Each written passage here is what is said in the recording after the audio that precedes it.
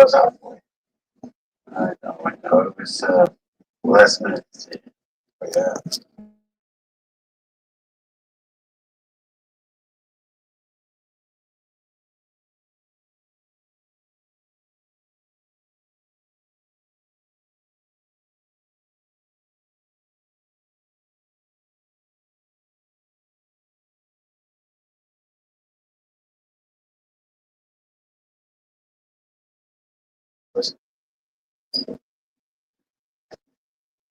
Chris Logan was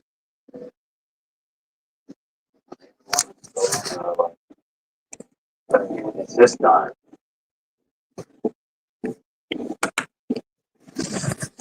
So early.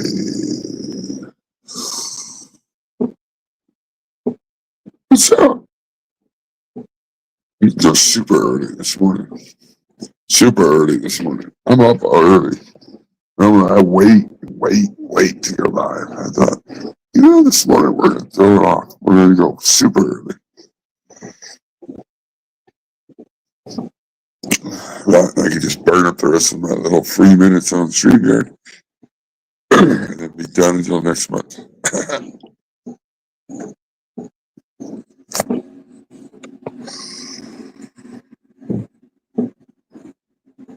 Yeah. That means it's like 4:45 on the West Coast.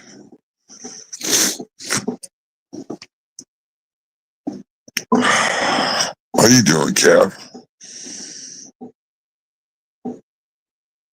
Yeah, I'm Central Time.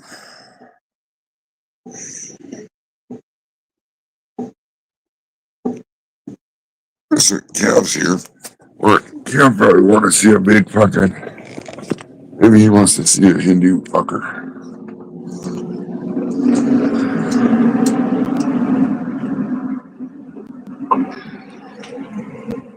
Maybe Cav wants to see it.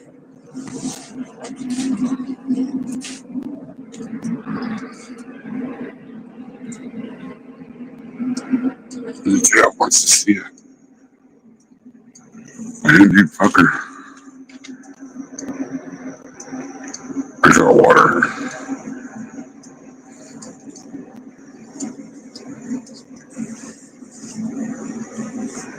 She's a pretty big girl.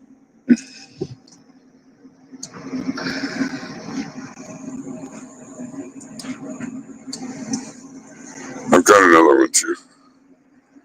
I've got two of these.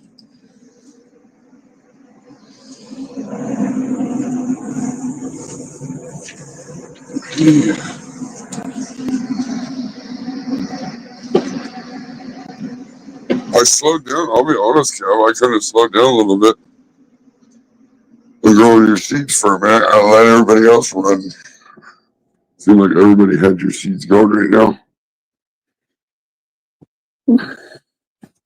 I figure I'd run them this next run when I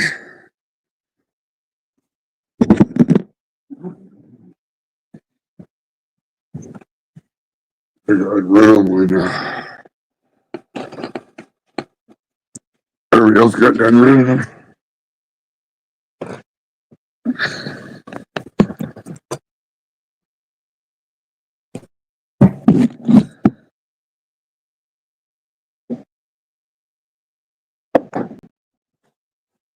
I've got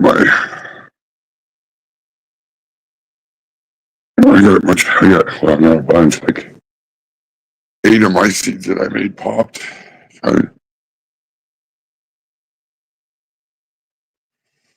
See what I can find out of that. But what I figured out is, because technically these are S2 seeds that I made. As of right now, the seedlings, they all pretty much look the same. They're like really uniform. So I don't know. I don't know what that means, but I mean, they look the same, like the leaf structure and everything, the way they're growing. I mean, this is pretty early still, but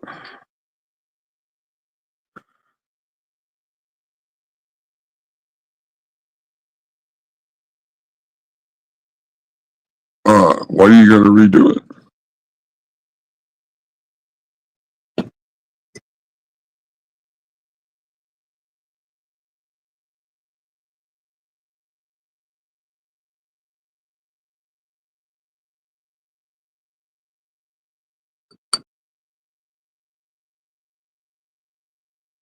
I gotta start spraying the plant tonight. I was supposed to start last night. I forgot.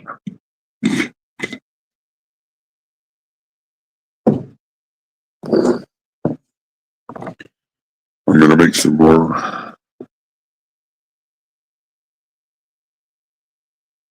Yeah, that's what I thought too. I don't have a big enough space to run that many seeds.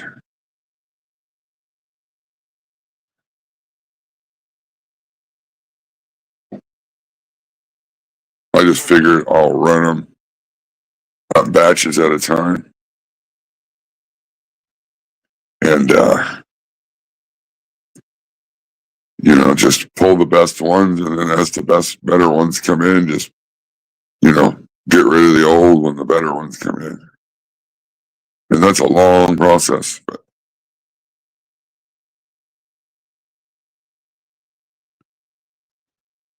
I'll be honest. I mean, it would be nice to have a couple testers, but really, honestly, I don't need somebody to get my beans as a tester and then turn around and, it's like they're testers. I want to fucking see what we can get out of them first. I don't want somebody taking them instantly and then want to breed them or something. I don't know.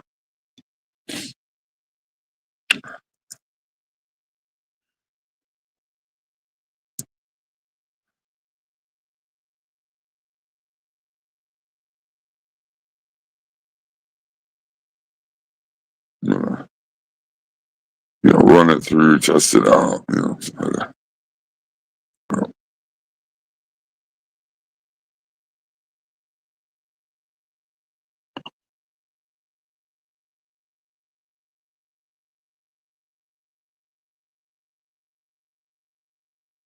Well, it's not a bad thing, is it? I mean, they're all kind of, could go either way, really, if they wanted.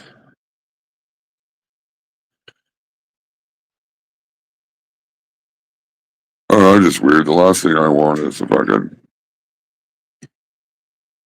do beans out in the world, put them out. You would have a bunch of people bitching because they got herms, like some of us know it's just part of the game, but other people don't get it. And they'll bitch about free seeds. So I'm just not into it. If it takes me 2 years to run through fucking couple hundred seeds to find one that I want to keep, then I guess that's what I gotta do.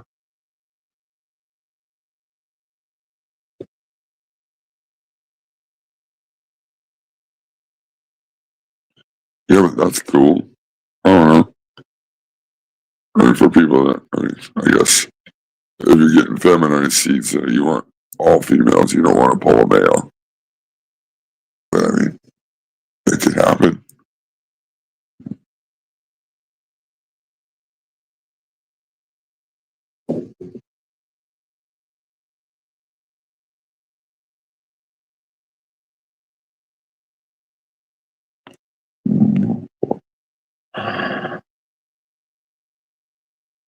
I'm just sitting here rolling a joint.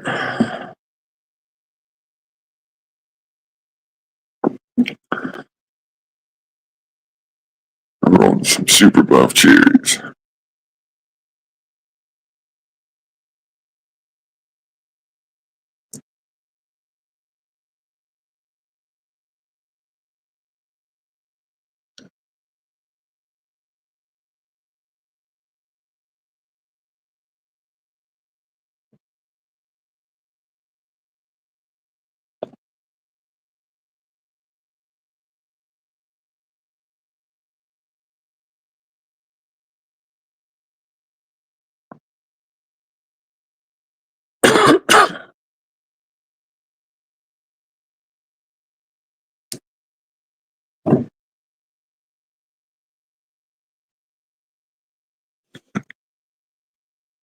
But you always just give your fucking seeds out as tester seeds anyway. So really, I mean, if anybody gets a herm or something like that, I mean, they can just shut the fuck up because they're free tester seeds. I mean, like, don't take tester seeds if you don't expect shit to happen.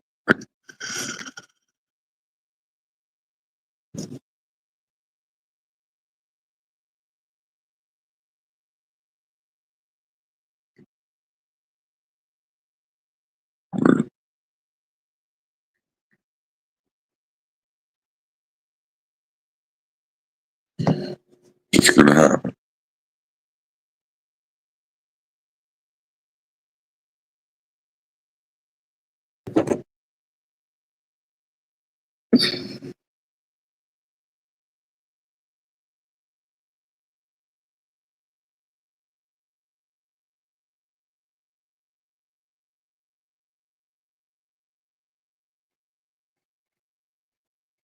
Oh, absolutely. I know exactly. I get it, Karen.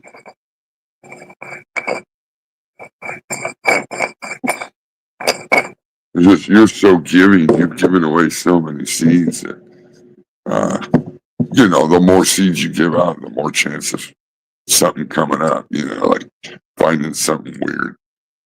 I just think that people you got to be prepared for that. If you know you're getting tester seeds, then that's what they are. I mean, you should just know they're testers, and if you pull something really super good out of it, fucking congratulations, you found something good. Yeah,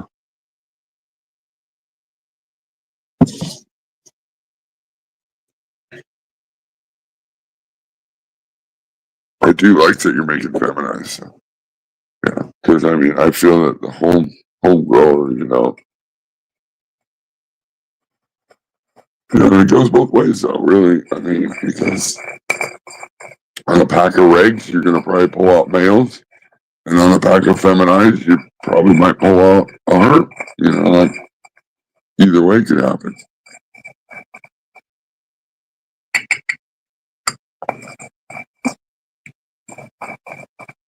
Uh, I got lucky because when the super buff cherries, I mean, a bunch of people already grew this clone out, this thing. So I had a good jump on knowing how stable it was off the bat. Like out of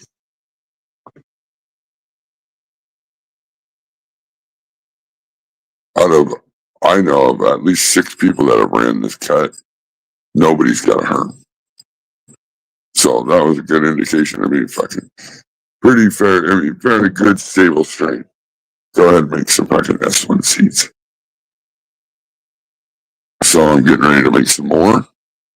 And I'm going to cross it I'm going to throw in a couple rotten roadkill. So I'm going to have rotten roadkill cross with super buff cherries.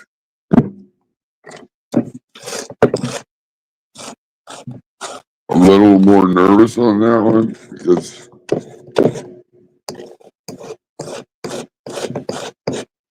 it's a copycat strain.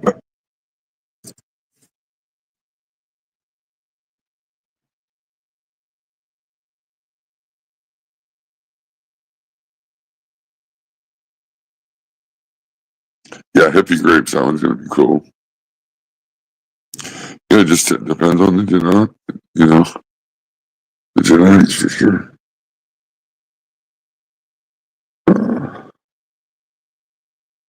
I've got 2 different phenos of Ben and Gary's in flower right now.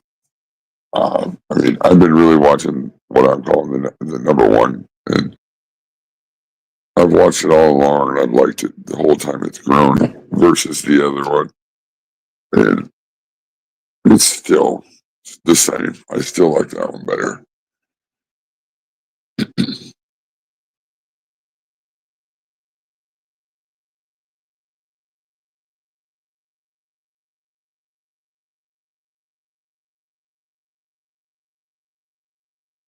different methods of collecting pollen.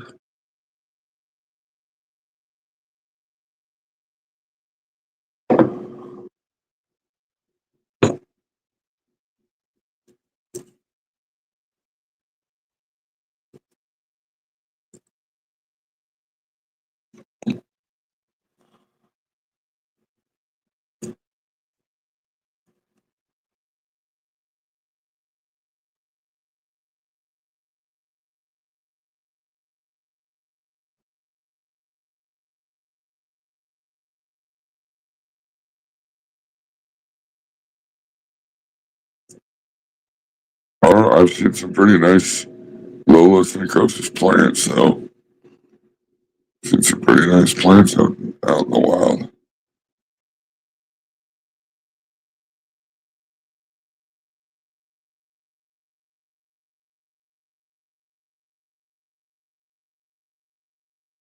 Seen some pretty nice Lolas.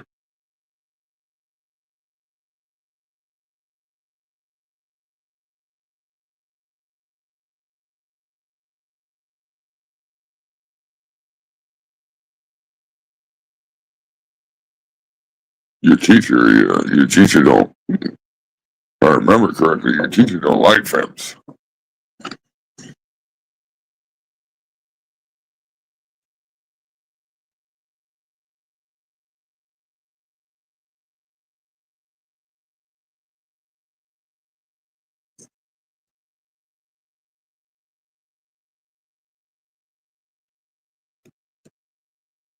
But your teacher's old school, though.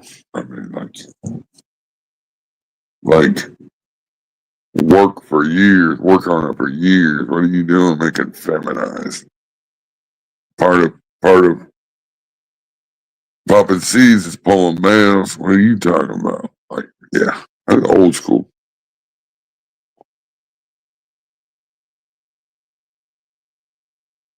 Next thing you're gonna want to do is GMO that motherfucker. I can see it. Old school growers. Yeah,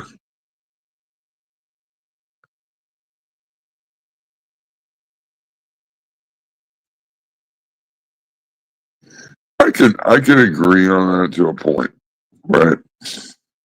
I can agree on that until I get to like realistically small time home growers. They got a plant count. You know, if their plant count's 4, 6, like it's a lot of time to pop a bunch of seeds to find out half of them are males, and then you got to start over. And then what? Half of those are gonna be men, and then you got to start over, and then like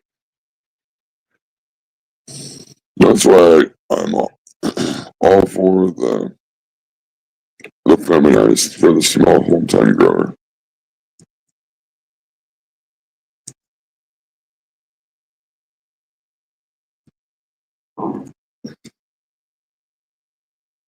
But I mean, it's the same thing. Just because you got feminized doesn't mean nothing. Look, you can pull males out of a reg pack, or you can pull. You'll probably pull some herms out of a fem pack. I mean, it's just the way it goes.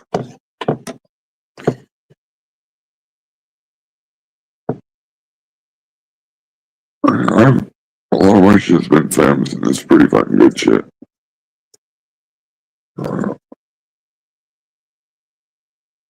You probably don't like autoflowers though either.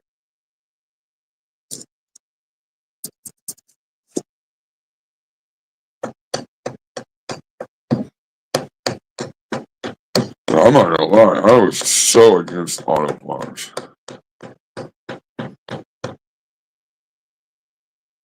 ADHD happened to just send me a couple beans. I think he was being funny.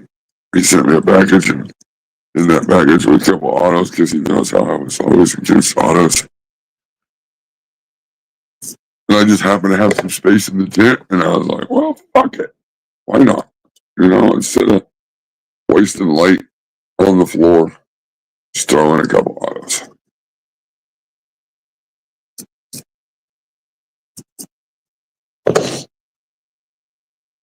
I mean, did they turn out the greatest? No, but that had nothing to do with the plants. It had nothing to do with the string. I ran them under fucking only 182 watts of light. Because that's all my veg plants are under. So that's the thing I noticed. Like, if you're running your autos in with your veg plants, I mean, the autos really like a lot of light. So if you're not at that point with your veg plants where you're giving them a lot of light, your autos may suffer because light is yield, and you got the light turned down for the veg plants, and you got the autos in there. You're gonna get what you get. Most people don't have their light cranked all the way up like that in veg. So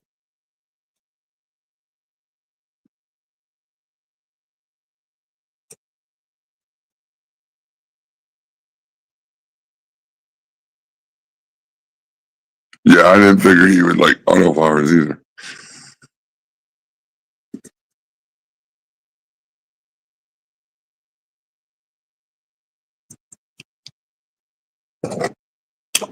Yeah. I don't normally I don't chase the fucking humidity shit, so my humidity's normally not too bad. I know people are like, oh, you should have like 60, 70% humidity in veg. Yeah, nah, I don't do that. It gets about 50, 55.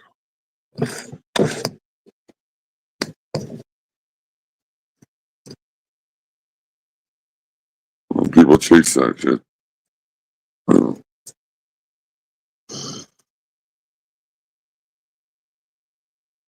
I just don't.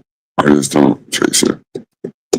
I figure the plants learn to grow under that environment. They're going to learn to grow under that environment.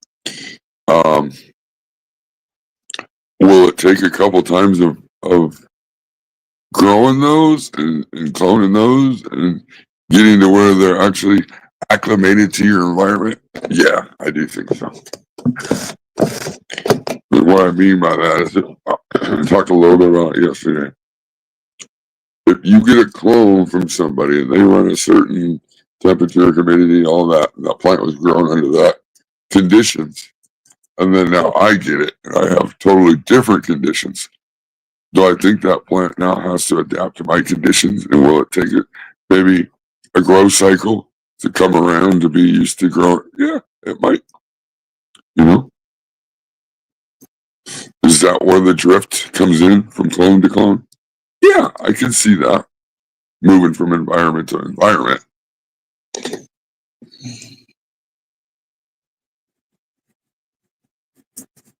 Right, exactly. You can pull a little bit different shit. 70 to 80%.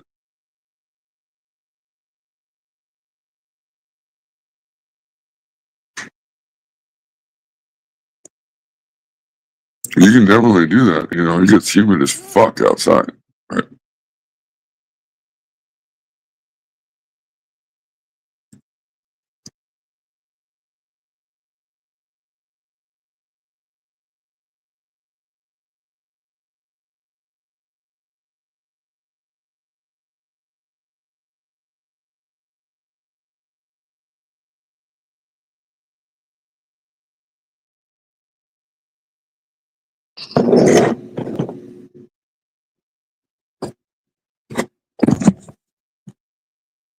Cheers, everybody.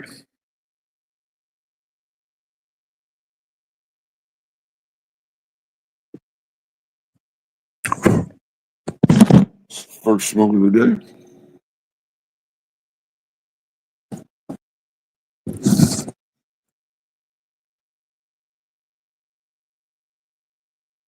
Yeah, there's no drift as in like you take a clone from a clone from a clone from a clone over years and years and years. I mean, I believe that if you're in the same environment, you're running the same shit, you won't get no drift. But I think the drift comes in and where things change a little bit. Again, it's like if I send super buff cherries to 6 people that live in 6 different states, will you get a little bit of a drift from like genetic, like you said, genetic expressions. Yeah, you could, because the environment is a little bit different. It might like this to pull out this expression, so these, environment might pull out this expression. Same clone, but just it's different. Is that a drift? I don't know. I don't think it's necessarily a drift because it was always in the plant. It's always in the plant. You just didn't pull it out. But I can say the people that I have seen grown up this super buff cherries cut, it's all pretty much came out the same. As far as looks, obviously I didn't smoke it all, but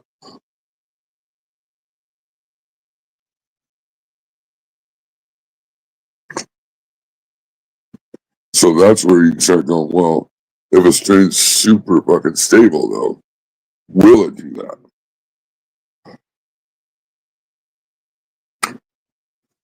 I don't really know. Like I said yesterday, I've been listening to Kevin Jordy, however you say his name, quite a bit lately.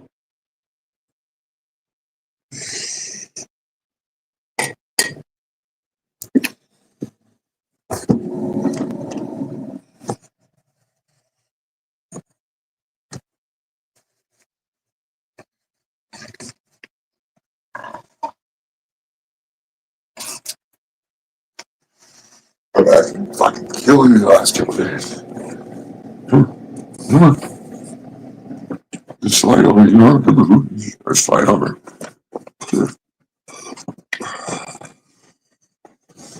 My fucking dog always wants to be in the chair with me. Come on, get up here. Alright.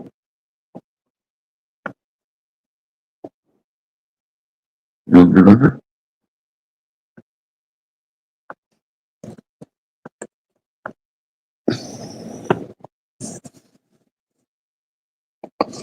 Just throw him out.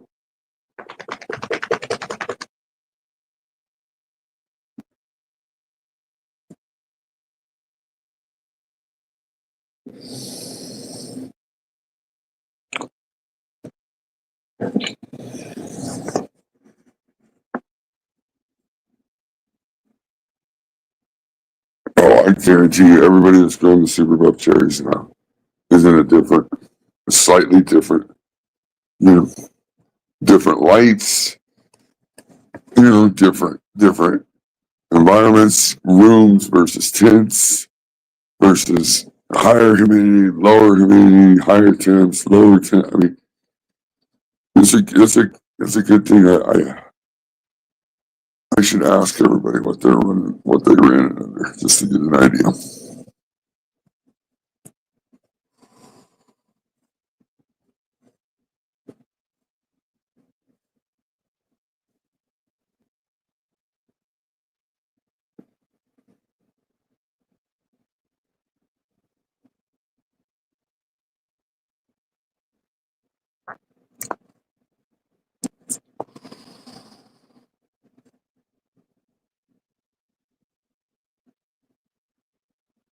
Like I said, they've all looked like very close to being the same girl now.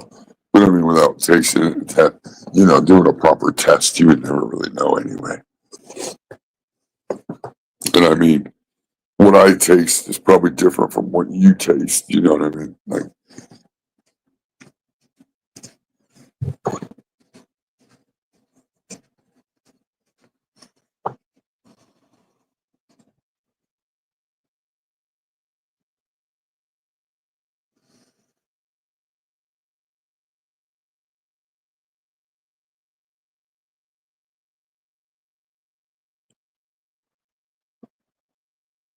and that just may be the thing too, right? Like, so as long as you're in a certain range and everybody's growing it under a certain range, from this to this to this to this, like it probably would all come out the same.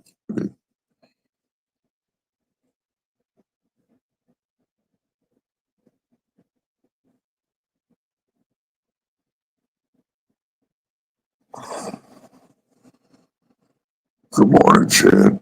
Sled. Chad. Fuck.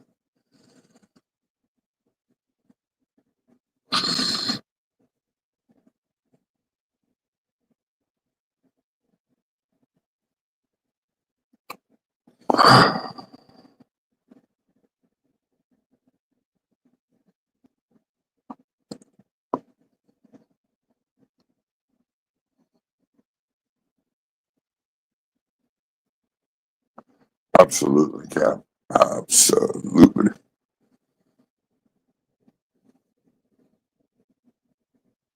Just like taste, like, yeah, it's going to be similar, but I might taste a little something else on the back, like, you might too, but you might not taste it until I tell you that I tasted it. Like, oh, yeah, I do get that a little bit. Like,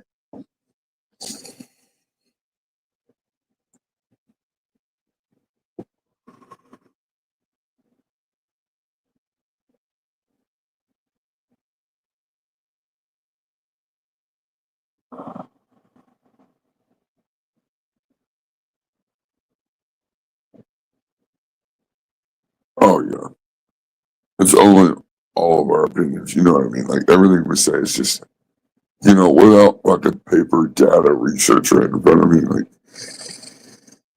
it's all just observations that we've seen as we're doing things, like my observation is this, Does that mean it's back? Nah. I mean, that's just shit that I noticed.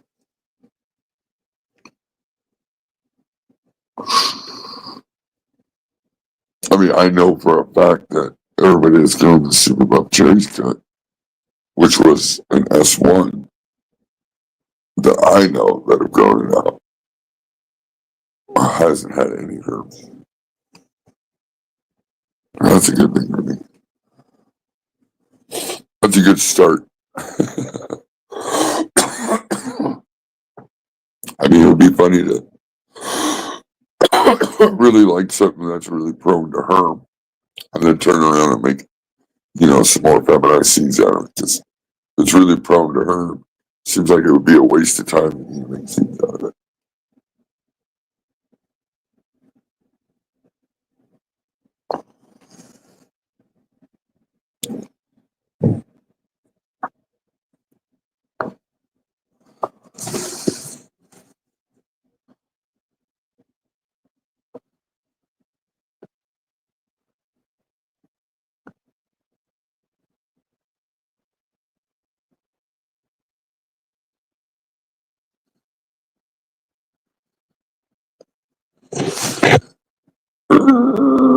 Well, I mean,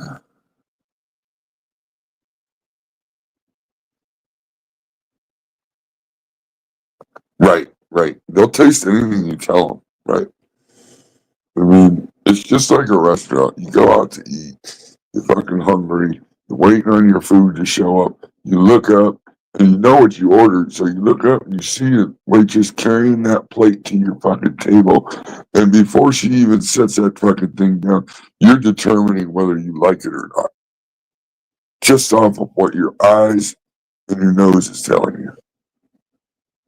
So that's probably 40% of whether you like it or not. You haven't even tasted it yet. Because I believe it's the same with weed. Somebody walks in the room and they're fucking loud as shit. You can smell them when they walk in. You're instantly looking over going, ooh, what is that? Your brain is going, whoa. You already want some of that. You don't even know what it looks like. It could be dog shit in a bag. But your brain is going, ooh.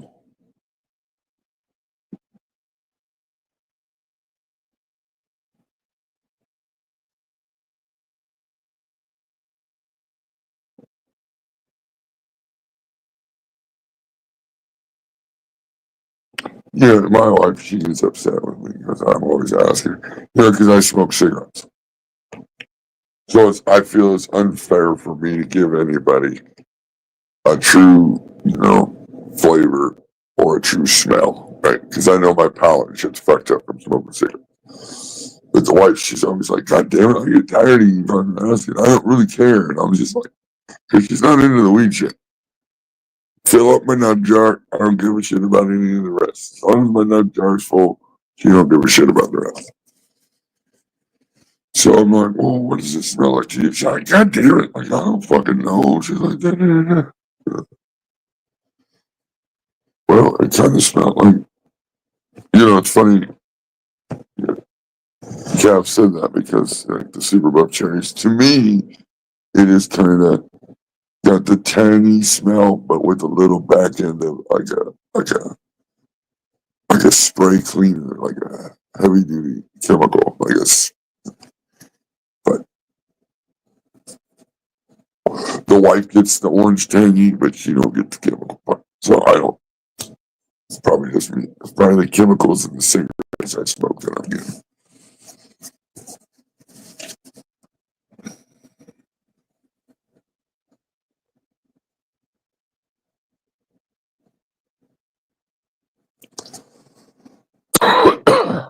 um, this Ben & Gary's is one of the parents is a berry, something berry. And so I get a kind of a blueberry smell, but it's like when you're out picking blueberries and you get some of the juice, that juice smell that's really strong blueberry, like just fresh. Like,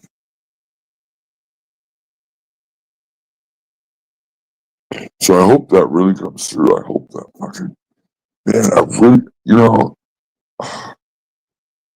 a really fucking good blueberry strain. I think it's just fucking so hard to find. A lot of shit tastes like either a tropical fruit or like some kind of a fruit. I mean, you get the fruity, sugary taste, but you don't narrow it down to like, ooh, that's an apple, or ooh, that's like it's very hard to get that.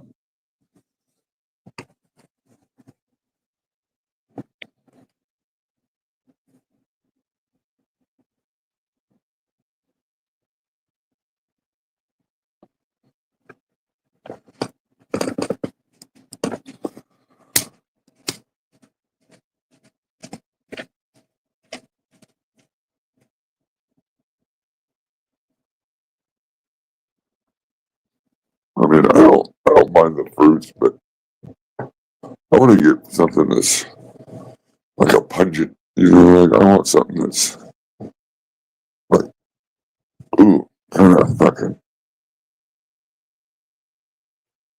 It's been a long time since I've had anything like that. Just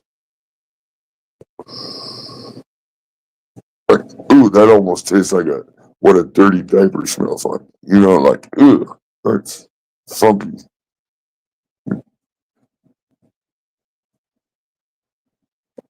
Yeah, blueberry. I mean, like one of those true. I mean, are really hard to. And just like, okay, I've grown wedding cake. I've smoked wedding cake. I've smoked some of these. And I don't get like, doesn't taste like wedding cake to me at all. Doesn't taste cakey. Like, what does cake taste like? I mean, unless it's a fucking lemon cake, like there isn't much taste to it. Just a cake. Like a straight cake. Maybe you get a little bit of vanilla. Like, but what is just a raw cake? Not raw, but cooked, but nothing on it. No frosting. If it's lemon, it might have some lemon. But what does a cake with nothing taste like? You know.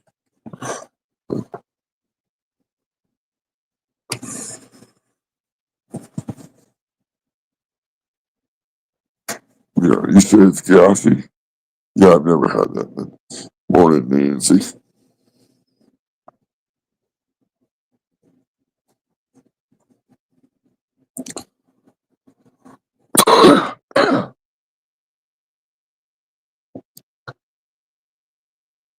But when I remember when I was thinking people were doing fruity weed, when that started really hitting hard, like I was like, oh my god, fruity weed. Like, what are we like? We're gonna change it all into like wine coolers. Like the fruity weed is like the wine cooler weed, right? You can get ripped, you can get really fucking high, and there's good flavors. Don't get me wrong, but that's just what everybody do.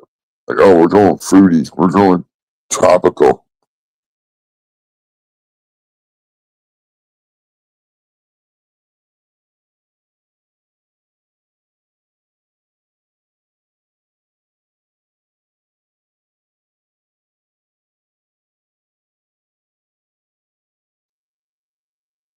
I mean, I don't know, where's the cheese?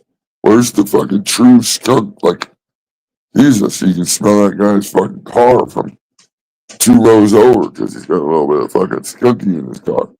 What happened to the.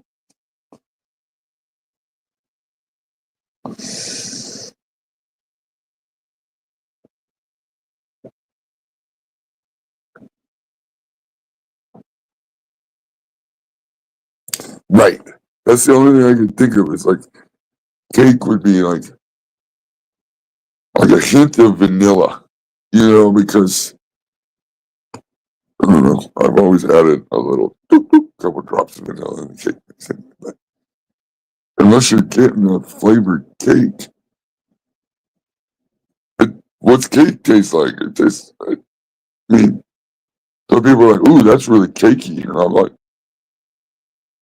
"Really? What's cake taste like?" Like, I mean, are you getting lemonine, and so it just kind of reminds you of that lemon cake, So it's just a lemon and not cakey at all. But Nancy says that it's gassy, so there you go. Spread cheeks. Now, hey, I see the thing that said, "Is butt cheeks one word or two?" And it says something like, "Or do I need to spread it apart for you?" or something. I fucked that all up. What up, BK?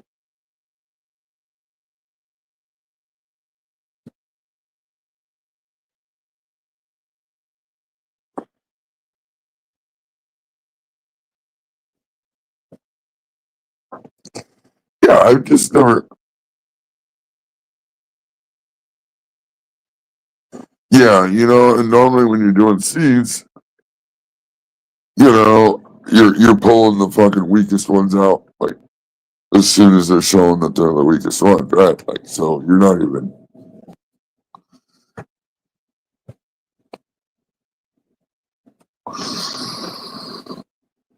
If they're not growing good, they just go down the road. I mean, that's part of the whole seed selection process. You grow them up, fucking label, keep the best ones, label them, make, moms out of them, or make a small, decent sized plant. Wait a little bit longer than you normally would pinch your top. You wait a little bit longer, let it grow a little bit taller, main apical. So you can take that main apical as an apical clone, root those all out, number them or letter them, whatever you want to do to match the mom. Root those fuckers out. As soon as they get roots, fucking same thing I normally do. I would just throw them into a fucking 1 gallon, 18.6 for 7 days, and have them all labeled. Pick the ones out of that you like. Get rid of the moms that you still have, of whatever ones you don't like. Keep the ones you like. Throw some more seeds down because now we got to do, hopefully we can find something different out of these ones and just keep doing that until it's a long process though.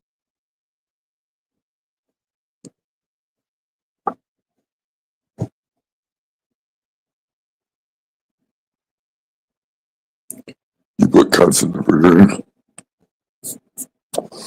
You can get away with doing that for a few days.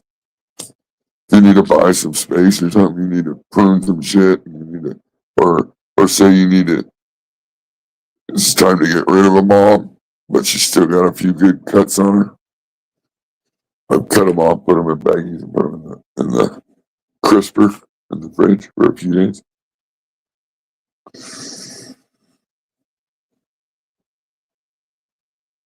I learned that from Tone G.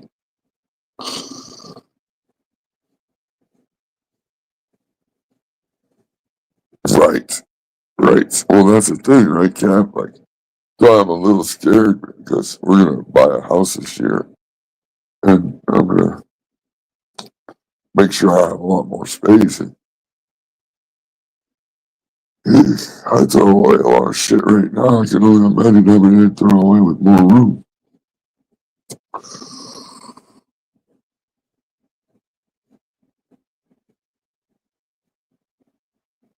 No, you ain't got. That's the thing. Like doing a true phenol, the amount of seeds you really got to run through.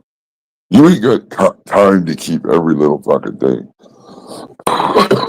You get to a point where you're like, this leaf's really funky over here, and it's kind of bigger than the other. Yeah, and you nitpick, and you start finding reasons why you don't keep the shit because you got so many more you got to keep running through. I didn't get a lot of seeds this run, but I got a little amount. If I had to guess, I say I probably got about 100.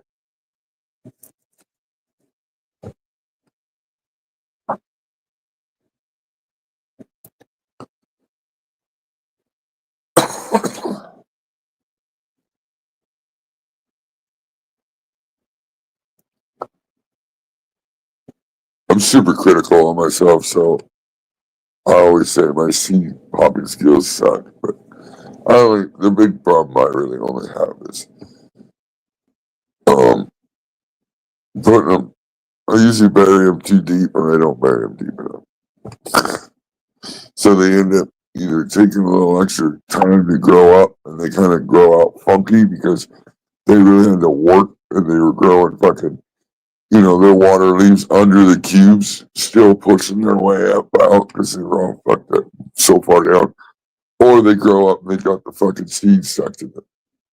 Which I know that's just because they were so close to the surface, they just didn't have enough time to push up and push through the helmet. I don't have to use like crutches or nothing like that to hold the seedlings up, but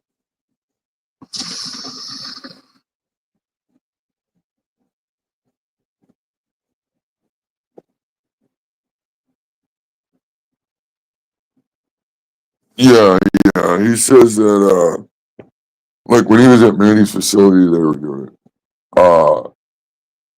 If you get through a day, like you go through 6, 8 hours doing nothing but cutting, cutting, cutting, cutting, cutting, and then you're like just wore the fuck out, and you're not gonna fucking do all that clothes the same day. Like you're gonna come back the next day or the day.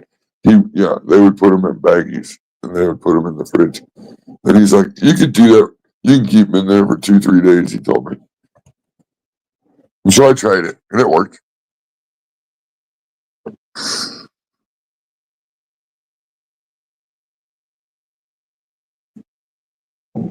That was fucking the year before last. I don't even remember like if you had to put paper towel around them, wet paper towel around the stems or not. I don't even remember if I did that.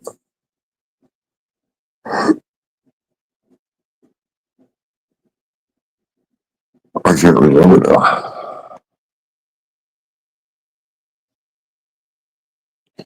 Do you gotta put? I don't remember. You put the wet paper towel around the stems, or do you have to do that when you put them in the fridge?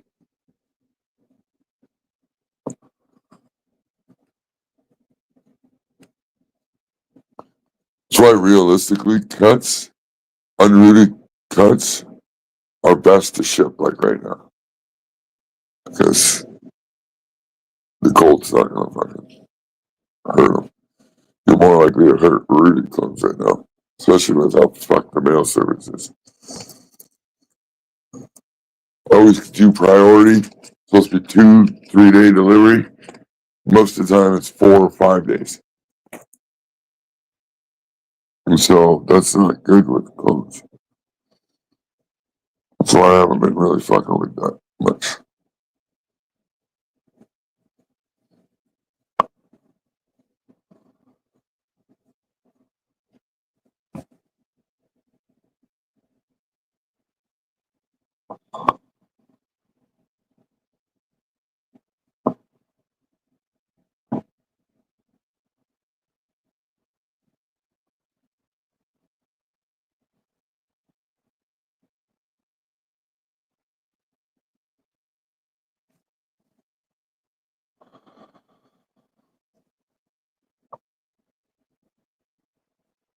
Nah, they don't fucking need like they don't know what the fuck they're doing when they ain't got. The thing about a good cut, is obviously you want it from a healthy plant. And that plant, I mean, you gotta give it. If you can give it a good dose of microbes and good dose of fucking food, shit like that. I like to do it a couple times before I clone off a plant. That way the plant's got a good amount, it's got minerals in it, it's got fucking food in it, so that way when I take the cut, I know the cut's got shit in the cut, right? So that way, in doing that, I get way better success of rooting without the clone yellowing out by the time it's time to transplant. A lot of times you'll see clones that are all yellowed out. In my opinion, it's because they're eating themselves. There's not enough. Obviously, they're gonna eat themselves, but there's not enough stored in it. They're running out, even eating themselves before they get roots. And Codex has got a spray that you can spray like I think it's a couple days. You spray it once a day every couple days before you take cuts. It's supposed to be like a food and shit. But I just say feed the mom real good. I mean, you should be planning ahead always. You should be like, okay, like in a week I need to take cuts. And so now you're gonna fucking go in there and you're gonna start giving it fucking good doses of veg food. I mean, feed that motherfucker.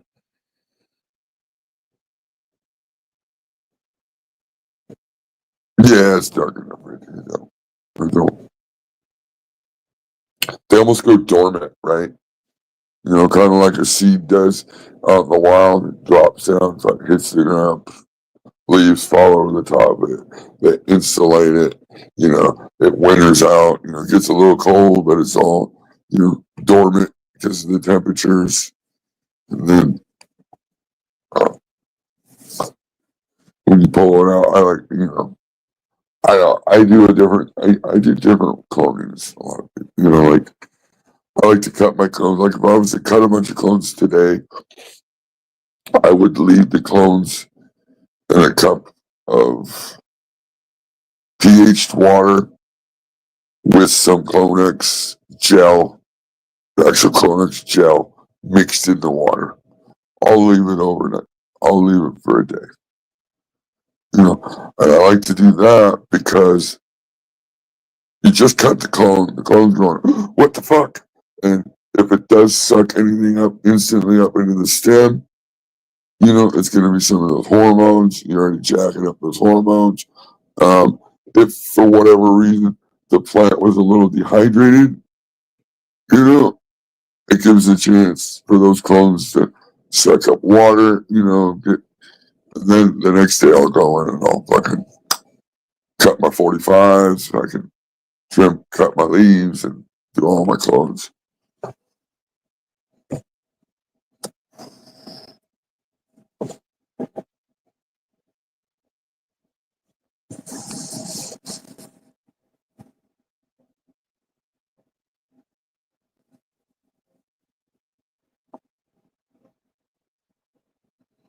Yeah, see, I don't know nothing about that.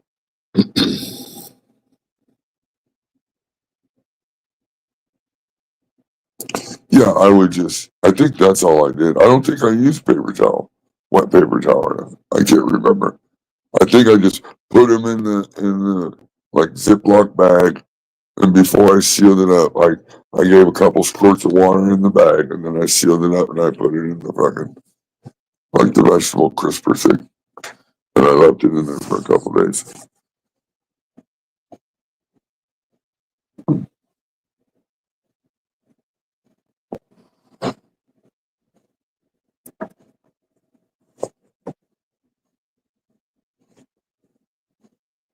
Again, that's probably you gotta have healthy clones to do that. I mean, if you put in shitty clones, shitty cuts, it's probably not gonna work very well.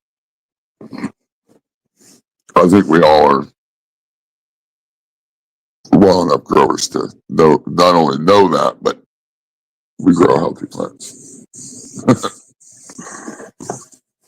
Everything's based on a healthy plant. If you have no healthy plant, you have no life.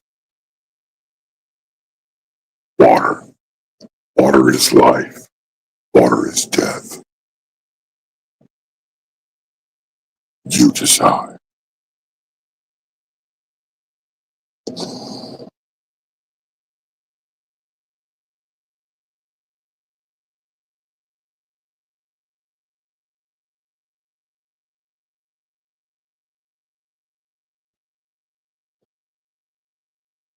I mean, it's a thing, right? Like, it's really easy because we always really just always pound the overwatering and overwatering. And realistically, that's like probably going to be 85% of what people do. But there is that time because you're so worried of overwatering that you can underwater.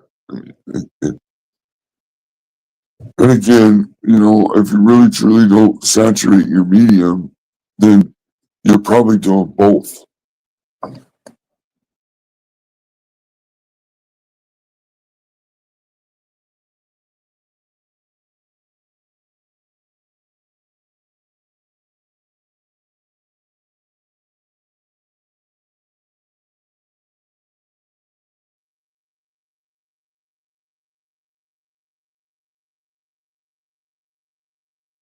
Why don't you come up here and tell us about it, old Dutch?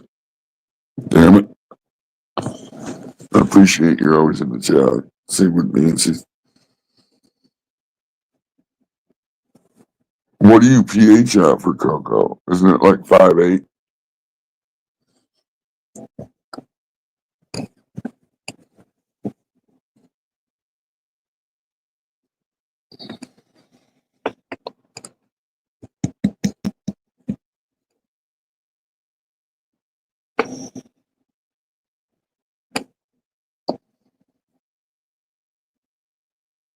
Five eight 68, yeah.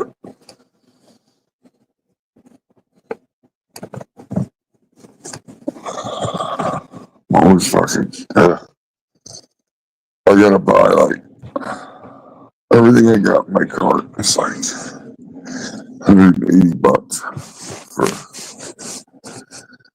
a watering system.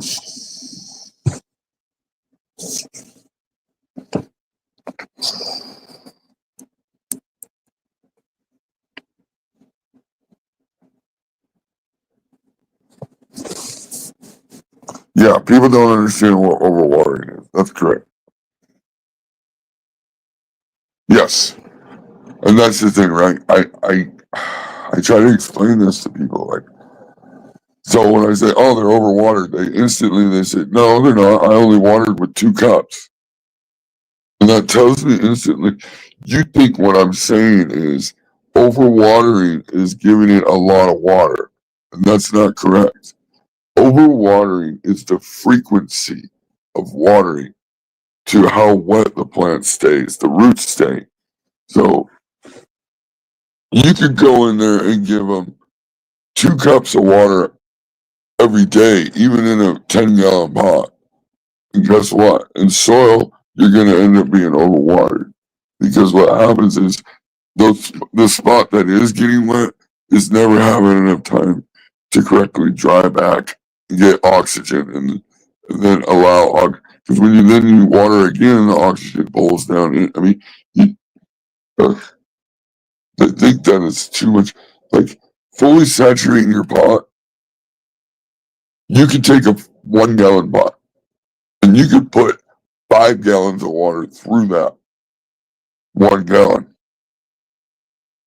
Once it's full, it just dumps and releases the rest of the water out. I mean, that's just, it'll be full of water and the rest is just going to run right through it. You're basically going to flush the fucking plant out. But that's not mean that you gave the plant too much water. That's not too much water. I mean, obviously it is because the plant can't hold it. And it's just, but you can do that and then turn around and wait until the plant dries back and do that again. That's not overwatering. It's when you go in there and you water it every fucking day, every 2 days, and the plant's still wet. It's the frequency of waterings. You know, like you could go in there and take your 1 gallon and dunk it under a fucking bathtub and just hold it under there. Just drown that motherfucker. You're probably going to have a lot of dirt and shit going in your water, but you can do that until it's fully saturated. It's only going to hold so much. But as long as you let it fucking dry out the appropriate amount of time, you could do that again. And you could do that every time. You're going to probably flush out all your nutrients and shit like that. I mean, I wouldn't suggest doing that, but you can. But as long as you let it dry out the appropriate amount of time, you're not overwatering.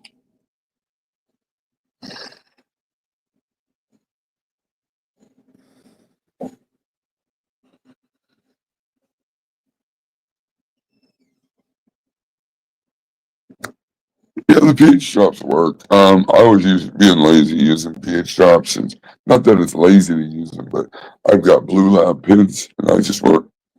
I started using the Blue Lab pins, and it's just it dials it in a little bit better.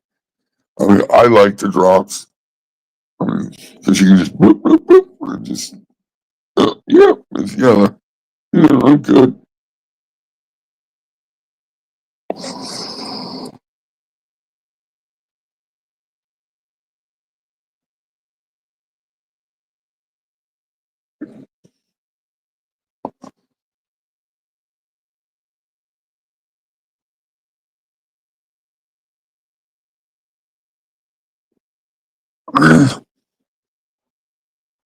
I don't think they're a trap. I think they're just another tool. Whether you choose to use that tool or not is,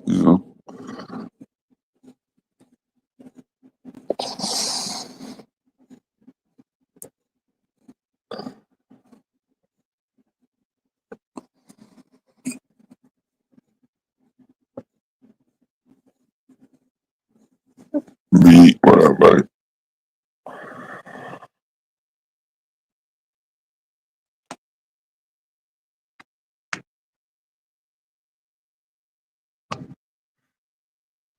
Yeah, that's why I like the drops because it's like if you're using your pen and you got any questions, you can always use the drops to give you an idea if your pen's not working right. But you should, I mean, if you're staying consistent, realistically, you should get to a point where okay, my water's this when I put it in, and I add this, and this is what it normally always is, and every once in a while you check it, and you're like, yep, it's the same number. Oh, like you get to a point like, do you need to check it every single time?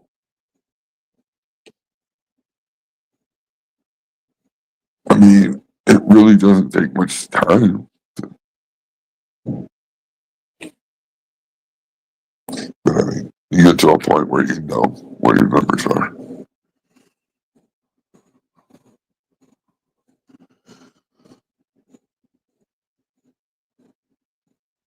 The mysteries. Oh, the mysterious ways of the pH meter. They must be calibrated. Have you calibrated your meter?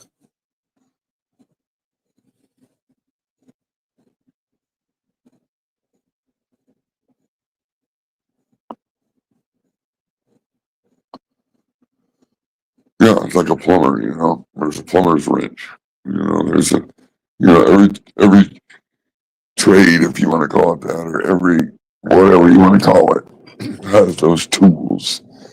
The pH pin and the EC meter, it just happens to be a gardener's tools. Do you have to use those tools? Nah, you don't have to.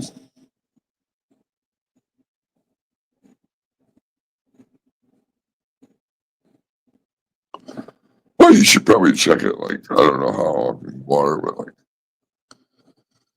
I don't know, every few weeks, just, especially when you're changing seasons.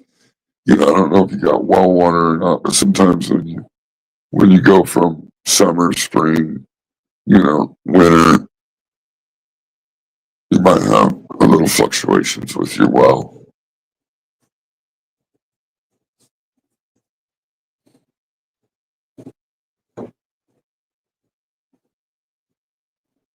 Mhm.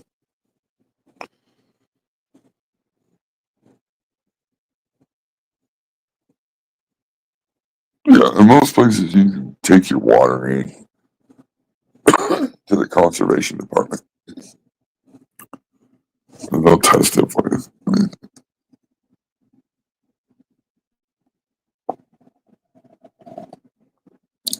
Because let's be honest, like even with a ppm meter or or you call it EC meter, you can check your tap water, you can check your well water. Right? It'll give you a number. What that number is, I don't know. I mean, what is it? You know, um, a lot of people will say like most of the first 250 ppms of your water will be, like cow, but that's why a lot of people ask, do you use RO water or tap water? And if you use RO water, they'll be like, oh, you definitely need to use CalMag every time you water, every time you feed. You just need to add that CalMag back to the water. Is it true? I don't know. I've never had my water tested.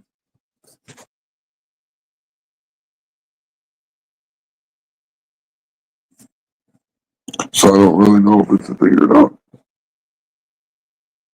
Dr. T, what's up? 30 is fucking. I would say you probably got to add CalMag every time. Because shit, what is it, 0 to 50 or 0 to, it's like ROR, 0 to, I can't remember the number now. Because once you start getting like the dirty end of the RO, I think it's at like 60 or something. I can't remember now. It's been a while.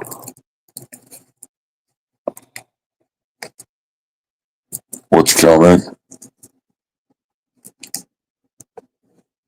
You don't use CalMag? You probably use Epsom salt, right? Mag sulfur.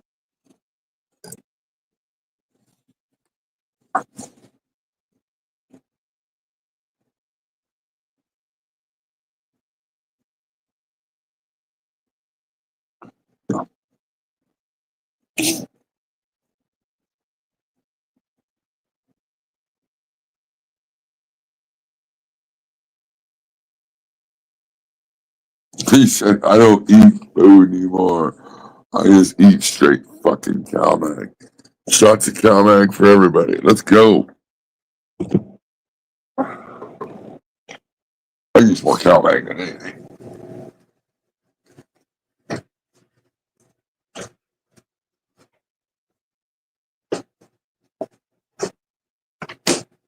You see that they're talking like, they've been talking about how, like, with the appropriate amounts, I believe, of calcium, I believe it is. The, that it helps control not getting bud rot. Again, do I know it's true or not? I don't know. What people are saying, like, well, if you're getting bud rot, you probably didn't have enough calcium. Like, if you're getting bud rot, to me, the first thing I think of is you got fucking huge football sized 2 liter bottle fucking colas that are so moist that with the temperatures that you're running or drying or whatever, that it's hard for the center of the bud to really get good airflow. So therefore it creates bacteria and starts to molt. But I don't know.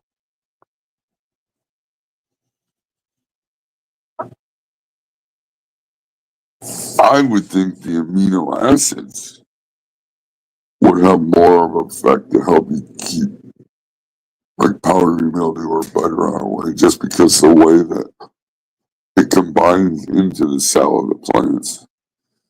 It kind of blocks pathways into the plant. Like powdery mildew's got a root, get into the plant and it roots itself in. And if you see powdery mildew, sure, you can take the leaf off, but it's already in the plant. Once it gets in the cell of the plant, and as far as I understand, the amino acids go in those cells and help block things from being able to root themselves in. I've seen a guy do that before. Make that sprout tea.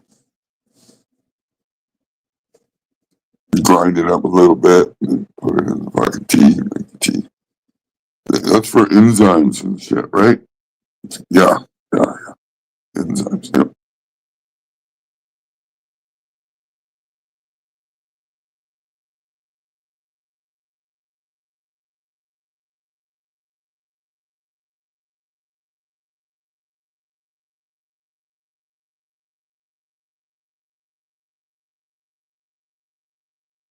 You gotta get, what is it, organic popcorn or something, though, right?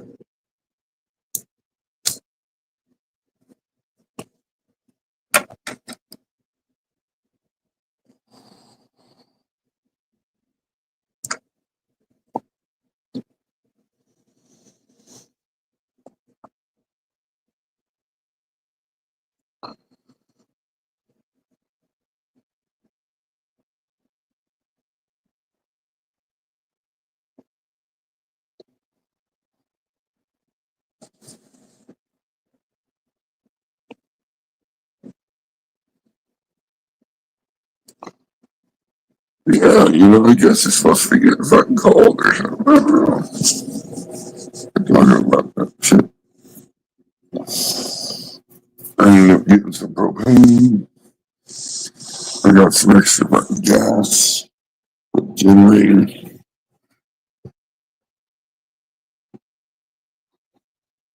It's full. And some extra gas.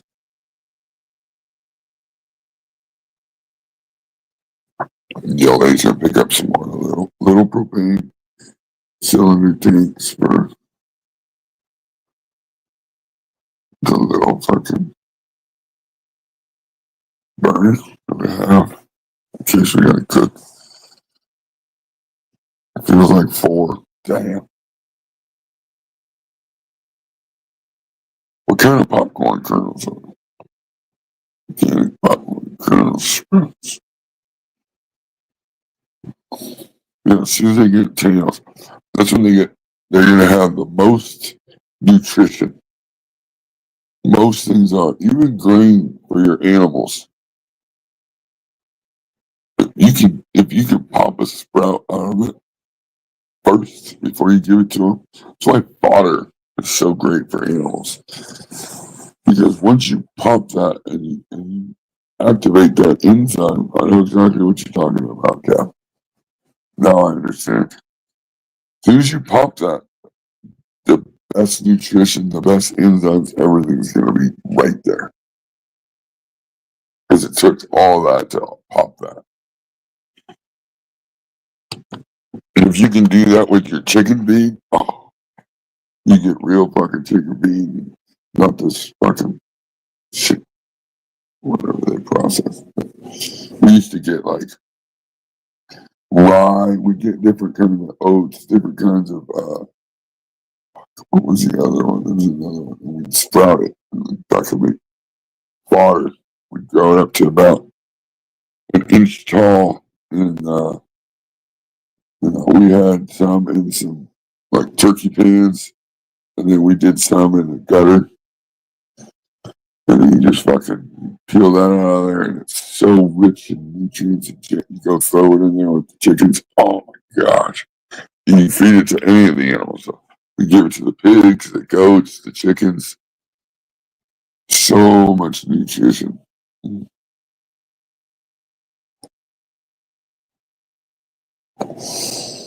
That's that's actually a really good idea. Yeah,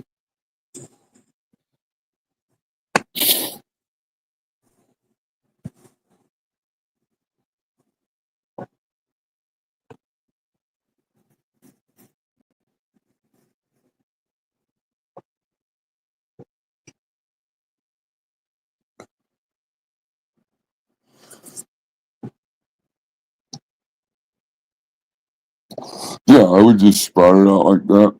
Like I don't think I would do it for very long, but I just hit it real quick, like with some kind of grinders, just enough to fucking pop it all open the rest of the way, and just to fucking pop out all those fucking enzymes, and yeah, make it fucking tea.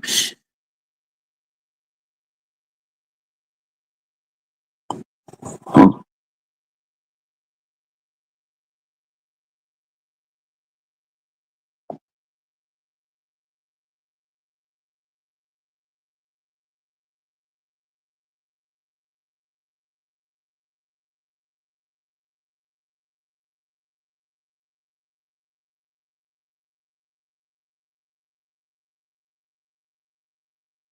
Coco core. Or is it Coco Quar? Quar.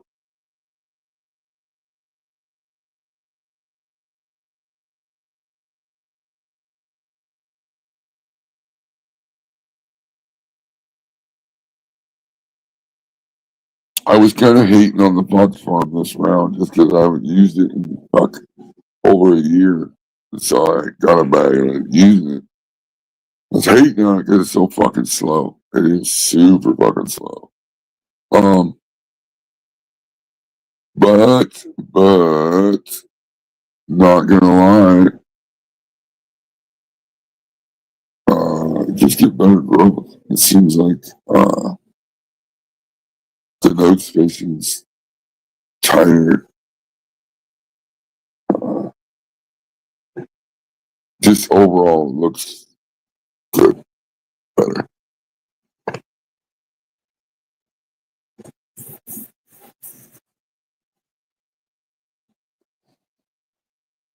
Cheers, man. 23 people here in the early morning.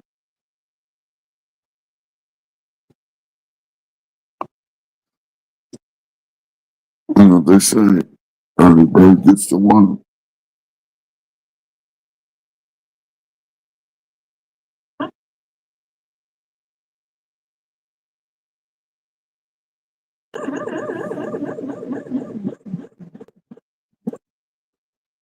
You're the fucking dog sleeper.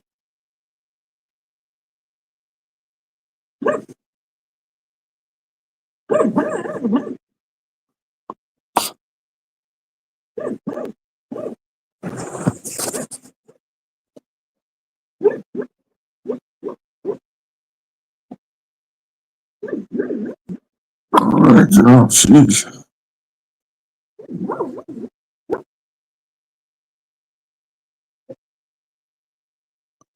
You can't get nothing that's like cracked already, though. You can't get cracked corn. It's cracked corn ain't gonna work.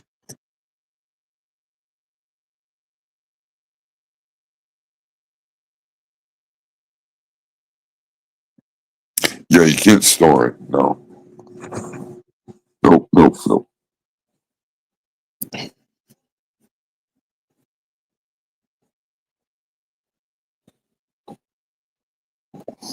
They have to end up binding with something like very quick. They can't be just free floating like that.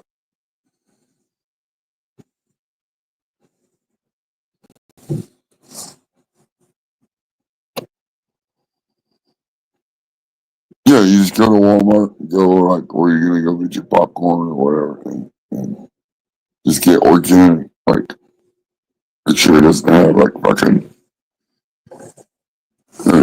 just straight organic popcorn kernels.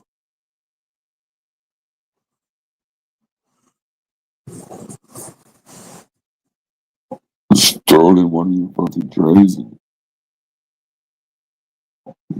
keep it moist. And it should smell. Probably do them under a paper towel or something. We used to just with the seed, we just fucking fill the bottom of the tray with seed and just get it moist every day.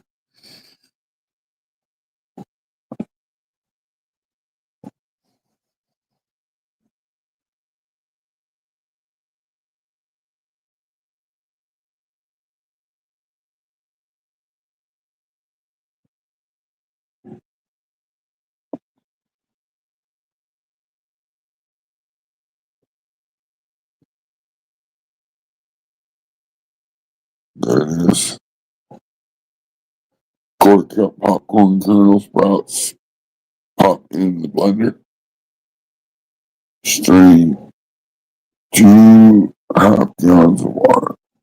Strain it to 2.5 gallons of water. Yeah, what paper towels? That'd be the easiest. Sprout them like you would, your weed seeds. You want to do it somewhere where it's fucking cold or be a little bit warm.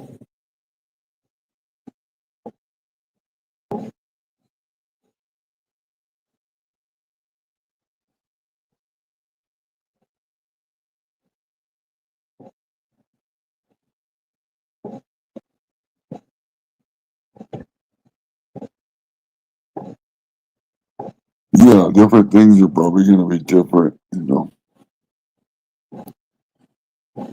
might get a little enzymes and a little bit of this. Like,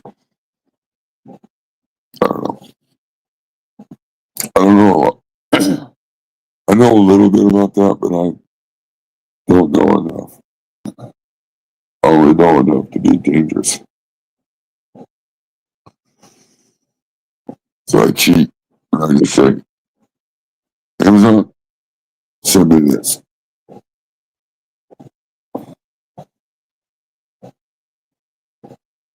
Oh, yeah, it'll take.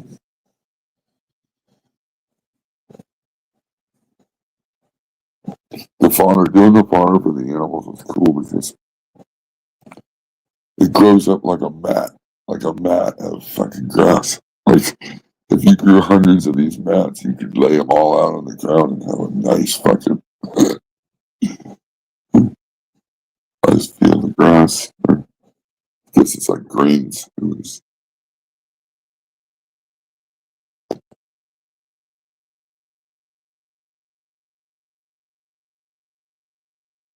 Yeah, there was all kinds of sprouts. We would just get a mix.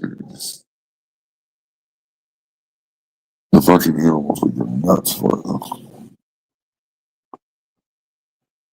So nutrient rich.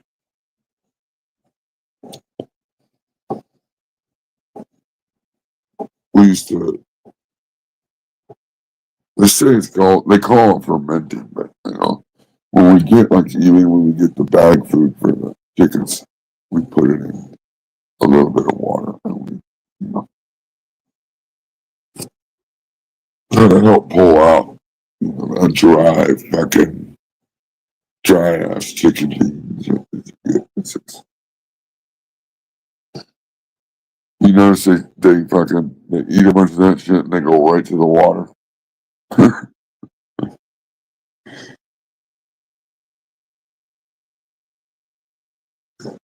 You have to have grit in it because it's so dry that they have to use their gizzards just to grind that shit up so much just to be able to process it.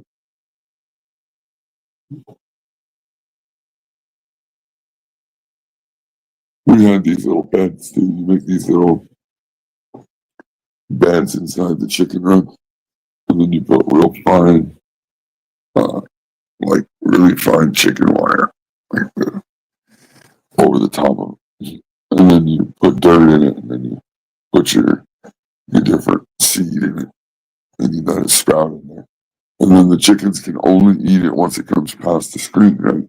So once it gets past the screen, they can't sit in there and scratch it all up. They can't. So once it all grows up past the screen, they get a nice fucking.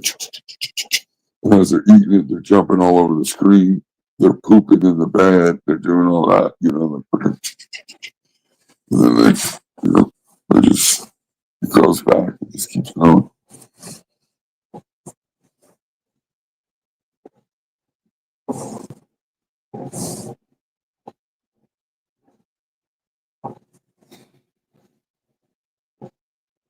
That corn's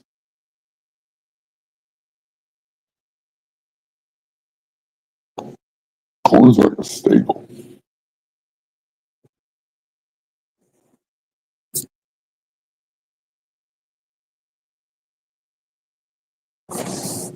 All right, Nancy.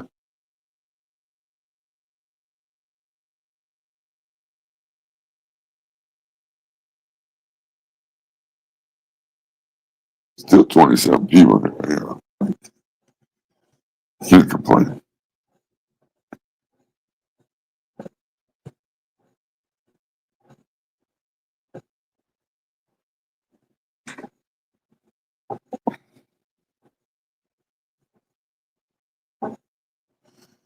It's amazing that some of those just little additives that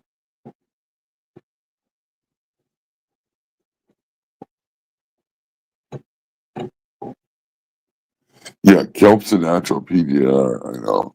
Some people use Super Thrive, which again, 1 drop per gallon is considered a PDR also.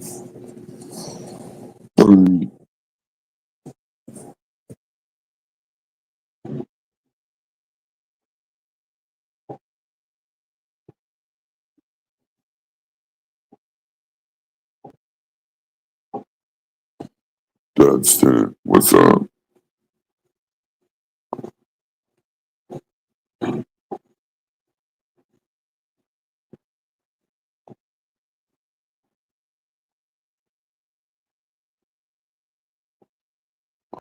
I like to.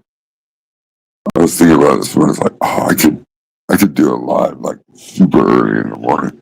Slip in, slip out. I can get out by lunchtime before everybody's. Because I know a lot of people are still sleeping. Only the ones that are the ones. Only the ones that are the ones to be the ones.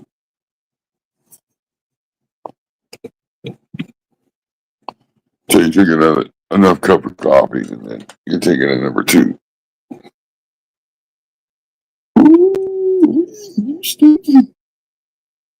Ooh, you stinky bitch. You stinky bitch.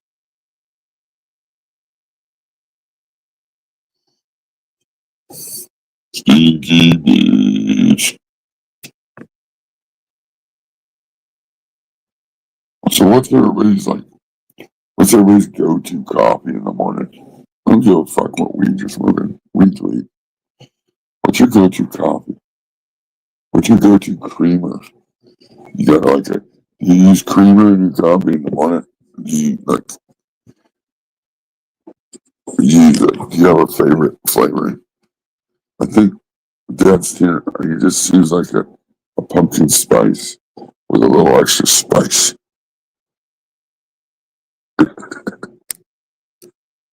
The Cav's definitely a black coffee guy.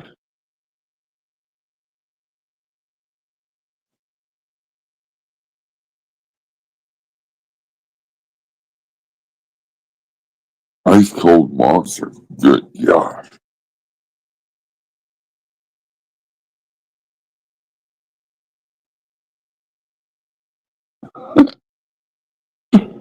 Heavy cream. There we go.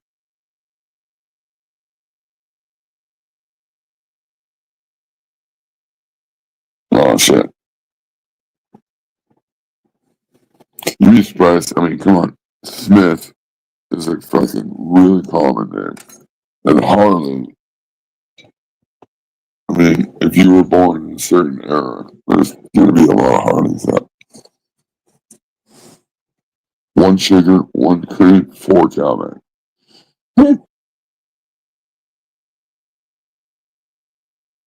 Yeah, that's it. Yeah, I don't have a good stomach, but I gotta have a coffee.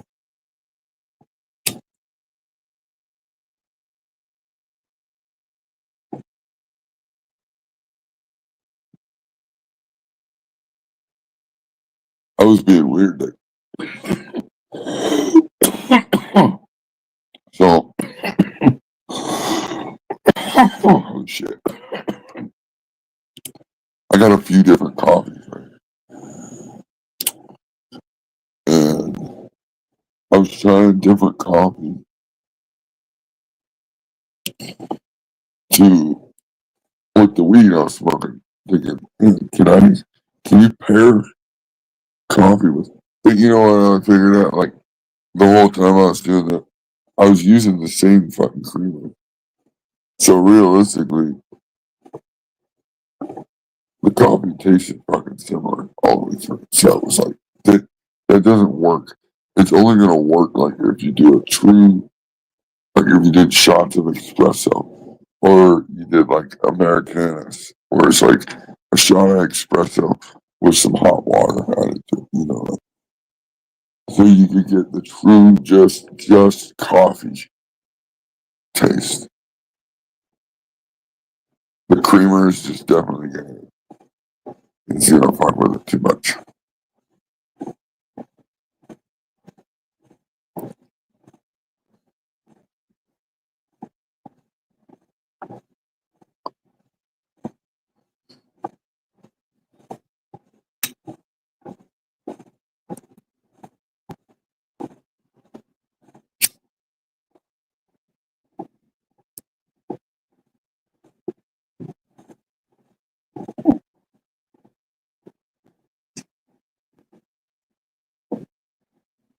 Cause yeah, I lived in Washington State. I'll tell you what, right now.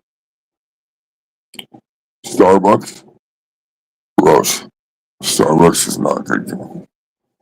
It's not good. But when we moved here to the Midwest, it's so funny.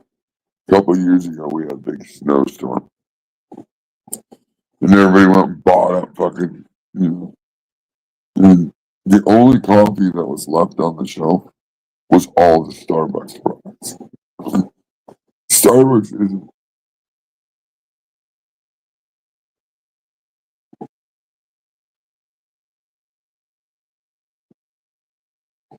yeah, yeah, heavy whipping cream is, I mean, I don't know why you would use that. There's no fucking flavor at all. I mean, it makes it a little creamy, so you got a creamy black coffee. But I get it.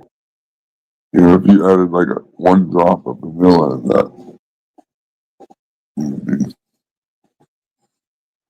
cheers, everybody, cheers, everybody, cheers, everybody. What's up, Cheever? People, man.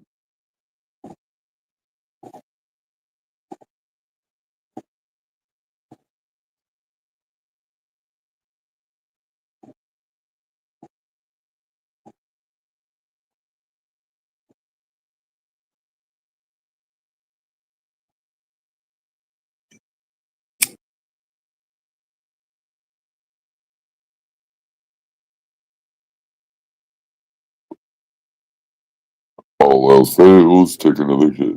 All else fails, take another hit.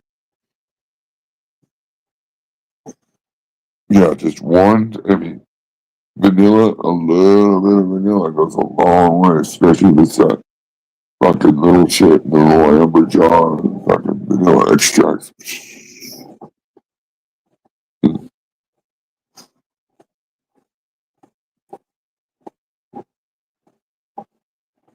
coffee milk.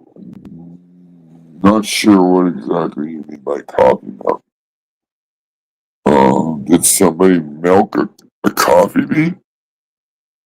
Or are you meaning the actual fats and everything pressed from the bean? I don't know.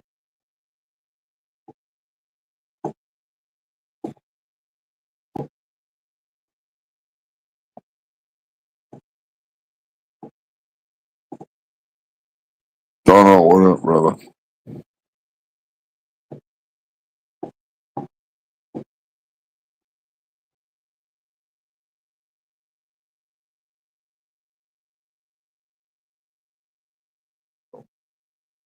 Cheers, brother. Huh.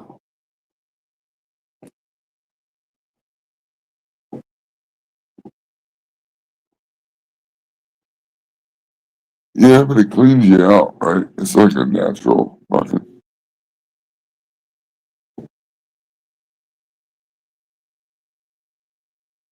Yeah, that's gotta be like the fucking squeezed, pressed, the oil's pressed out of it. I've heard of that, but I've never had it. If you get that oils and fats and stuff out of the coffee bean, I don't know. I can't remember if they do it before or after roasted, but, but you can press those and get the fucking juice, and you can add that straight coffee, fucking oil shit. And it's supposed to be really super strong. I don't know if that's what they're doing. Yeah,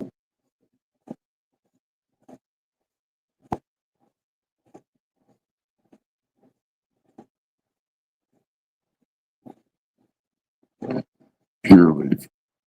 Is that tea? Pure leaf tea. Is that sweetened?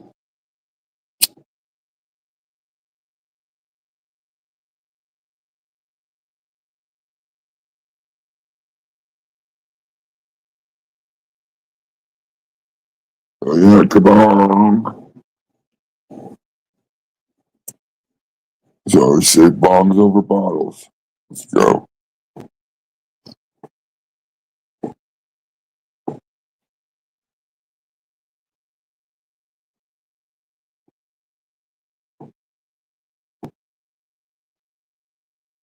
Say coffee now.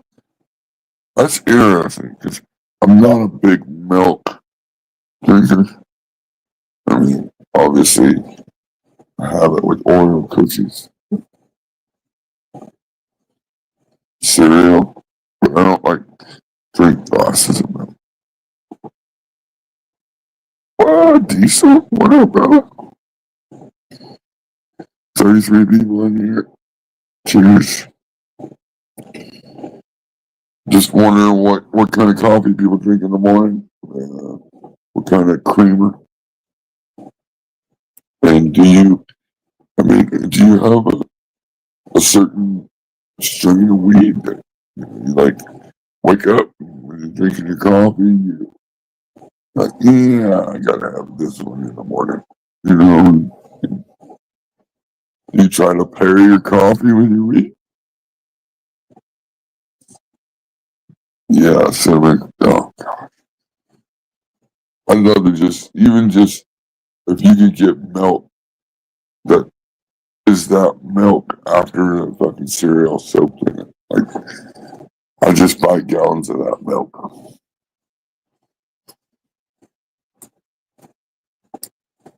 Uh, that's crazy. Yeah, it'd be interesting. Milk coffee.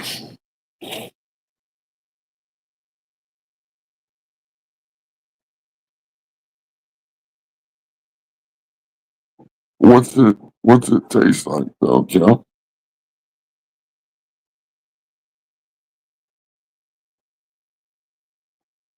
Well, that's what I was wondering. Smelling. So if you drink coffee, sometimes, you know, something like that can open up certain senses. So, like, if you drink coffee and you're smoking a bowl, you may get different flavors. You may pull out something, you know, you may taste something different that, you know, it might open up something.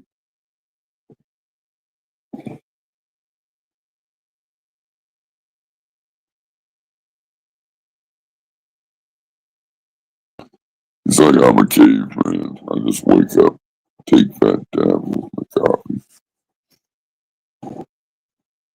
Moist diesel.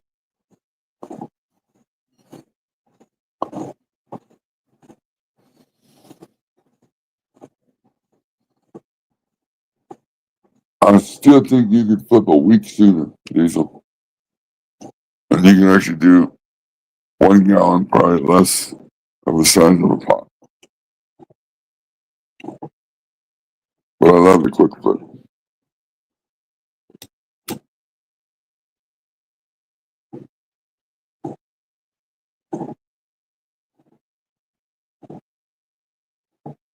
Because what I notice is with some of those stretchier strains, man, if you don't flip soon enough, you'll be in the light. Even when you're doing a quick flip, motherfuckers will just go, see you later.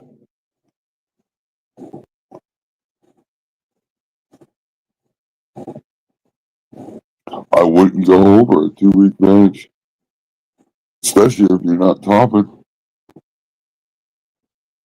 They'll branch out way too much, and they fucking by the time you put them in the farm, they grow 3 times the size. You're like, fuck, the fuck?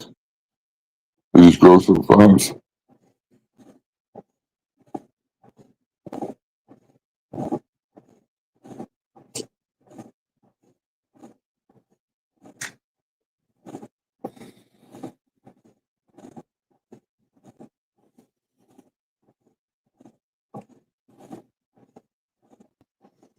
Yeah, they're great though, aren't they, Dad?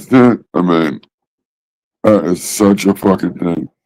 When you figure out, like, oh my gosh, smoking joints now for me are so much more pleasurable.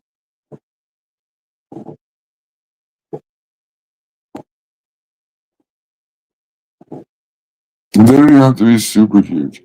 You know, like 1.8, 2 gram, fucking nicely rolled cigarette joint with a nice, good, tight crunch.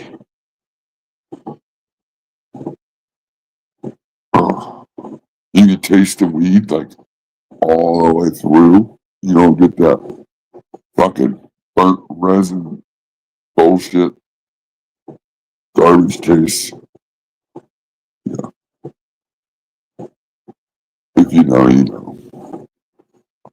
If you know, then you know.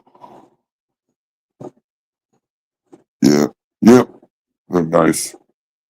It usually takes me, with the 2 grams, takes me 4 crunches.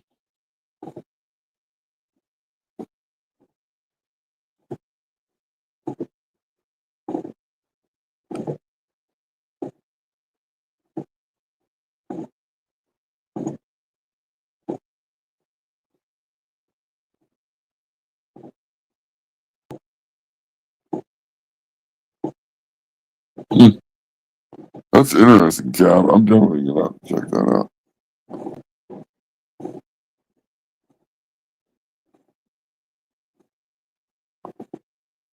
Oh, I'm telling you, Dad, I don't know how you're rolling them now, but pre-making the paper and putting the fucking shit and then just stuffing it like a cone so you can get perfect, even packed all the way up. It's nice.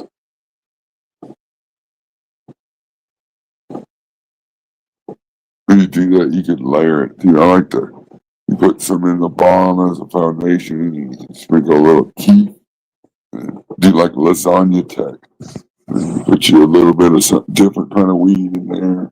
and then you go back to the main weed again, and then you stuff the end, and you get in the middle, and you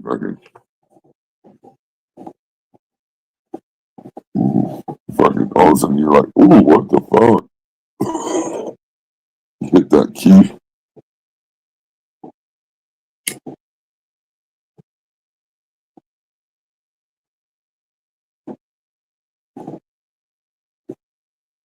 I don't like the idea of the hash holes because for me, I feel like I'm trying to enjoy the weed. You know, the same with putting like keep in it and shit. I'm trying to enjoy the weed, right? The best way I can enjoy this flower.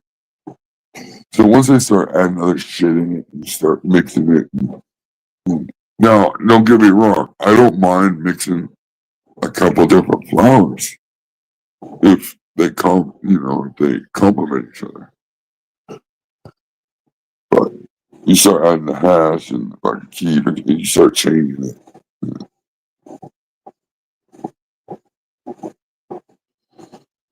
Yeah, I know. Households are fucking brutal.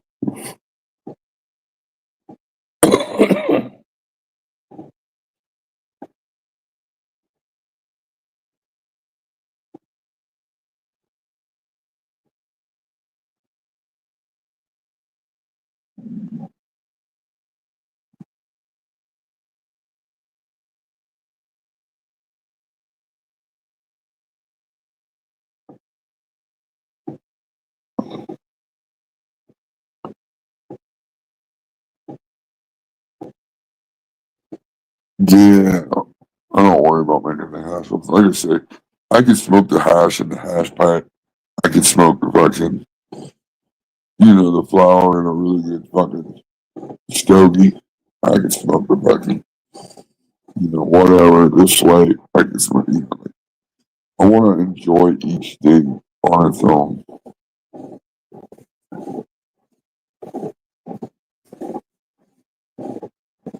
Be like, oh, it's gonna pulling a little bit harder. Must be hitting the hash in the center of it. Like here goes the whole chain in the joint.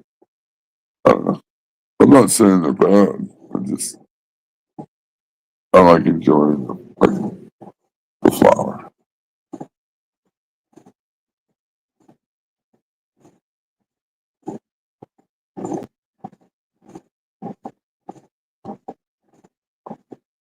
Joints just hit different now.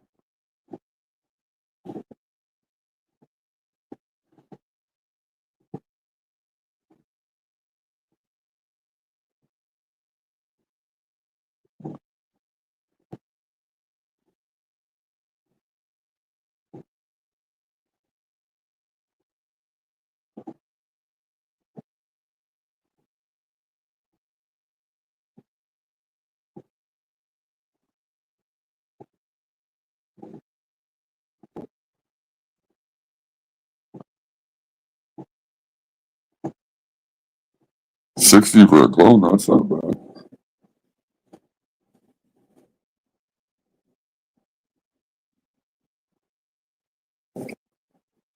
Yeah, I don't. A good fucking 2 gram joint with a fucking grease ring running up that motherfucker. Oh, I feel like I need to put a suit on when I smoke joints now. I need to sit back with a fucking proper haircut and shit.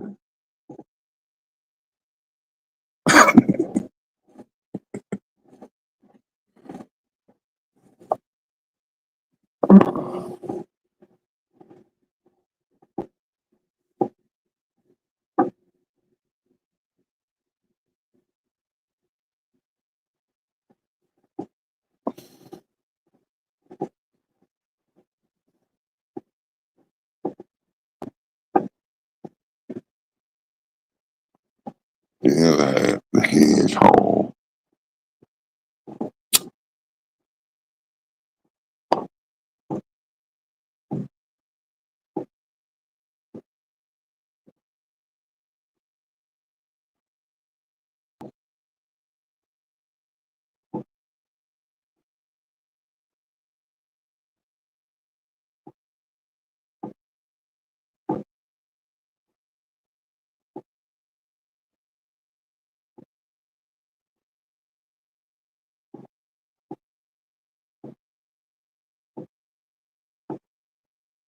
I was just thinking the same thing. That's it. I looked at the clock and was like, wow, it's 8:30. I'm fucking really ripped for 8:30. Normally I haven't even smoked yet.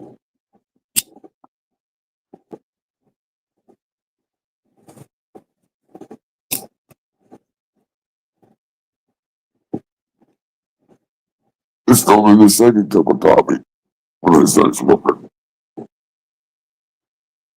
Because the first cup of coffee is fucking letting the dog out, having a cigarette, like you're doing all the morning shit.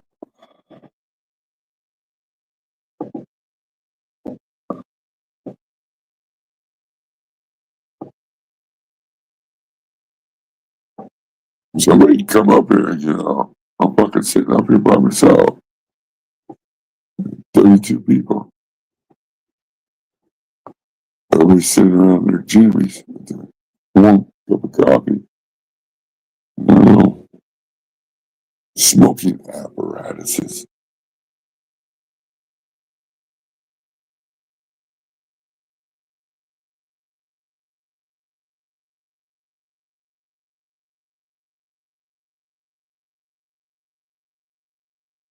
Well, depends on what you got, Diesel.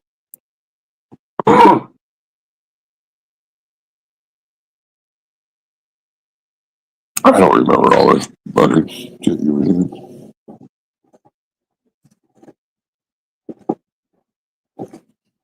I know you've named them off a few times, but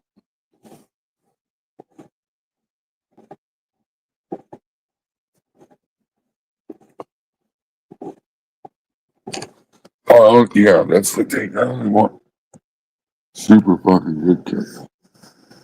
Super good peanuts. That fire.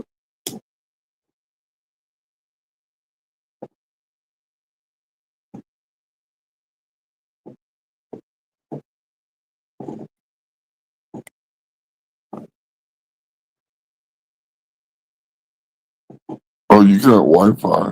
That's cool. I'm supposed to be getting Wi-Fi from fucking somebody in my state. You know how that goes. Wait,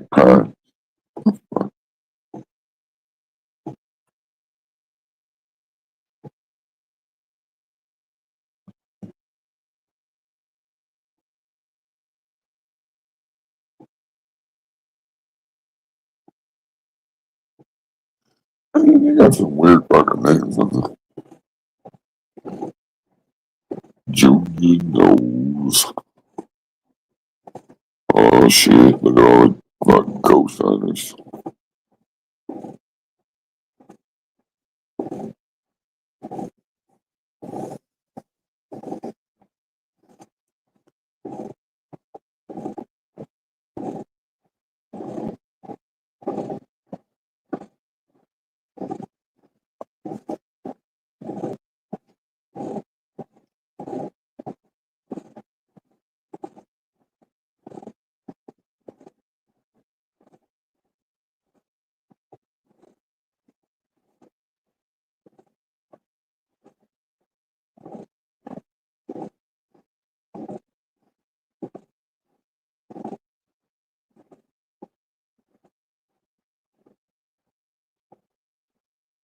It's crazy. We have I don't know if how many people know, but there's a Discord group like uh, for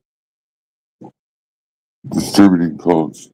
Like we have ADHD created a clone mart on the Discord. And, it makes it real easy to be able to see what clones people have.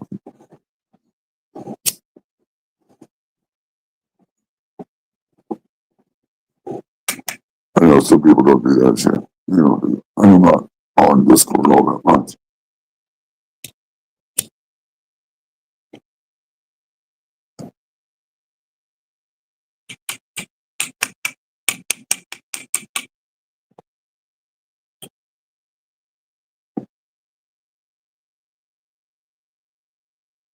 Yeah. We don't know. We've told a few people it's been up for a while. We just haven't really pushed it a whole lot, or he hasn't. It's his thing, but I mean,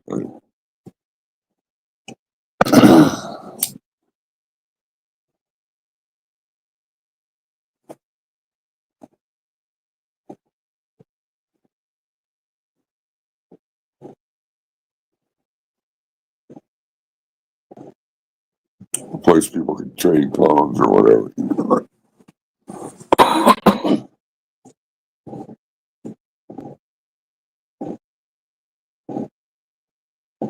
What up, Luke? Good morning.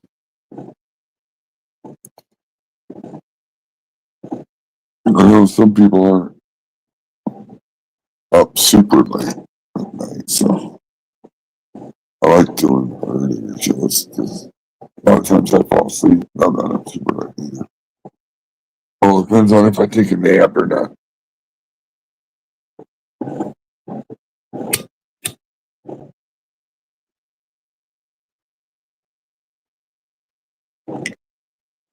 What kind of coffee do you drink in the morning? You use creamer or you drink it straight black?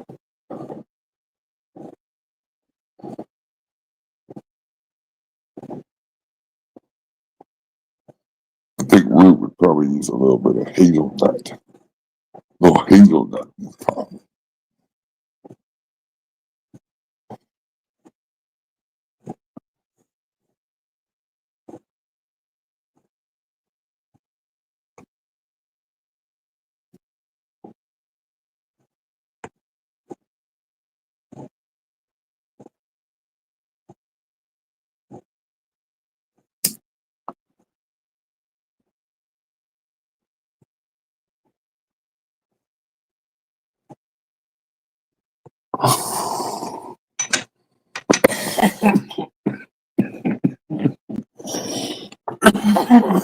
Yep. Mothballs hitting this morning. Ooh.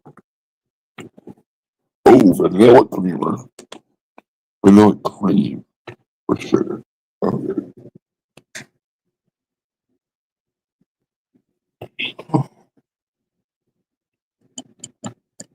Yeah.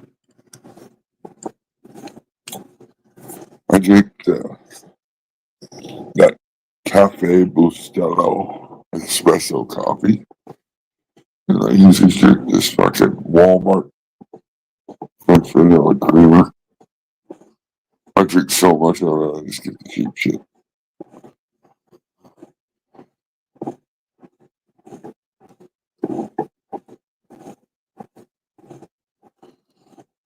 I suppose it's probably really bad for you, but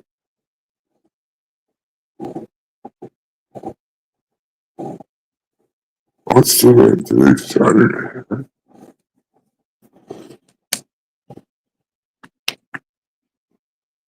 Saturday.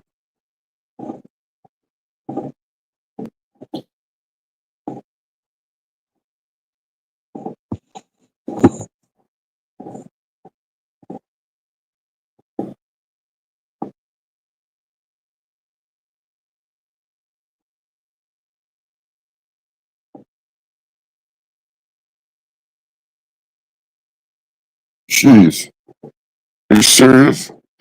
Coffee with a rosin puck infused coconut oil, white chocolate chunk in it, and some GMO flour. Cheers! Good morning, MD. That sounds like you're starting your day off right.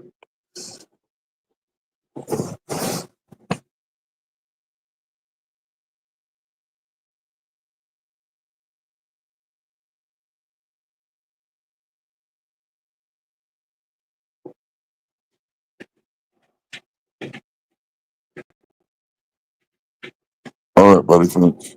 I gotta check that out. I'll definitely check that out.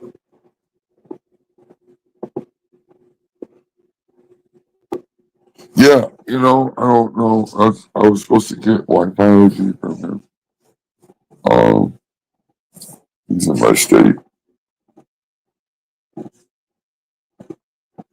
Oh, I don't know. Okay.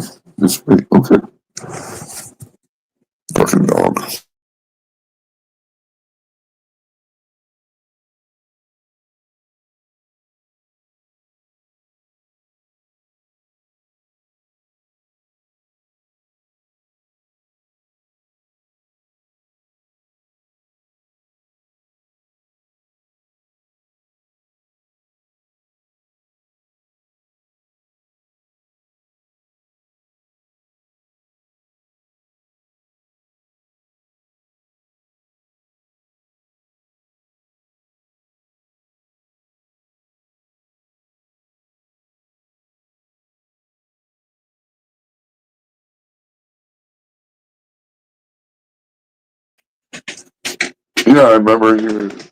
Yeah. He was gonna go live like every day or something. He was saying that. But then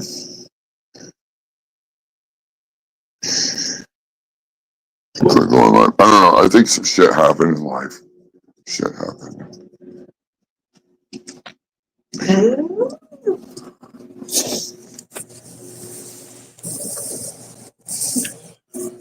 Yeah, he lives like, I think it's like 6 hours from me.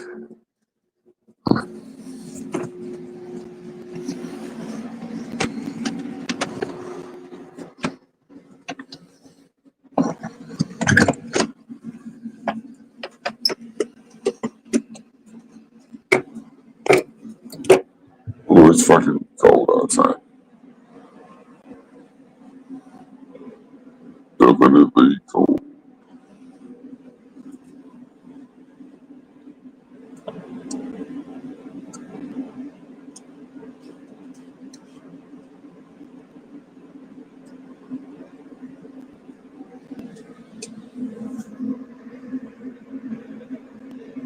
One of the super crop cherries.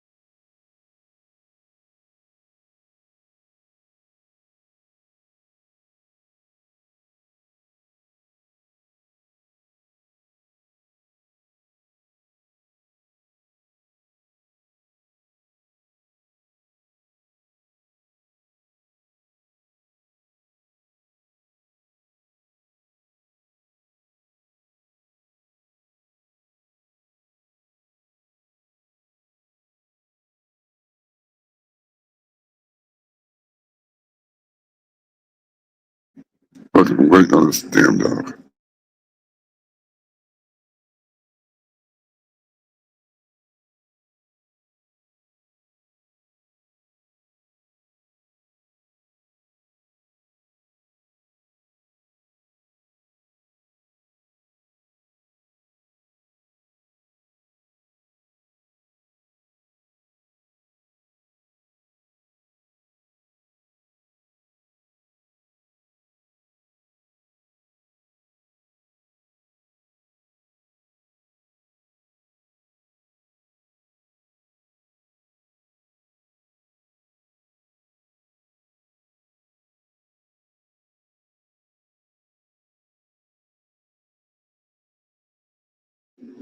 Fucking bird.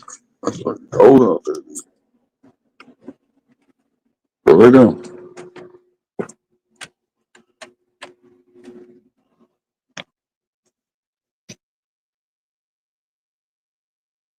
cold as a It's cold as a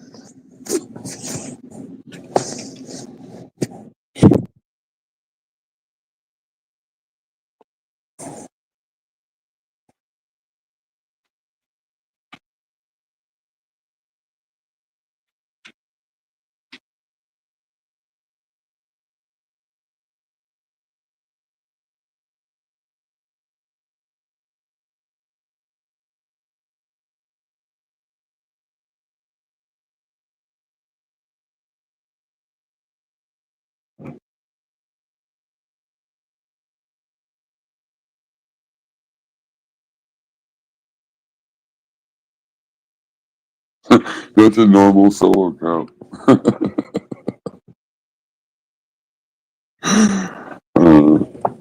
That's funny.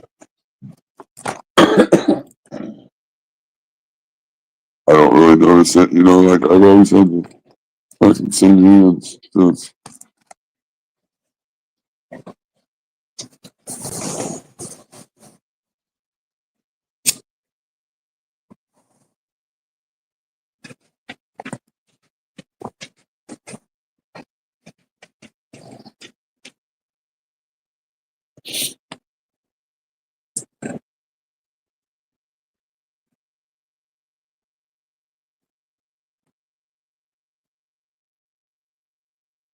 I always used the fucking, the whatever solo cup. Fucking. But I like using the clear cups first, you put the clear cup inside the solo cup.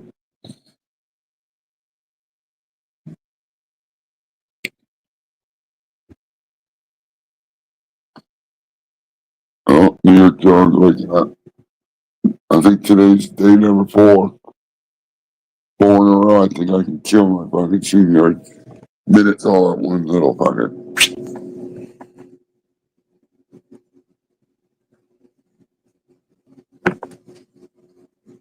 You're getting old. Old boy. Old.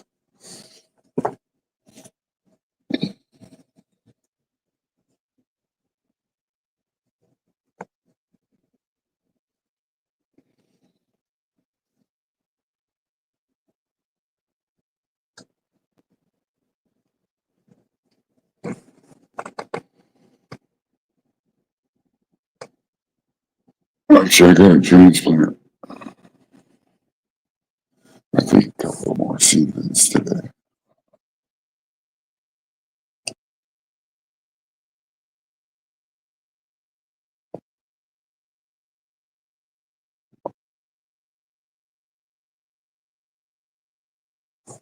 Just trying to remember what I fucking popped this. I don't know.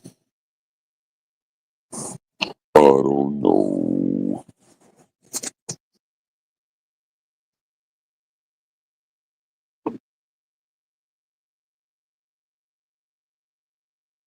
Nice, nice, nice. More nice.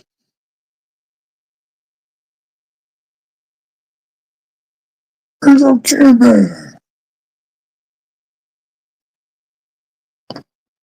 It's nice, nice, nice. Shit. Oh, yeah, you gotta click on that shit. Everybody's slowly going back to bed.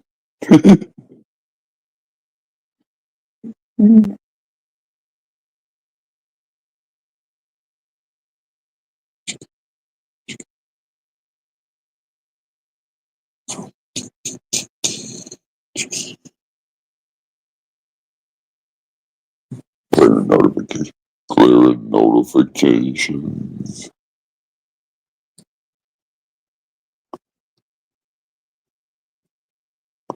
All else fails. Smoke some more weed.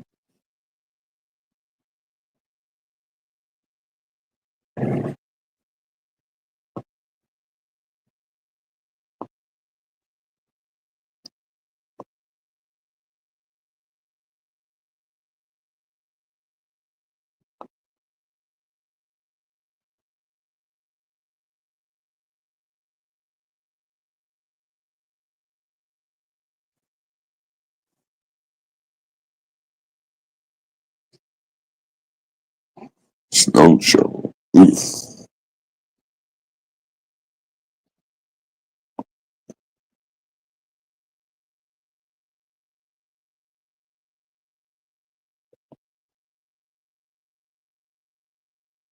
The thought of shitty weather, like freezing, any kind of thing like that, I hate it because every year it fucking costs me money.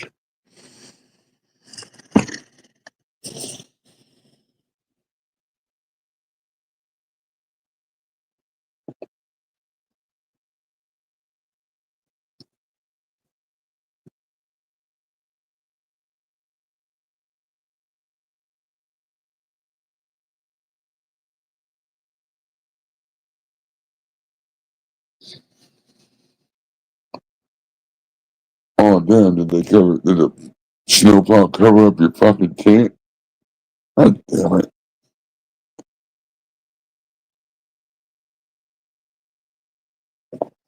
I hate it when they do that.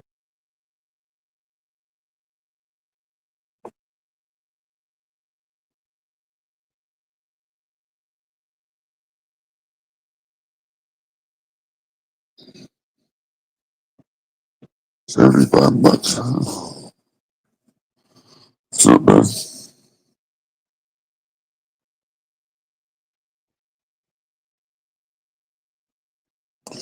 Oh yeah, it's gonna freeze in place.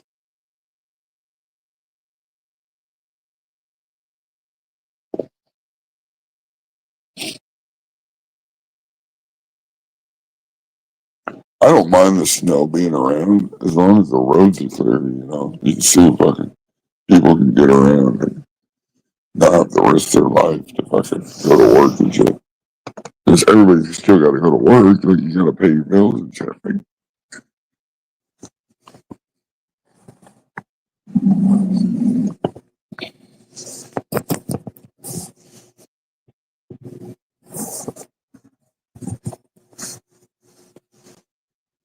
mm, yes, sorry. Yes, I seen that. I seen that. And I forgot to answer that question. Yes, diesel. Absolutely. It is. White fire OD.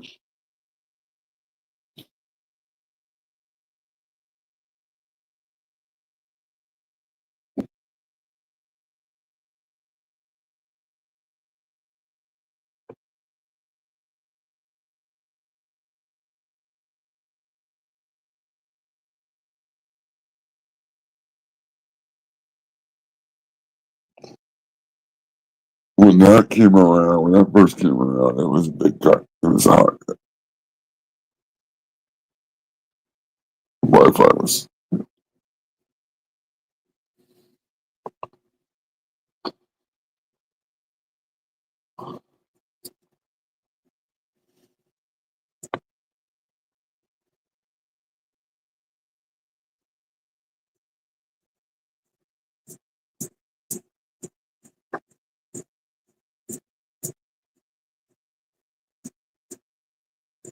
She said, in 10 years, we all be dead.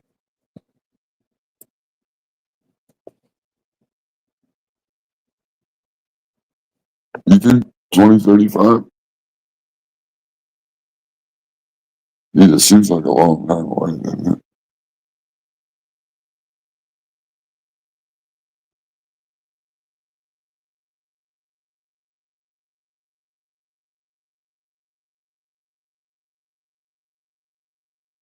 It's only 10 years. Holy shit.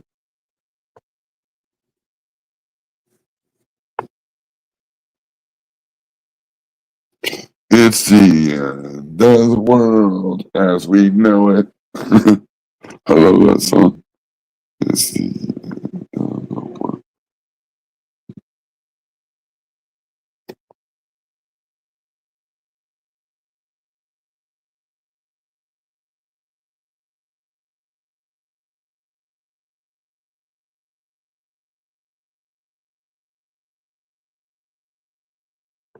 That would be interesting.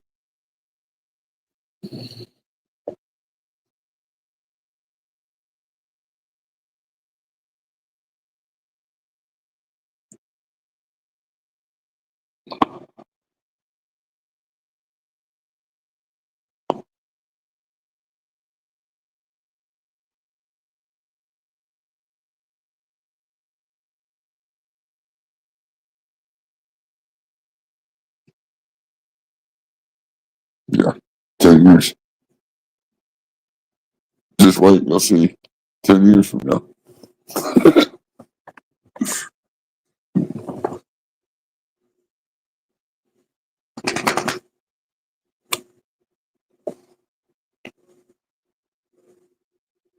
You'll see. Just wait. 10 years.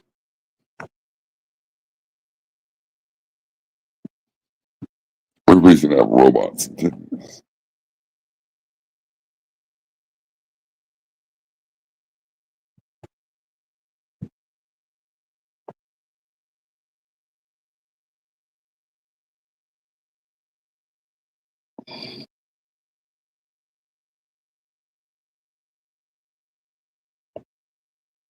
Yeah. And the cool thing is we like to forget what happened in the past so we can repeat it later. Might not be exactly, but it's pretty damn similar. Like, wait, did we do this already?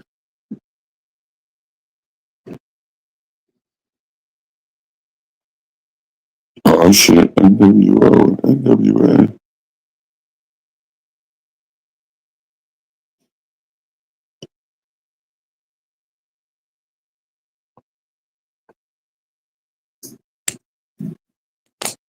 There's a lot more NWO.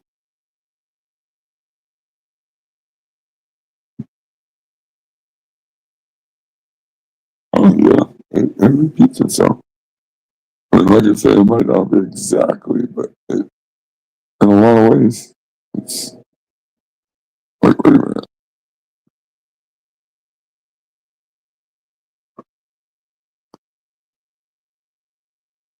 That's weird because it does that with like clothes, and, like the way the music is. And, I mean, like,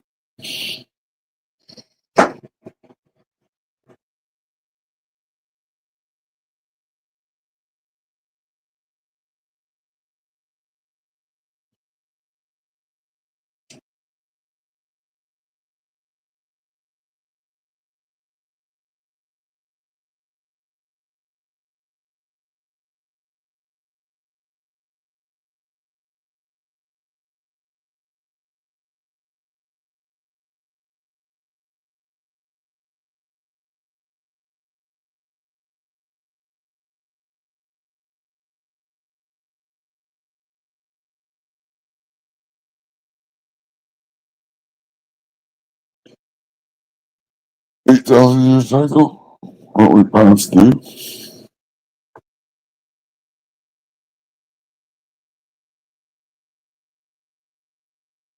And did we change the 8-year cycle just on the way we put the pressures we put on Earth?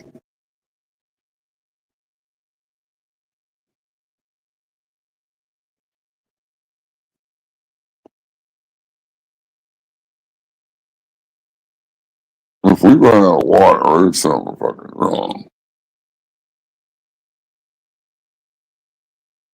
That would be crazy. Crazy. Crazy love me. So blue.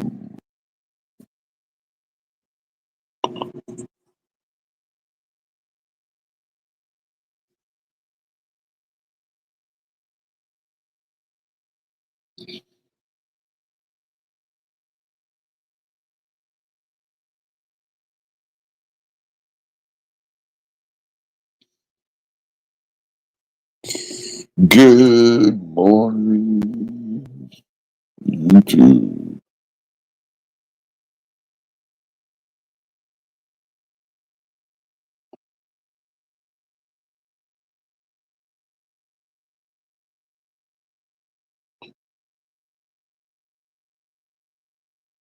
He said, yeah, I know. 70% is a but you never know.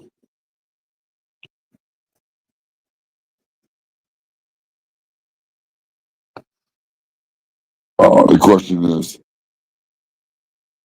will the West Coast be what we know as the West Coast in 10 years? Will it be the same?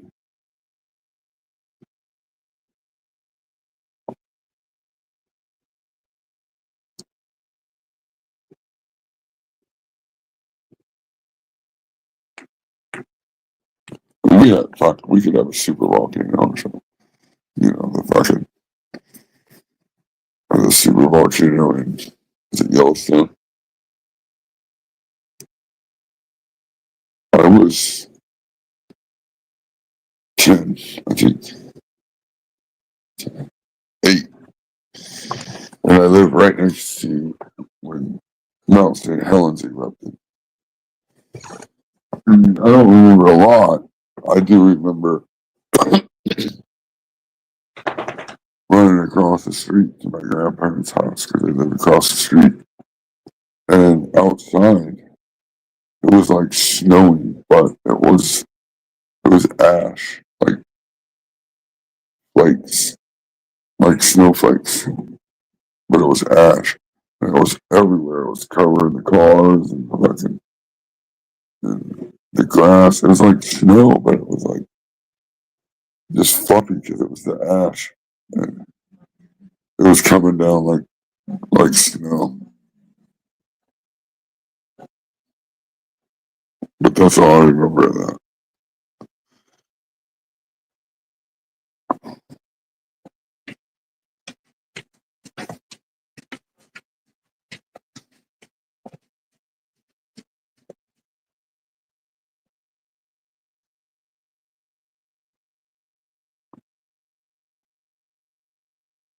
Yeah, can we get at least 7, 8 years? Can we change it a little bit?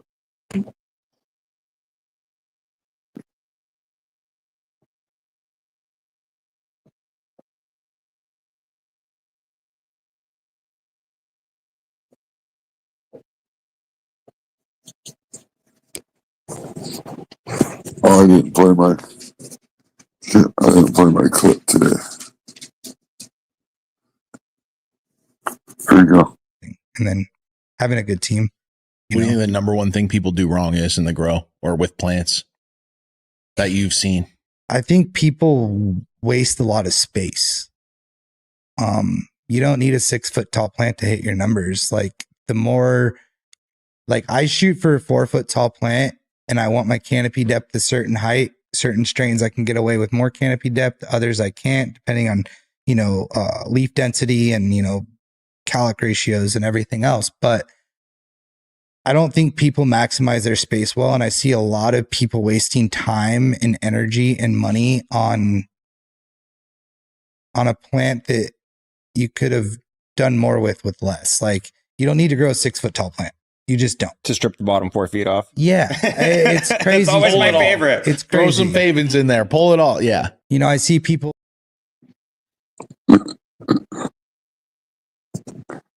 Six actually.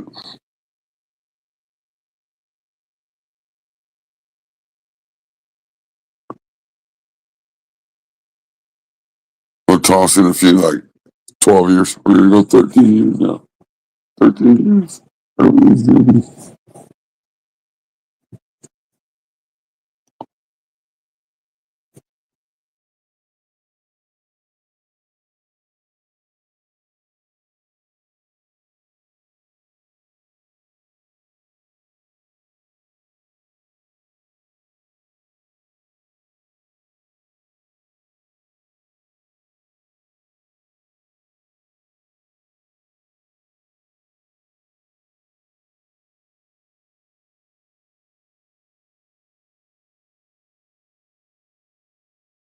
I gotta make some more candy.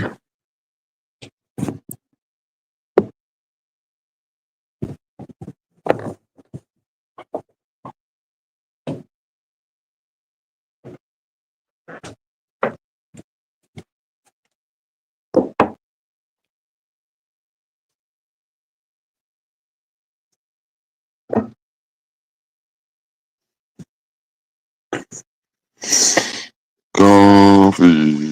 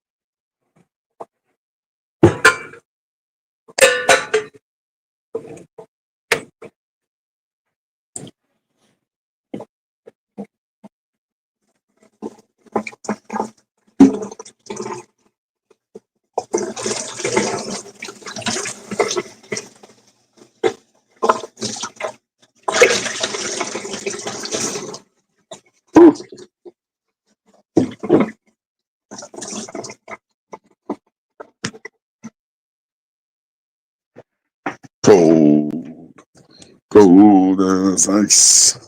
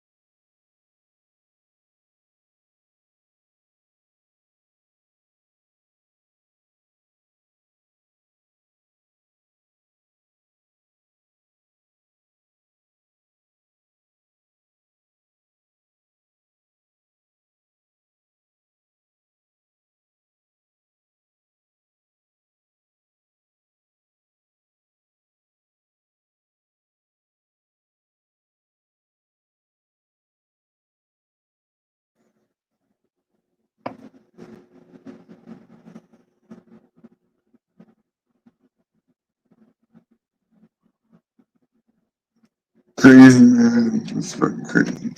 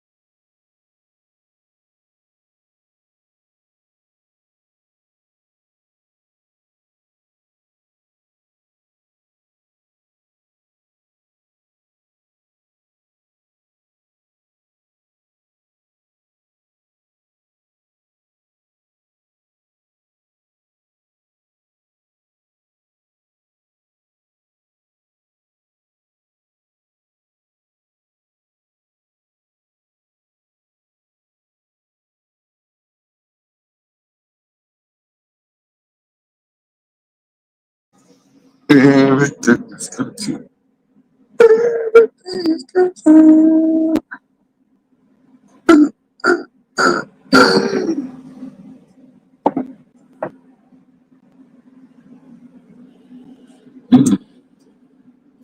smells so good.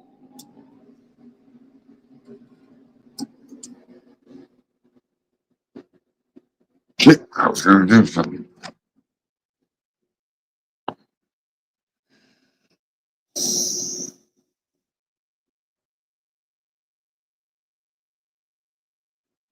As long as it misses me.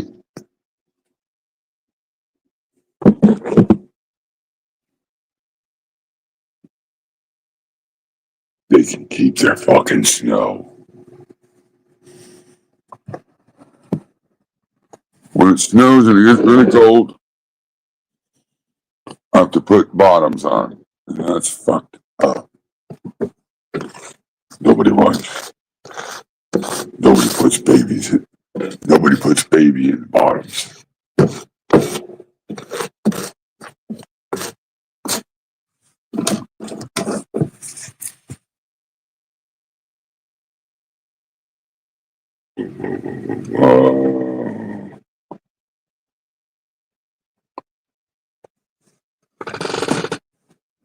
It's time to roll.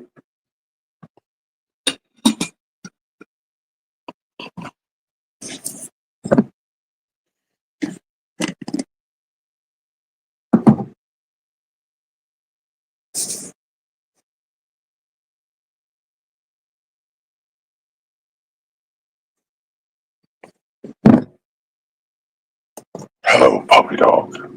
How are you doing? Would you like to get in the chair?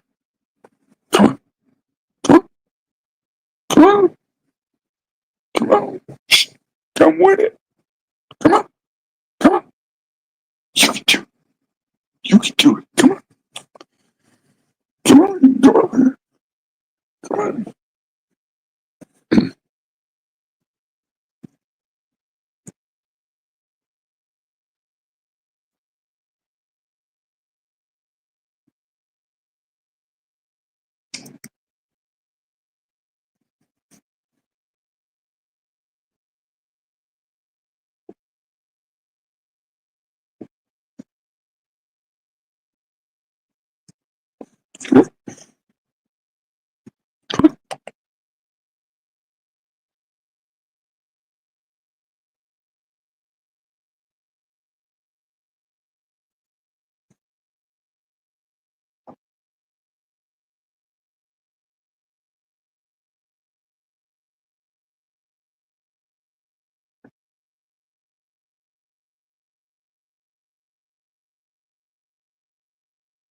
Never eat yellow snow. What are you?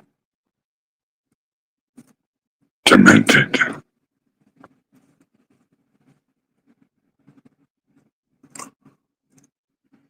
Oh yeah.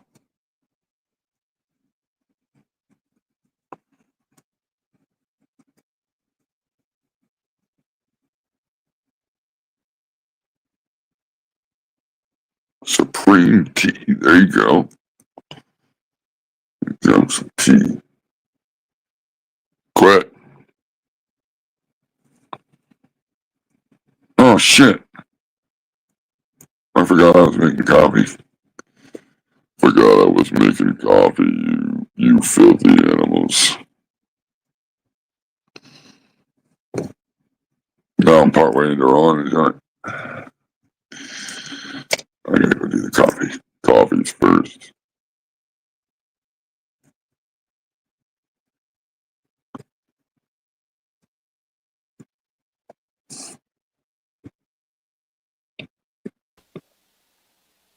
What's up, Root? What up? What up?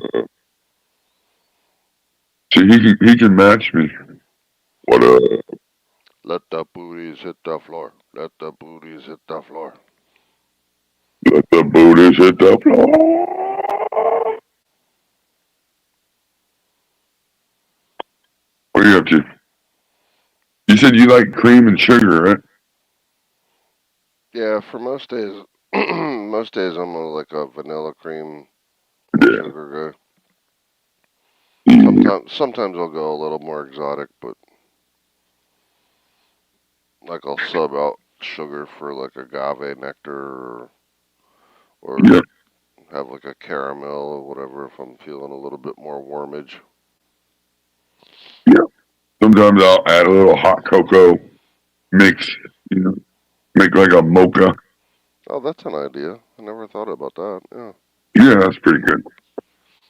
I do that more in the evening times though, you know, like, I mean, coffee doesn't make me like stay awake, but Yeah, it doesn't do anything for me to be honest with you except for warm me up. yeah, I think it's just all a fucking placebo effect for me. Just that I'm in a habit of doing it every morning. Yeah. I'm one of those people that you can like, I can ingest like 4 Red Bulls or Monsters or whatever, and I'm just like smoothed out. It actually, like some people, it'll make them ridiculously hype and having a freaking panic attack or something. Yeah, some people just can't handle it. It does the opposite for me. Normally, I'm very kind of high strung normally, and then having those actually smooths me out.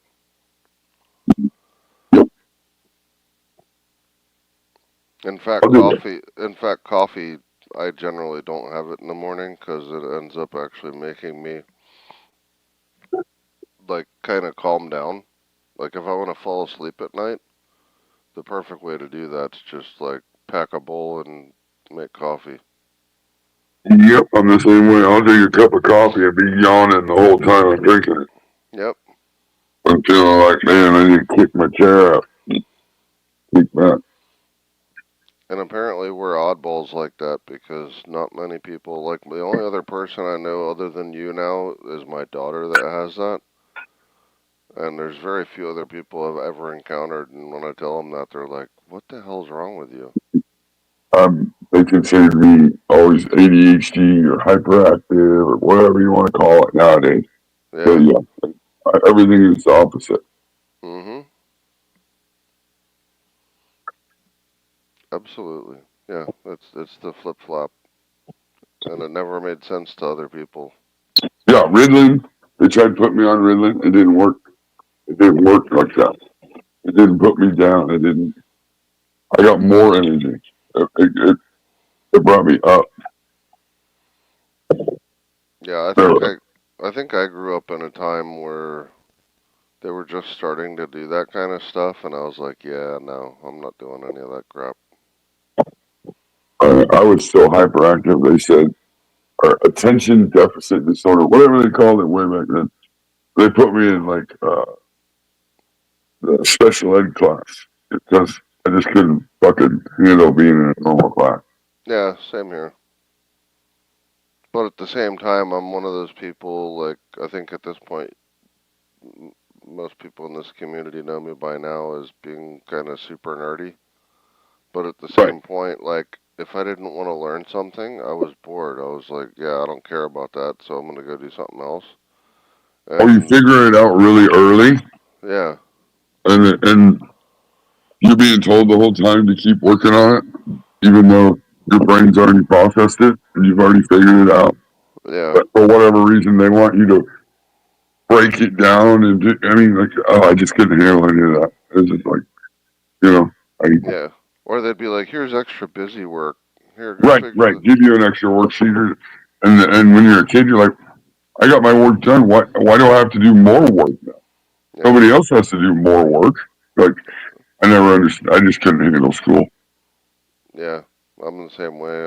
I was one of those people that would like first week of school when it would open up, and of course it used to be September, like right after Labor Day. Now it's even earlier, but Right. yeah, I'd be the dude that would be like, "Can I have the entire assignment list for the whole, like the syllabus for the whole first semester?" And they're like, "Why Yeah. do you want that?" I'm like, "Oh, I just want to like prepare myself." So they'd give me that, and they put the homework assignments for the whole semester on the sheet. A week later, I had the whole damn homework done for the all the way up until Christmas. And I turned it in, and they're like, "What's this?" I'm like, "It's the homework until Christmas. It's done." Yeah. It just. I mean, not everybody can handle school like what they. And I mean, realistically, in my opinion, school is just a training tool to get people to fall in line. So that way, they're programmed to be, that corporate worker later in That's life. You know. actually what it was designed for, based off of their own admission. The Rockefeller Foundation standardized the National Education Association Yeah. to make it so that even like the timings, the whole like you have to walk in a straight line and Well, and he all that also. stuff, it was make even the timings for everything, it was meant for crafting obedient factory workers. It wasn't even. Yes. He would say, we don't want rich people. We just Yeah. want workers. Exactly. They don't want people that can think for themselves, to use their Yeah. own brain, deductive reasoning, and all that stuff. They wanted compliant people that were just smart enough to run the machines and shut up. Yeah, we just need you to show up and do the work and go home. Yeah. And if you see that for what it is, then you realize that, and not only that, but the best years of creativity to spark young, aspiring children to, like, make their minds thrive and,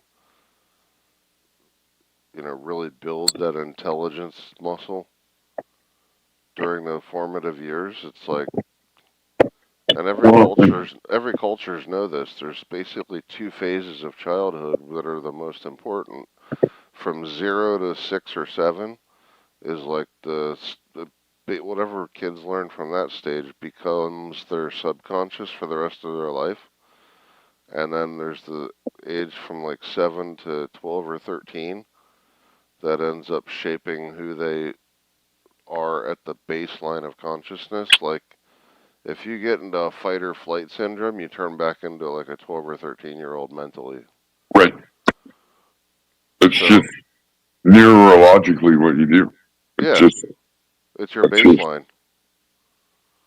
So, for all those formative years, and if you're being fed a bunch of garbage, then it's no wonder that people are stupid. well, and I kind of think of it almost like MK Ultra, right? In a way. Yeah, it is. It's a mind numbing. If I pound it in your head enough times, that's just what you're going to believe. Like, Right.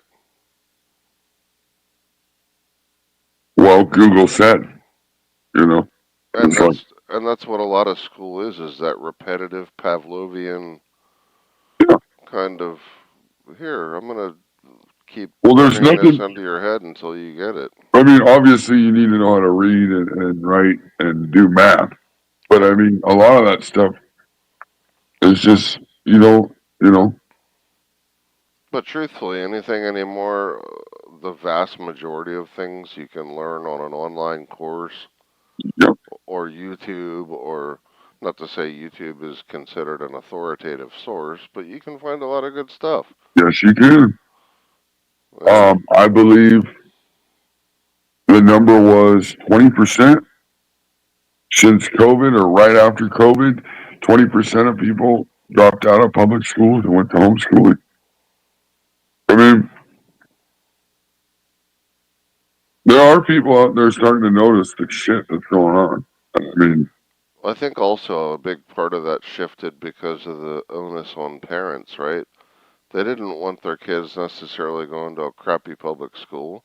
no, they didn't. It was the fact that they had no other choice because they had to go to work all day long, and they had nobody else to really take care of their young kids. Well, that's what I kind of always considered it. It's more like a daycare, right? Right. But then when you realize as a parent that you're basically foregoing, that youth of your kids when they're most susceptible and need to be actually learning the most, that you're pawning them off on a bunch of freaking oddball lib nuts that are trying to indoctrinate the crap out of them. So that by the time they're actually of thinking adult age, that they're already brain fucked. Pretty much. Yeah. I mean, it don't really matter what country you're in. I mean, any country will do it if they want things to go a certain way.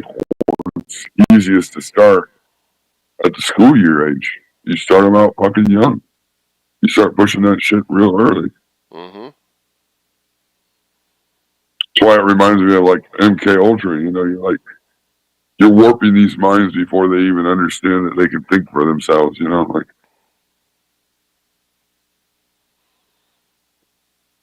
That's exactly it. And actually, one of the I've tried to, as much as possible, like study different cultures and religions and stuff to get a wider understanding of the rest of the world, so I'm not so myopic and Right. only what I grew up with I know kind of person. So expanding out to that, I've actually looked into a little bit extra. Not to say I'm an expert of any kind, not even close, but at least a cursory glance at other cultures. And like one of them, Judaism, for example, they actually teach that like from 0 to 7, this is like the critical time of your kids. Like that, they know that, and they're very vocal about like that it's such a crucial time. Christianity doesn't really uh, push that in advertising it, even though they know it very well. They don't like advertise it to parents to say, "Hey, this is the most critical period of your kids' lives to like establish the way their brain thinks," right? But Absolutely. but yeah. So it's We know interesting. they're little sponges. And once they realize that they're learning shit and they can pick up on shit, everything they're doing is fucking learning. They're Mhm. like an AI robot. It was the same thing an AI robot's gonna do. It's gonna watch you and it's gonna learn your actions. It's gonna learn everything you're doing, whether you want it to or not. Yeah, it's a Xerox machine. Everything you're doing, it tries to mimic to learn the way the world works. Like I had a hard time with that learning from my dad, who grew up in the 30s post depression, right? Like So his youth was like just getting out of the Great Depression. So he he grew up didn't have knowing a all. you. He didn't. Yeah, exactly. I mean, They were working at that fucking time. And he didn't right. have. Exactly. So like as a little kid, he was put to, like his dad was busting his butt, and the kids at that point were expected to chip in, and they didn't really have a go outside and play with your friends kind of a youth or Mm-mm, whatever. Like it mm-mm. was like, you know, 6, 7 years old, you better be helping out. You got two arms and two legs, get to work. So, but the other part of it is that they came up during an entirely different era of mentality, right? Societal mentality. Oh And yeah. so when it came time for, like, I was the youngest and my parents had spaced us out. So by the time I was coming up, like, I was thinking, outside life was freaking Leave It to Beaver. And it's like, wait, this is the 80s. This isn't freaking 1960. You know what I Right. mean? So I was like ill adjusted by the time I got to being a teenager and went out to the, big bad world outside of my group of local friends and realized, holy crap, what is all this? So that was like almost a culture shock to me to realize, and I wasn't, as well prepared. So when it came time for me to teach my kids, dude, I red pilled the crap out of them and showed them exactly what reality was and didn't blow smoke up their ass at all. So they were better prepared than the vast majority of people, to the point where, like, my kids' friends' parents were like, "Why'd you teach your kid that already? Isn't he a little young to know that?" I'm like, "What, you want him to be ignorant until what age?" Or the fact that, do you want to teach him or do you want somebody else to teach him? Because if I'm Right. not teaching him, somebody else is going to teach him, and they're going Exactly. to. They don't look at it like what age they are. Yeah. Like the maturity of the child depends on what you can teach the child, right? Like if Mhm. they're ready to learn, if they're ready to go, like growing plants, if they're ready to go to that next stage, you go to the next stage. You don't hold them back. Exactly. Bingo. And that's actually where, back to this whole school idea, I felt that school did for me, was because, like, early on, I was just like blowing past everyone. And even though I got like hee hee hee hoo hoo hoo, well, the nerdy kid that knows everything, whatever, I was like, okay, but then what? Like, give me something else to do. I'm bored. Like, put me at the next level, and they wouldn't. No. So then I just checked out because I was like, And finish then all of a sudden now everything. you're a troublemaker. Like, and it's like, well, I'm bored. I'm not trying to get in trouble. I'm just fucking bored. Right. And then they're like, oh, you have a attention problem, an attention Right. span issue. No, I don't. I'm just bored as hell. I got free time. Yeah, what you gave everyone else that you're expecting will take an hour, I was done in 10 minutes. I have nothing else to do. So, yeah, exactly. And then that's where end up, I think all these drugs that they started to put kids on in the 80s and shit with the uh, ADD and ADHD and all that stuff, and it's like you're basically taking kids that are tuned at such a high level, and you're trying to basically slow them down to your old ass. It's like, well, and not only that, but we know that the brain is still developing. This is a really crucial time for that, and yeah, so you're going to give them drugs to mask that, so that part of their brain doesn't really develop fully correctly, and then you're going to wonder why they have problems later on in life. exactly. Like, I never understood that.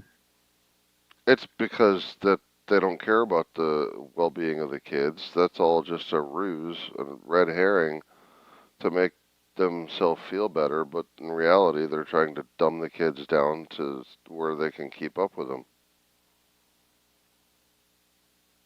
Well, they all got to fall in line. They all got to be the same, right? Right. If I don't have all the same clones, I got to get rid of some, But or then I you got to start, do something to fix it. I got to do something. but then when you dumb the kids down chemically to the point where now they're at a point everyone else is going to catch up and then bypass them. Yeah, And the they kids stop developing. Is exactly what happens. Yes. and the kids that were excelling early in life that you had to slow down chemically now all of a sudden have checked out and been so out of the loop for so long that the other kids end up catching up and bypassing them, and then they go off to college, and then the ones that you chemically lobotomized are still stuck trying to figure out where.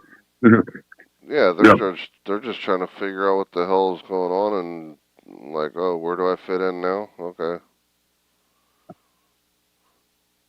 And then they feel stupid at the end because they've checked out so long that they were never challenged. So that brain muscle that they should have been using all these years atrophied. And now it's like, oh, you're one of those dumb kids. No, I'm one of those super freaking smart kids that got chemically fucked in the head from all the stupid pills they stuck me on when I was 10. You know what I mean? Right. Yep. So, yeah, it's society's disservice to smart kids, really. Well, then they wonder why everybody's dumb now, though. Well, I wonder why. We're getting to the generations that are left here that are,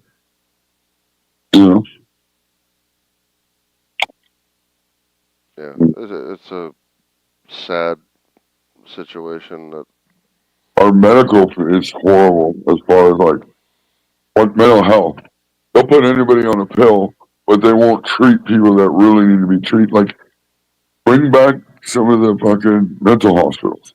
There was a reason for those. There was a reason why people just don't make it in society. You can't just give them more pills, give them more pills, give them more pills, and think that's just going to solve the problem. Right. And the downfall of it is there is a small group of people in society that need that. There is. I mean, it's just. I mean, there's always going to be outliers. You're going to have the people on either end of the bell curve that are the odd apples that don't fit into the normal 80% of the middle. I mean, does that mean they should be pushed and just given pills until they do something to commit a crime and end up in prison for the rest of their life? or should they already have been treated in a hospital somewhere?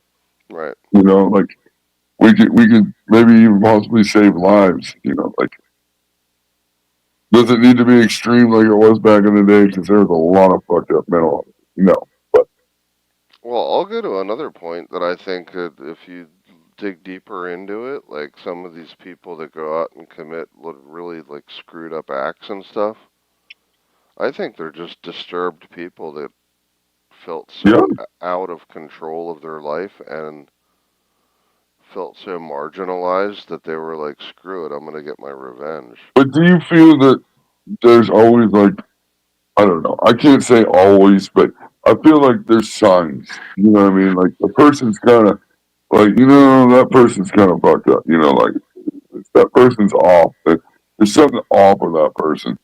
You know, like Yeah, there's generally tells along the way, and people are too busy wrapped up in their own crap to pay attention.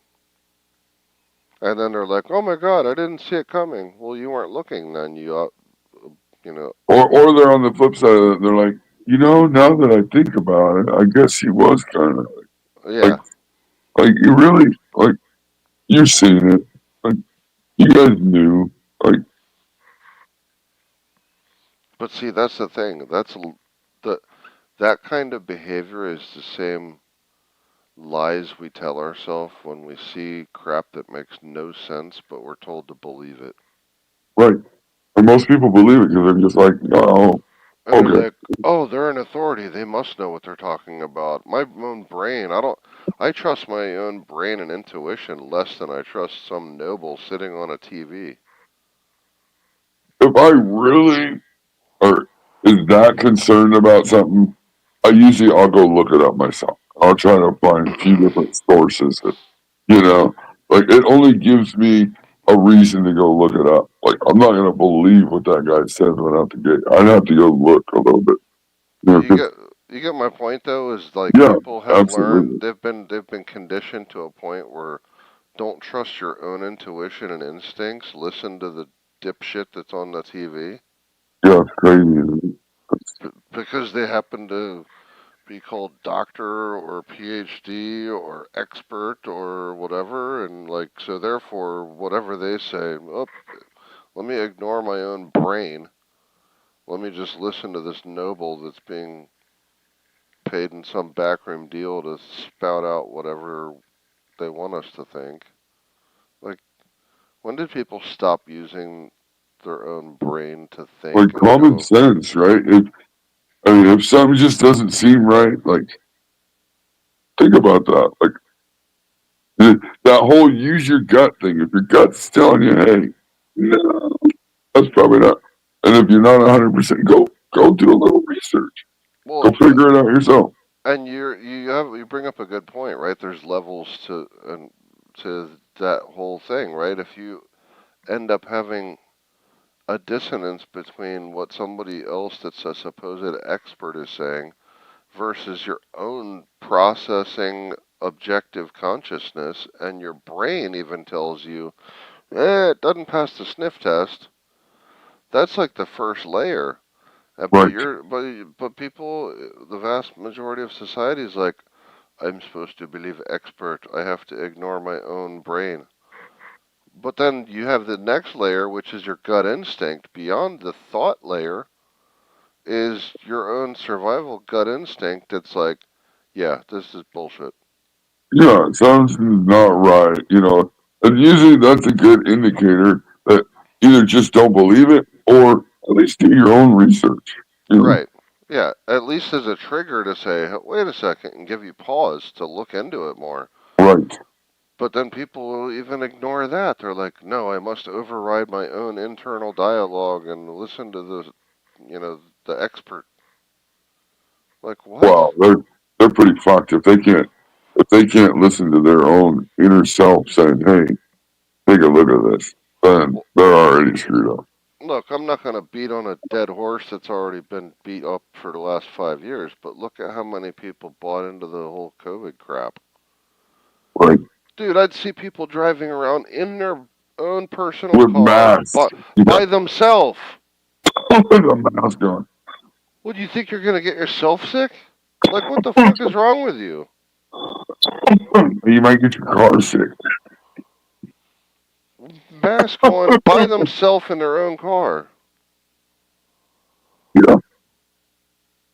Like, dude, where did your sense of humanity and like common sense go? Or the thing that Greg met was like, why aren't you wearing a mask? Are you vaccinated? No. Oh my God, you should wear a mask. Like, why? Are you vaccinated? Yeah. Well, if you're vaccinated and I'm not, then why are you worried about it? Because you're vaccinated. Like, Yeah, you're covered, you're not right? going to get it, right? Like, so why are you worried about me? Like, And that's what I'm saying. Logic. It went right out the window. So you're really not confident in the vaccine. You just got it because everybody told you to get it. Like,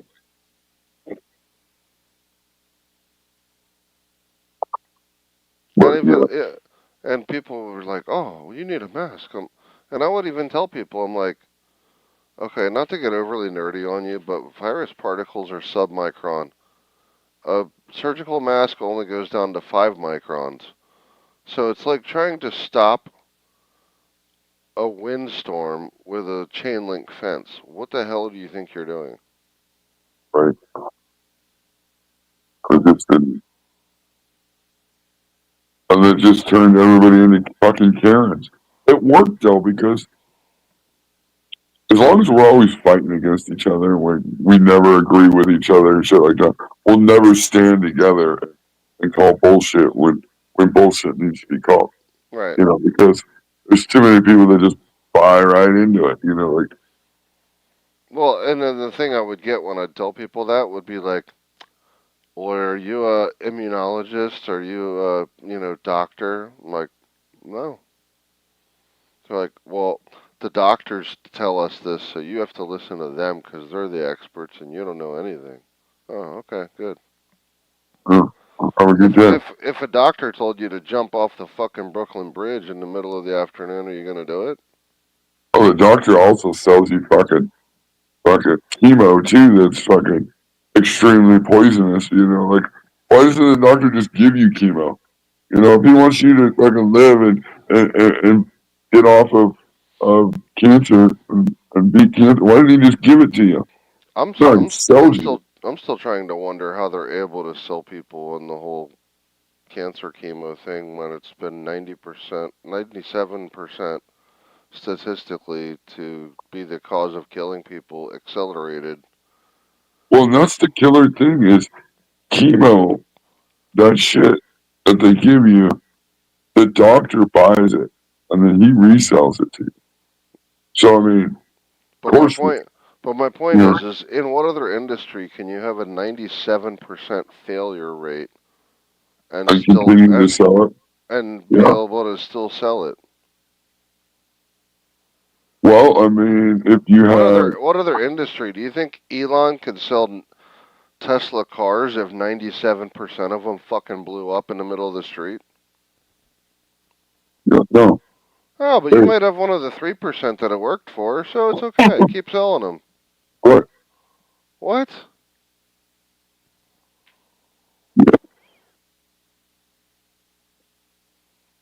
If you were selling steak, but 97 of them, 97 out of 100 were tainted, and you're gonna get a, stomach virus and parasites, you think they'd be allowing people to still keep selling steak? Right.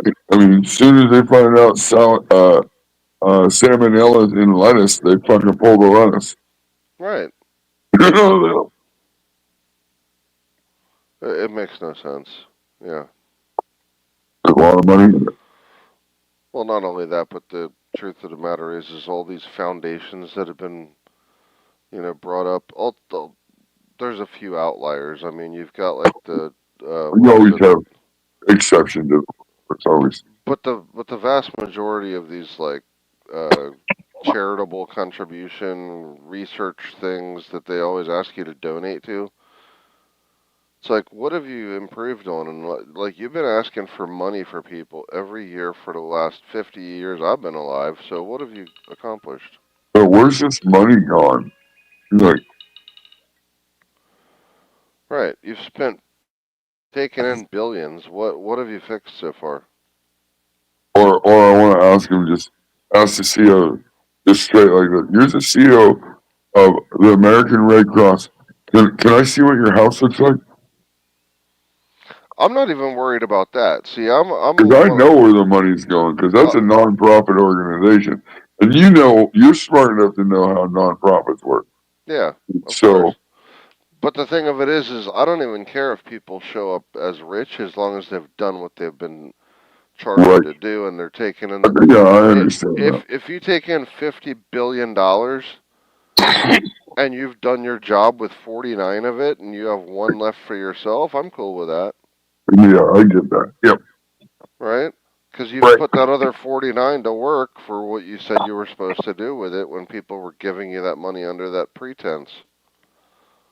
But I always think, like, if you're doing big things with big money, you're going to show that off, right? Wouldn't you show that off as an organization to help your organization get more money to help more people?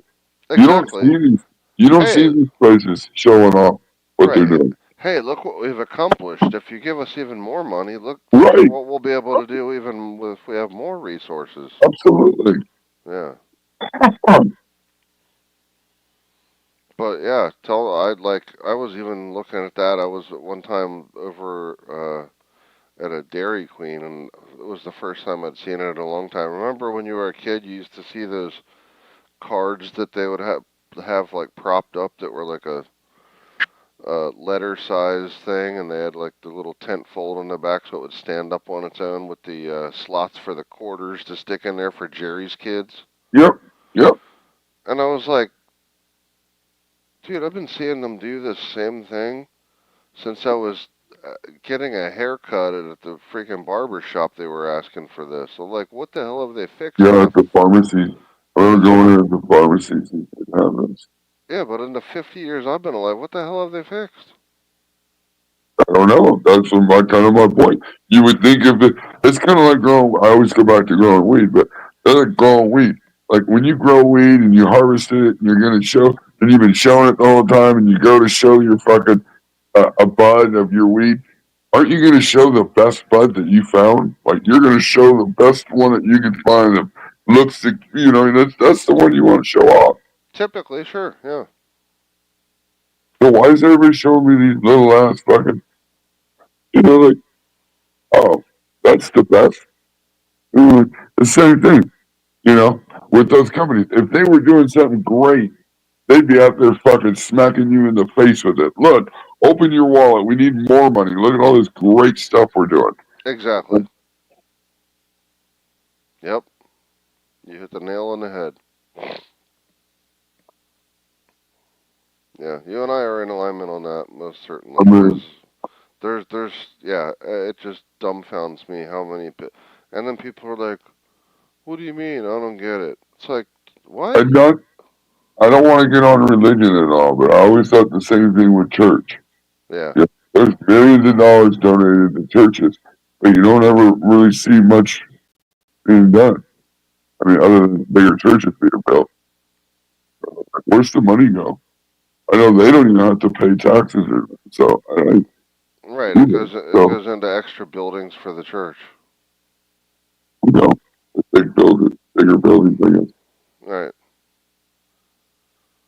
But like, yeah, very few of them actually end up being like, oh, let's, have a humanitarian cause that we dump a lot of our money into. So we're gonna, you know, help the, I don't know, like youth They probably outreach maybe they ministry donate. or Maybe a lot of their money gets donated to the corporations and the places that we're already talking about, right? yeah. They donate money to the Red Cross and stuff, and then those guys turn around and you don't ever know what happened to the money. Well, the one that kicks me in the freaking nuts is you see them, all these companies, you go like to check out and they're like, do you want to round up to the nearest dollar to donate to blah, blah, blah? It's like, no. Right. Or they'll ask you like, hey, donate $2 today. And it's like, why am I going to give Walmart, Target, Home Depot, Lowe's, anyone that like, name the big company. and they're all asking for charitable donations at the checkout. It's like, wait a second. Let's break this down for a second.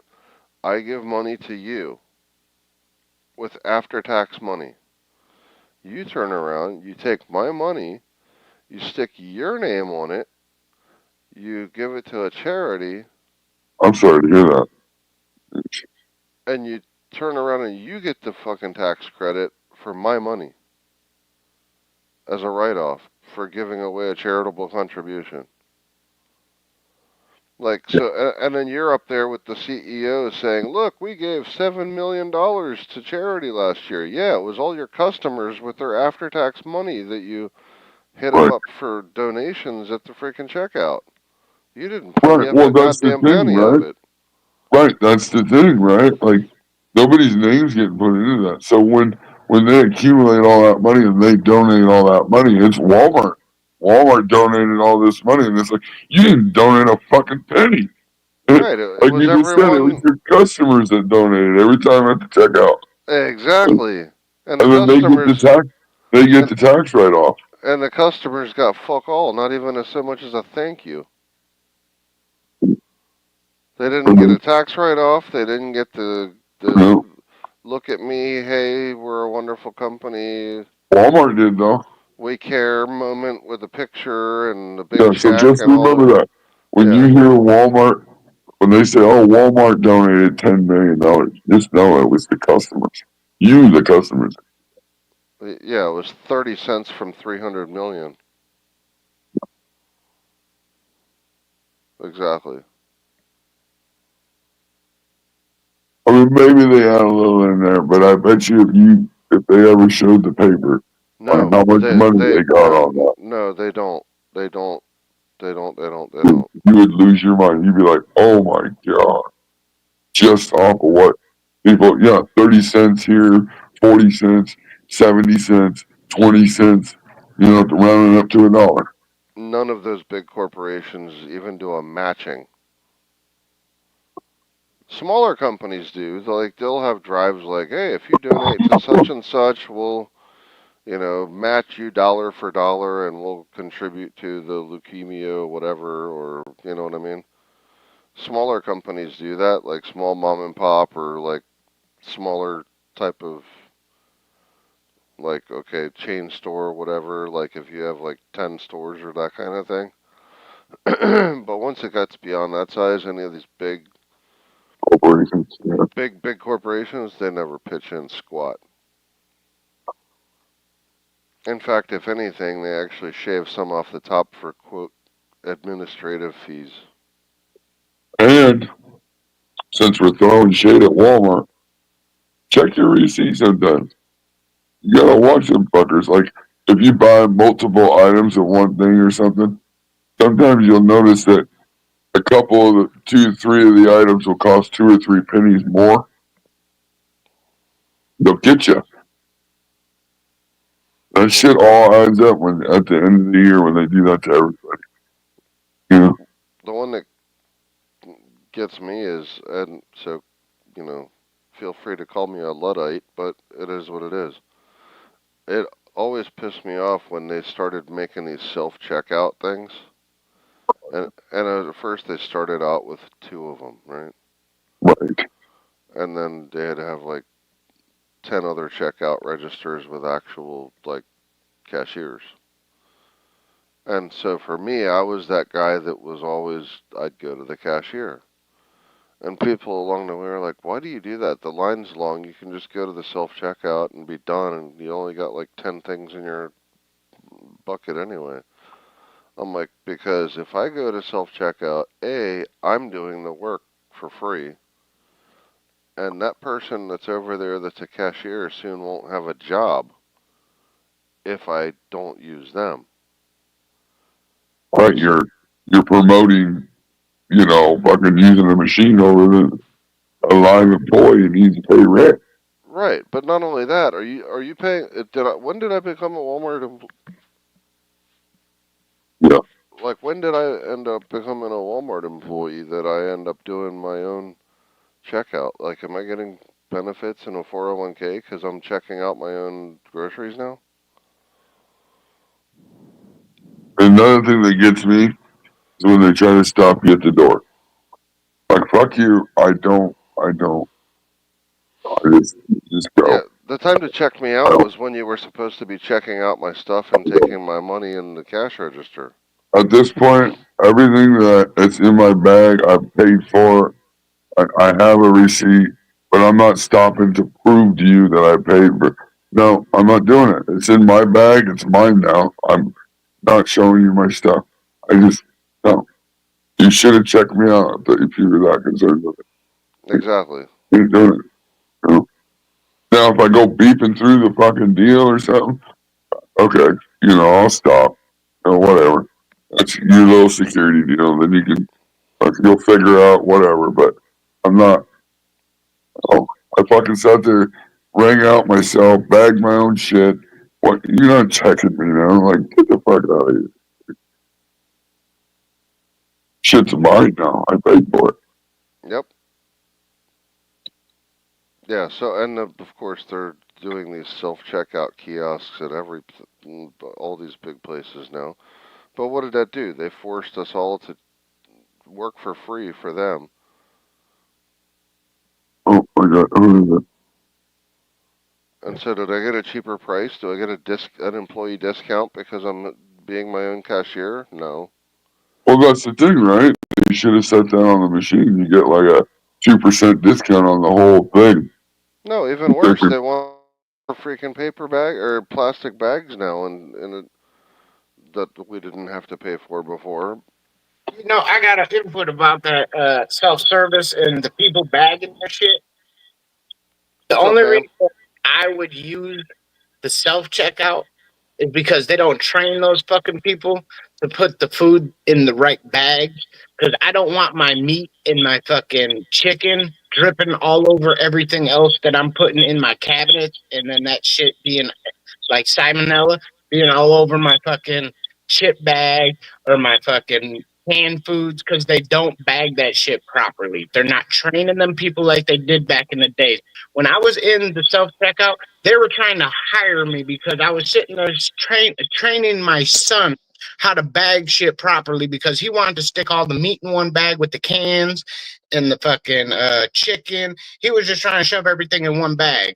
And I said, no, you can't put the chicken and the meats all in one bag because if that chicken drippings come out of there, it goes on that bag, it goes on that can. Then you're grabbing that can, you're putting it in the can cabinet, then you're touching other things. That salmonella is going to get on everything in that cabinet then you're touching your counter. That's everywhere in your house then. You shouldn't be putting nothing in with your meat. Right. But chicken goes with chicken, beef goes with beef. They're doing that. Go watch. Go stand and watch them. They're just shoving everything in one bag. They don't care about where that meat goes. They don't care what it touches. They're just shoving it in there and giving it to you and have fuck off day. You're right.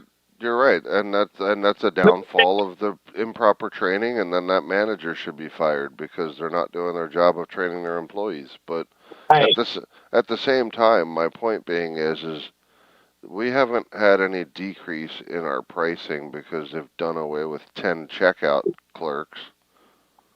Right? Yep. They just one day vanished and showed up with self-checkout kiosks.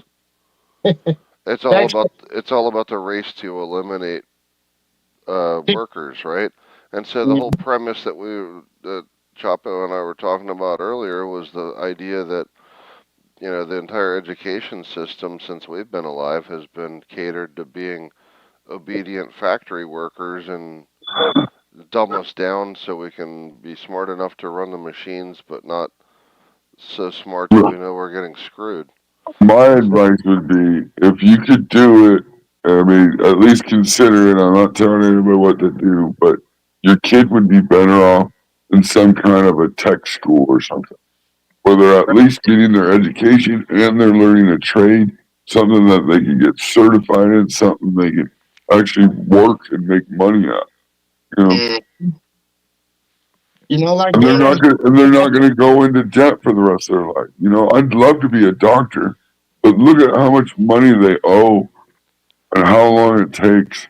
Like to get to that status, I mean, that's. Well, and not even that, but even them now, they're less empowered as doctors than they were when we were kids because Well, now, they got somebody telling them what they can and can't do. Yeah. right? Hey doc, I'm in massive pain. Give me a freaking oxy. Oh, I can't do that. They're gonna look at me and wonder why I gave you opiates. I can't prescribe that. Or doc, I just watched an infomercial. It said I might be fucking such and such, and I should try this pill. Like, you're telling the doctor what to give you nowadays. Like, Right. that. I looked it up online and it said I had this, and this. Right. That kills me. And so anymore, if it doesn't, like medical schools are sponsored by Big Pharma, right? So unfortunately, and this is a generalized statement, and of course, like anything else, there's outliers. Have you watched that? But That show on Netflix, Painkillers? no. Ooh, No, I don't watch TV. it's good. It's brutal. It's all about that. When they started OxyContin, and when they started getting people addicted to it. So Yeah. it's irritating because you're like, man, and they allowed this shit to fucking happen. You know, like, It's not allowed. You know why people are so drugged out today? It's really simple. Everyone knows they're getting fucked in the ass 10 ways to Sunday, and they all need a way to cope. Life sucks, right?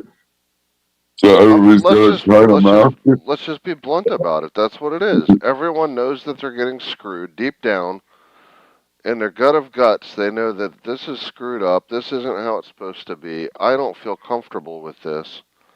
And because of that uncomfortability of their gut reaction telling them that, hey, we're getting fucked here, something needs to change. So they have anxiety, and that anxiety ends up manifesting into X, Y, and Z symptoms, right? And then what do? They go to a doctor, they go to a psychiatrist, psychologist, whatever, and they say, Doc, I have these problems. I have this feeling that, things aren't right, and things are horrible, and my wife is sleeping with the mailman, and whatever, right? And it's like, society's breaking down. Nobody gives a crap about anyone else, and they just want the quick fix. And that's what we've become as a society of quick fixes. There's nothing gets fixed anymore. There's no long-term, hey, let's get at the root cause. It's all about masking symptoms. Yep, it's a blanket. Blanket over the eyes, give them the warm comfort of it's okay, or just it'll warm them for today, and they'll worry about it tomorrow. It's all kick the can down the road, give them a quick fix symptom, and right. Well, and that's it. Everybody's it's instant gratification, right? And Big Pharma perpetuates this because guess what? If you don't have a long line of recurring customers, your revenue is going to go down. And guess who's sponsoring all the medical schools? Well, if you watch that show that I told you, you'll see it in there. They show it. Pharmaceutical reps make a lot of money on selling these doctors on fucking prescribing this shit. Yeah, and there's the one girl, she was making like 220 grand in bonuses because they were going off of it wasn't how much necessarily that were being prescribed, it was by the milligram being prescribed. So if you could get the doctor to prescribe higher milligram pills, your commission was higher. Yeah. They were getting like $1 a milligram prescription bonuses. It was crazy. And not only that, but they turn around and they placate the agenda of like, oh, you can't objectify women, and yet go look at the entire sales roster for all these pharmaceutical reps and put them all in one picture. It's all women. Not only all women, it looks like the freaking Miss America pageant. Yeah, it looks like they could all probably come from the same bloodline. They're all like top elite, like you're like, holy shit. Like, There's not an unfortunate looking one in the bunch. Mm-hmm. Let me flip this way. Sorry, y'all. did you say Carl wouldn't be happy? Not at all. Paul don't like nothing but fat bitch. That's not his demographic whatsoever. Mm. And you're not gonna find anyone with rainbow hair dye and cut short, neck length And hair, tattoos. and yeah, I mean, no, it's a no, good movie. It's a good fucking, I guess it's like a little mini series, but for people that really don't know, it's a good glimpse into what the fuck they were doing and what they do from the pharmaceutical companies. How they fucking work. yeah. They're shady as fuck. Put up and down. But they know what works. They're marketing. Actually, I wouldn't even call them marketing geniuses. They're just Yeah. smarmy. They know how to manipulate the system. Yeah. Well, no, they could just schmooze whoever whoever's assigned to them as far as the USDA rep or whatnot. If they can somehow smooth that person or buy that person over, fuck, they're in. Well, They're it's going to get a USD approval. which And 90% back in the day were stick some boobs in front of him, and he was going to sign whatever that lady was selling. Uh huh. Just like Ruth said, they were all Barbie doll fucking Miss Americas. Yep. What guy was not going to sit there and drool over just looking at her? Everything coming out of her mouth, he was not hearing. He was looking at the boobs like, man, can I get this woman? Man, I got money. I'm a doctor. I know I can take this woman home. I'll sign whatever she got. It don't matter what it is. She could have That's talked like all it does. Charlie Brown's teacher. All he said oh, was and she'll money, go out to money. lunch with you if it's gonna get her that fucking. You're Yeah. gonna prescribe that. You're gonna start pushing those pills. Hell Yeah. yes, you will. And by the way, when at the 6 months from now, you can use our corporate yacht.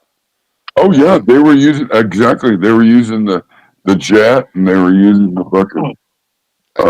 and guess who's gonna be on the yacht? Us Yeah. pharmaceutical rep girls. All of us are gonna be in bikinis and go out and. Oh really? Oh okay. Yeah. They were doing. Yep, they were doing little fucking parties. And Yeah. it was great.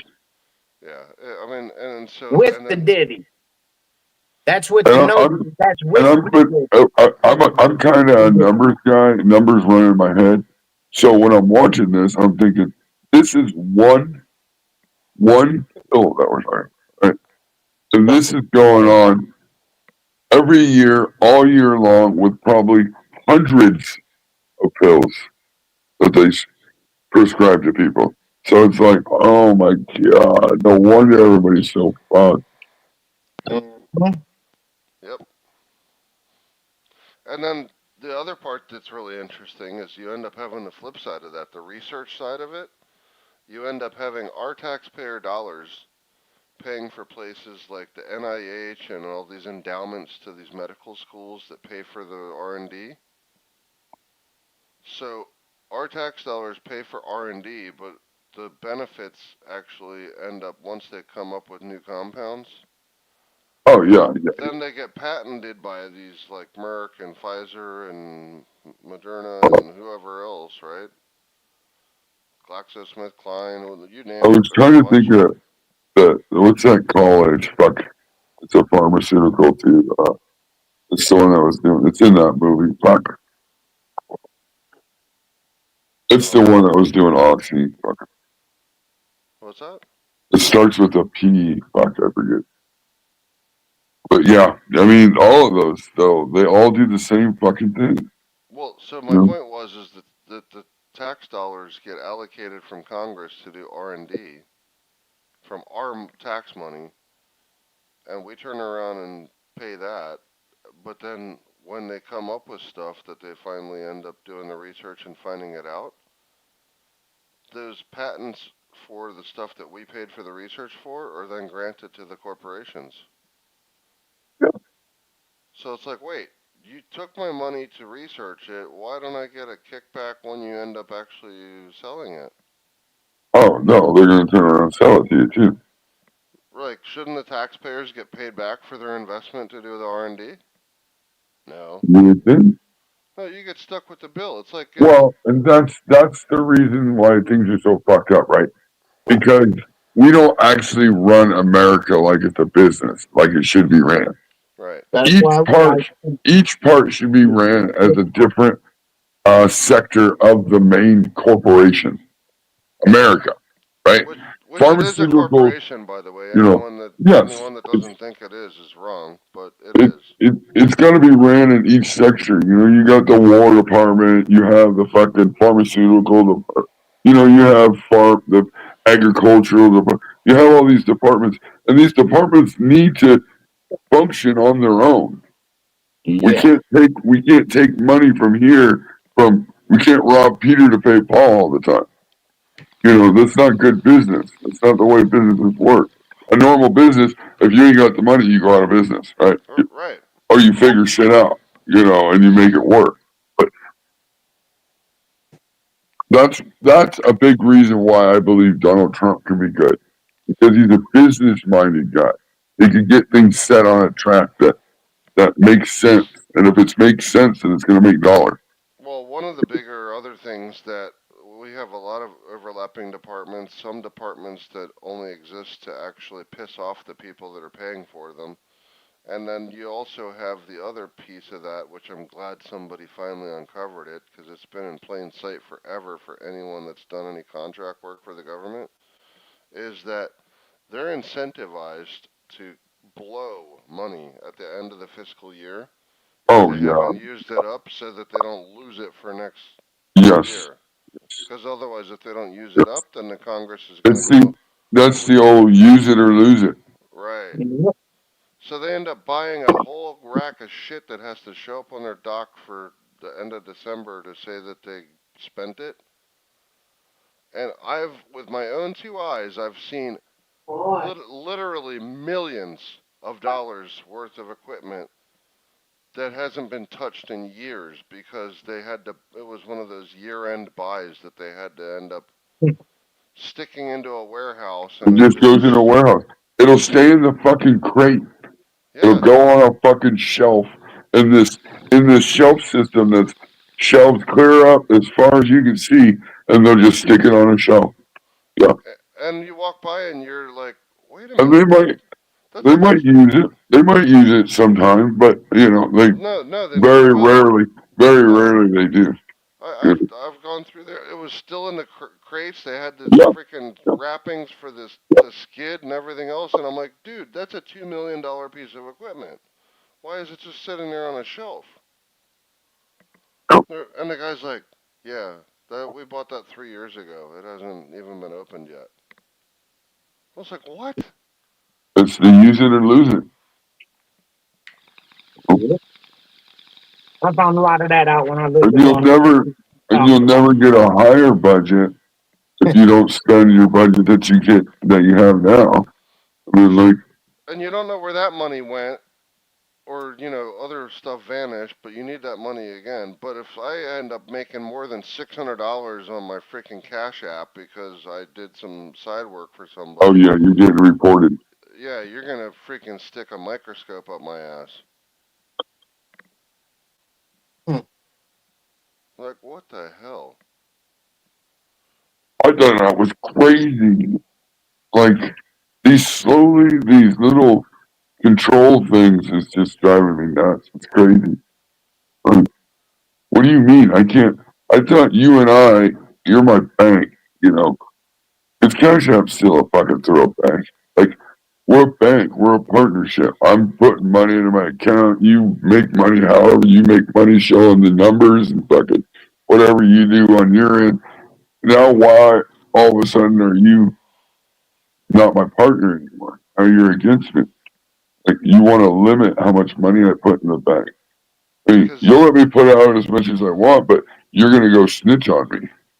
You know what I mean? Like, I'll tell you exactly why it lately happened is the fact that they've decoupled. They used to have it where they had to have a small percentage of deposits to back up the money they were lending out. It's the fractional reserve lending system, right? And so for a while they had it where it had to have been a 10% deposit to investment ratio. They've since now done away with that. In COVID, they dropped it to 0 requirement. So now they have no incentive to borrow your money. It's a lot easier just for the Fed to give it to them. So why do they want to keep track of your crap? I know, it almost seems like it's a burden anymore, right? It is. It's like Mhm. we take your swine money. Well, that's why, like, Why'd you say bother us? if you have $5 million in the bank, if you went to your bank right now and said, "Hey, I'd like to pull out $2 million," they're gonna go, you can't do that." You're gonna be like, "What?" They're gonna be like, "We don't have that." Well, You're gonna be like, "What do you mean you don't have my money?" try Like, and cash a $10,000 check. They'll tell you to come back in a week because they have to order the money from the Fed. like they don't have your money. It's just Like it's it's a not number. even. Yeah, that's exactly. There's nothing there. It's all smoke and mirrors. They have these big vaults and big this and blah blah blah and concrete and. Give me 10 grand. No, come back in a week. Look, you mean to tell me you don't have 10 grand and you're a bank? You got to go to the right corporate bank. Well, depending on your bank, you got to go to the right one. You got to call ahead. Right. Why the hell do I Make have to sure call they ahead to have give you a heads up? You're a bank. You're different supposed to tabs have on the money. cap. Enough, yeah. And depending on how big that corporate bank is at that location. Arguably, you have like okay, I'll say one job, but it's They're really supposed to have they two have hundred like and fifty 3 different thousand. jobs. That's all But they're allowed to have. But Or then that's what they're what do supposed we to have, 250,000, because that's all they're covered by the like? FIBC in the Why do bank. we need oh huge well, banks then? Why do we need big old banks then? well exactly. But Don't actually, know. the That's FDIC why. that's not how that works, family. They actually have all your accounts are insured up to 250K. Right, and that's all they have to have for you. If you got a 2 million, if you want to pull out 250,000 of your 2 million, that's all they have to have covered. So you have to call. You have to give them time to pull out that 250. That's all they have to have covered at that day. So Right. they can But call around to a few banks and have it traveled into that bank. But you well, have to call at 7 in the morning, and they have to have time to get that money traveled to that bank. that's the FDIC doesn't tie into how much they have to have on cash reserves within the actual currency of the bank branch. For you to get your money out that day, that's what No, I've experienced yeah, they just have a limited amount of cash on hand is all it on boils hand. down Right. to. Yeah. Well, that's when you were saying to get to 10 grand. That's all I was saying, that they got to have so much of money on hand, and if they don't, you just depending on the amount you're trying to get out. But you get my point. No, Forget that they're a bank for a second. Yeah, Like, I no. mean, you're a bank. Your job is to have money. It's like trying to go to a car dealership and they have this big, huge lot that takes up acres with this gigantic parking lot and this big sales tower and all this stuff, and they have 4 cars on the front line. eh, Like, what are you doing? right. You're a dealership. You're supposed to have a shitload of cars for me to choose from. Hmm. Oh, come back later. Tell me which car you want, and I'll have it delivered to here so it can be in the lot in a week when you get back. Like what? Okay. Put in a different context. How does that make any logical sense? You have one job. You're a Right. bank. Yeah. Your job is to exchange money. Yeah. And you mean to tell me that you don't have 10 grand? That I've never had a problem getting out of a bank. That amount of money, at least. Yeah. I- Good. I'm I'm just saying, like, Got okay, it. they have Got it. a decent Come amount, on. but if you're trying, like, I've had it before where I had to go try and Got it. Come on. cash a Got it. $23,000 check, and they're like, no, we can't do it. Sorry. We can write your information down, and by the way, why do you need 23,000? And they start interrogating you why you need your own goddamn money. Shit, they didn't do that when I cashed $125,000 check out there in Upper Marlboro. I called them ahead of time and said, hey, I'm coming to cash $125,000 check. I want all cash. They said, okay, we'll have it ready for you because I told them selling the house. This is what's happening. I want it in all cash. I'm coming with the check. Blah, But blah, you blah. but you gave them a reason of what you were doing and all that. That's the Yeah, difference. right. But they didn't have the money that day. They said, I called at 7 in the morning and said what was happening. Yeah. I had to check by this time. They said, come in tomorrow. We'll have the cash in a room how you want it. Because I was counting every band, breaking it open, putting it in the money counter as they sat there and watched me count it. And they had it all there. But yeah, I did had a call ahead of time. Right. They said, no, we don't have that. We can't do that. And then they did ask a bunch of questions on where the money was coming from, how I was getting the money, making sure everything was legit. Right. But yeah, that was just crazy. Which No, we don't have it in here right now. What do you which mean you don't? I'll have my check by noon. You better have my money in there by noon. No, we don't, sir. And no, we won't. We'll have it by tomorrow, by noon. I said, okay, well, it better be there by noon. But this is my interesting point of this is that Crazy. even money, if you look at it, it's supposed to be legal tender upon presenting it. They're supposed to Serve on demand. give you that. Yeah, exactly. It's a demand note. Well, that's the same thing. Like I went to a concert, right? And they didn't accept cash, Yeah. right? Like it's supposed to be legal tender. Like Right. you're not supposed to be able to refuse cash. It even says for all debts, public and private. Public and private. Yeah. And that's what Nuggy was saying when he was saying, cash currency was going to disappear. Not for a long time. Not while we're on this earth. Yeah. Well. We can go digital while we're on this earth. There's too much liquid cash that's on this earth that still states right on it, public and private. No. No. You and I'll still be on this planet before we end up. The dollar will die before we will. What do you mean? You think they're going to end up taking all the liquid cash off the earth before we're off the earth? Yep. No way. They will. There's over $1 billion out in these people's mattresses and in their houses and buried in their yards. And Yeah, but if the value, you can have a piece of paper if they kill the value of it, then it's not worth nothing. Here, but it will let me be. post a scenario to you. It will be. But here, listen to this. They did this with gold before, and that's actual legal tender for the entire world over. But at the same point, what happens when they say, okay, we're going to honor those pieces of paper you have shoved in your mattress for the next 2 years? You have to cash them in and turn them into digital. If you don't, 2 years from now, on January 1st of blah blah blah 2030 whatever, Yeah. they will. You might as well light fire and shove it up your ass because it won't be worth anything on that day unless you turn it in ahead of time. But that's what I'm saying. I don't think it'll be like that. I think the paper that's still left out here on that day would then become more valuable because then, okay, Well, how? they don't. Right now, they don't have to. There's still going to be No, no, no, no, stragglers, but no, little nothing by like little, that you can happening actually anytime look. soon.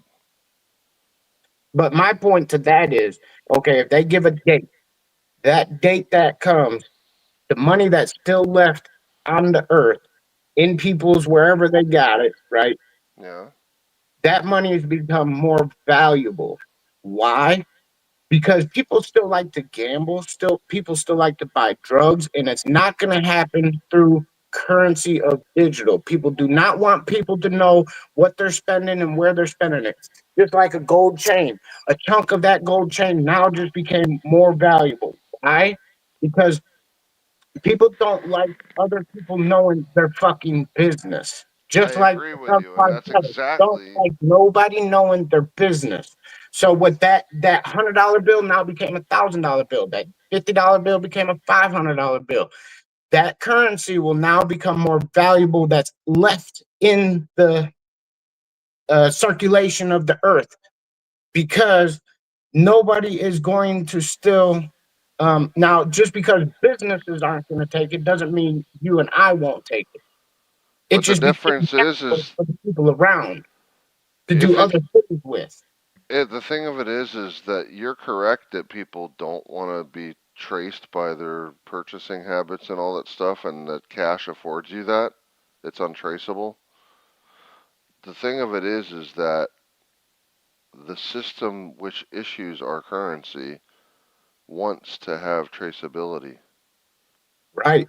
And More the than anyone, they're the ones that want to like, know what we're spending shit on, right, where and it's going. like Well, and if you can't use it at the store to buy a gallon of milk, if you can't use it to pay a light bill, if you can't use it to, I mean, what's it really worth? well, I can't think about cash or but okay. And my other point to that was this currency that's on my phone or on that phone or on that computer over there or that computer over there or that computer there, wherever that currency is, that could be wiped out like that just because Oh, absolutely. they I did agree. just because what they did to me, the IRS and the fucking Chase Bank just took my money and didn't give a fuck about it because the IRS said somebody, not me, because I ain't done taxes since 2004, said that I owed taxes. The IRS said I owed taxes from 2016, and I ain't worked nowhere to take no taxes. I ain't signed no documents, and they found that out, but never gave me my money back. The bank nor the IRS gave me my money back. They said, fuck off. We don't care about you. Your little $1,000 ain't shit. We don't care. Fuck off. You Yeah. hear me? What they did said, fuck off. We took your money and we don't care. And what And are I you gonna do No, about I it? agree. They don't went care. in the bank and threw a fucking fit at them bitches. I was Yeah, pissed. they don't care. Y'all motherfuckers take my money. Y'all let somebody over the phone or send y'all a letter.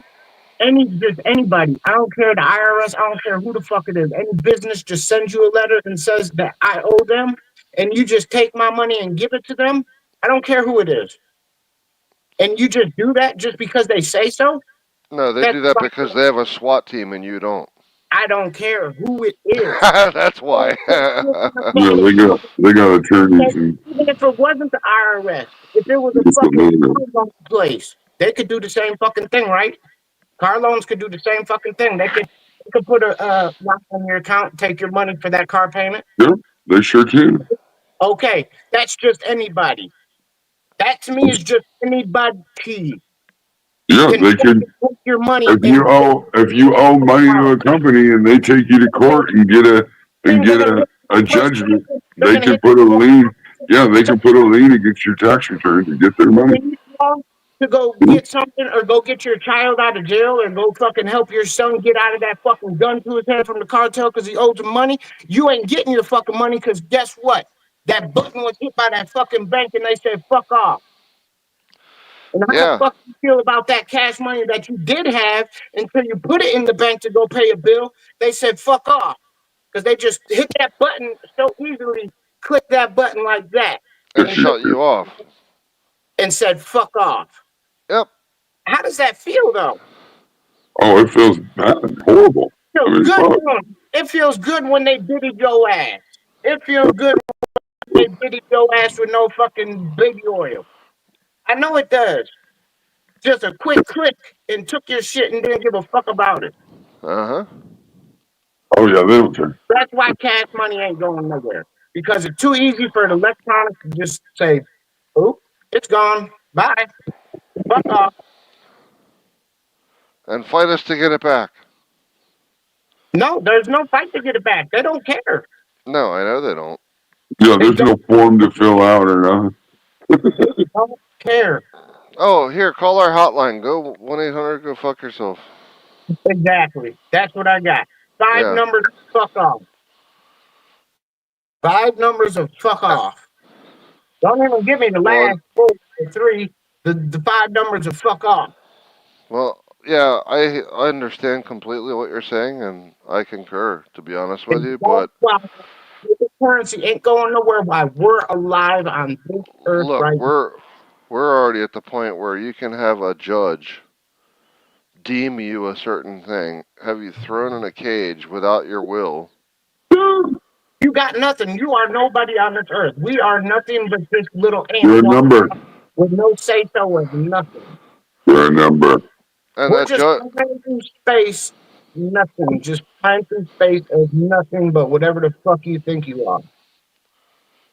You're just a push in the wind ant to be gone at any time, and whoever wants you to be gone at any time. Because you're nobody. You're not sitting up on that podium with that little black tie on. you're allowed to walk around and Because they Or say so. you're allowed to work and pay taxes. Only because they say create so. resources for the government, basically. Yeah. Only because they say so. You're a minor. Only because they say so. When they deem you a threat, you're gone. When they deem you a threat, you're gone. Everywhere they go. Anywhere you see deemed fit, you're gone. Period. I didn't hear a word you just said in the last 10 seconds because your mic muffled. Yeah, they Seriously. silenced him. Oh, I know. Oh, there you go. Now I can hear you. They did. Yeah. Fuck around, find out, Mike.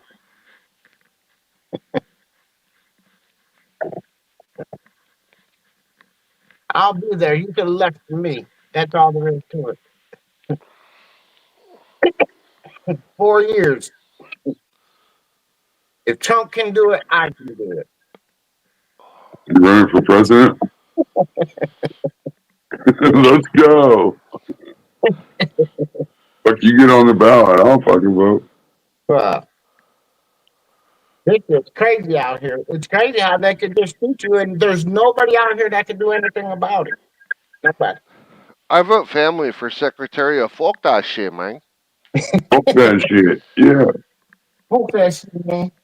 Fuck that shit. I tell you.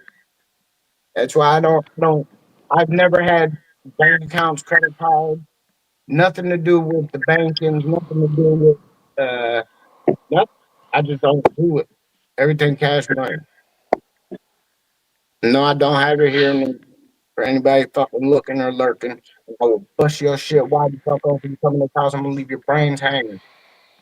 My dogs will eat you for lunch. Got plenty of them too. I make my own bullets. I don't need the government for that neither.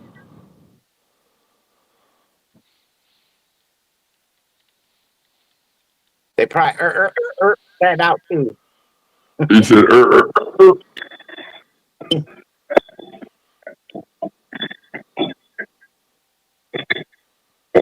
thank you.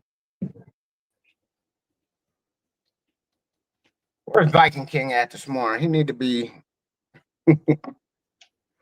Oh man. We got just as good. We got the villain. Hold on. What the? But What up? I heard you guys talking about money. It's something that I know about. Up here. I got the mumbles this morning. He says, you know, I like money.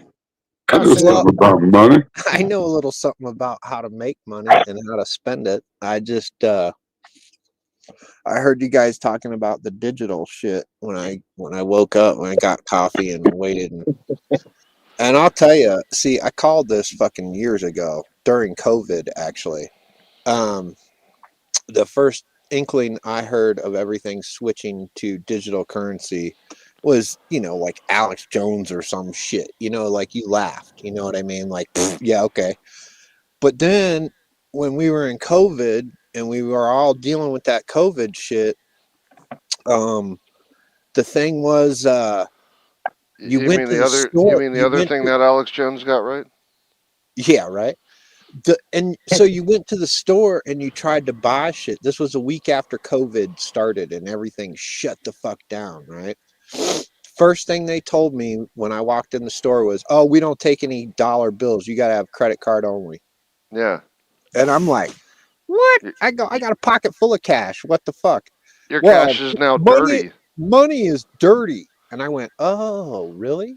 I went, okay, so this is how it's going to go. And so what they do is they make money dirty, they make China horrible, they make everybody fucking bad, right? And everybody needs digital currency now. But see, here's the catch. You guys were talking about the IRS and you were talking about collecting and all that shit. See, here's the beauty and horrible beauty of digital currency. See, somebody has to be in control of that switch. All right. On, off, right? So when you're a dick and you don't agree with what the fuck's going on in society and you throw a temper tantrum or you spit on the sidewalk or you tell a cop fuck you or you fucking give anybody a fucking hard time that they don't fucking, approve of you fucking with. They'll shut off your shit. Oh, so you're gonna be a fucking dick. Oh, okay. Well, here, hold Click. on. Click. You don't get money for a week out of your account. Yeah, you're Or debanked. how about this? All You're the grounded. transactions that you think you make in cash and can get away with, like buying an ounce from your buddy or going to that garage sale and buying some shit from a garage sale or something to that effect. None of that will go down anymore because you see, you don't have to pay taxes on those pennies, right? But in a digital currency world, you can't make that purchase to your buddy. And if you do, and you Venmo him or PayPal him or whatever, that's a digital record of that money. So every penny that you spend will now be taxable and they can figure it out to a penny. You see what I'm saying? You don't pay taxes, just like Root said. Click. Yeah. And the thing of it is any new bills in circulation at a certain point, they can very easily now create a NFC chip to put inside of a strip of fiber. That's why they made the blue strips. Yeah, kind Making of. them thicker and thicker. Yeah, and so the thing of it is just like those badges you see people badge into buildings with. Yeah. They're just passive reacting NFC chips, right, with an Yep. antenna. I So already know. the same idea. So now, what are you going to do? NFC. Okay, that's short range because it doesn't have power source. Mm-hmm. But guess what your phone is? NFC. It's an NFC receiver. Yep. Why So do you think now, so now it can use every phone on the planet to act as a receiver to show us tracing of where that money went. Every Send out, penny. Every send. penny. You don't get away. You're not going to get away with fucking the IRS anymore. I mean, unless Trump gets in and abolishes the IRS, and he's still got what, 16 days before he's in there? Oh, they could start a bunch of shit in 16 days. Oh, They they're already already trying have. to. They Yeah. already did. Right? Like, what do you think that you don't think that wasn't a coincidence? Donald Trump's building with an Elon Musk electric car. I mean, come Well, that's on. what I'm saying. He's got 16 days. They can start all kinds of chaos and be like, the country's in too much upheaval to relinquish power to a new administration. They keep their power. I mean, it's a dictatorship. Watch. You guys think it's all done. It ain't done. Got 16 days. I mean, well, there's already supposed to be whistleblowers coming out saying there's supposed to be more attacks. So like, what happens if we got to call martial law? Oh, Nobody's moving hands as far as presidency goes. that's exactly what I'm talking. It's the last ditch effort to and keep power on the fucking left.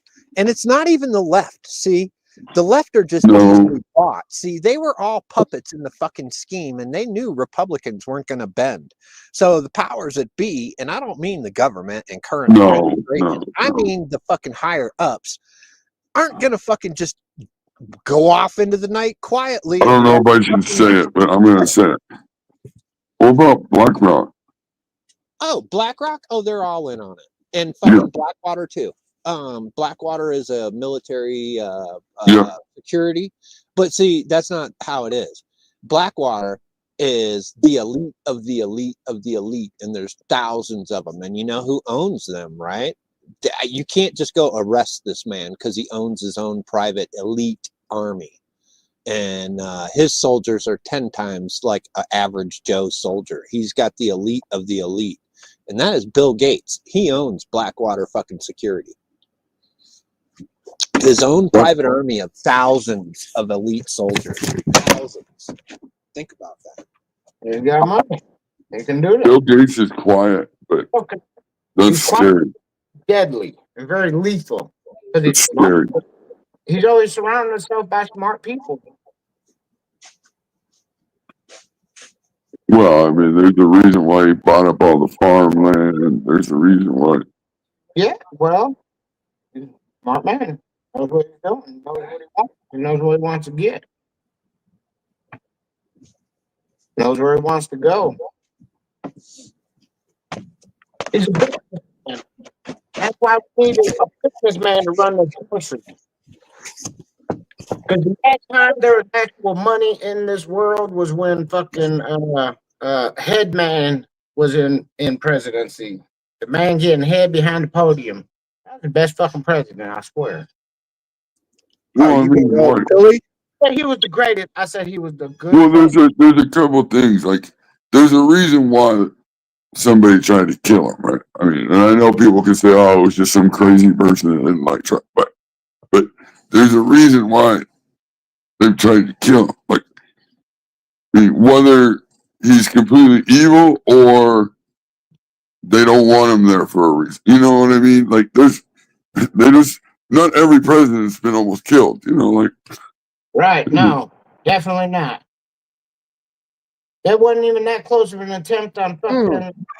See, it's all who wants to play along as to who gets the clout and the fame and the good fucking administration and has an easy presidency.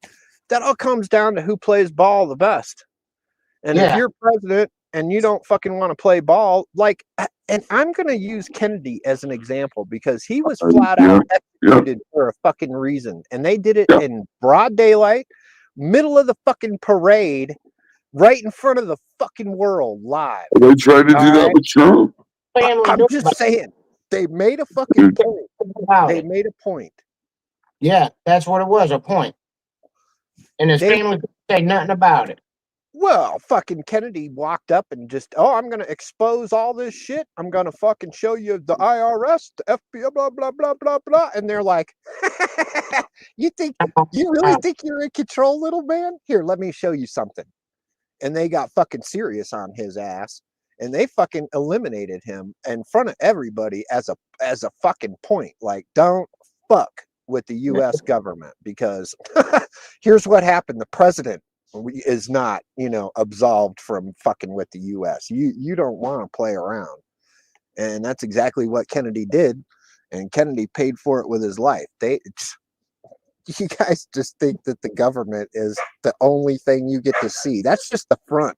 That's like the fucking, what's that hovel on the fucking corner in New York City where they sell fucking just dusty shit.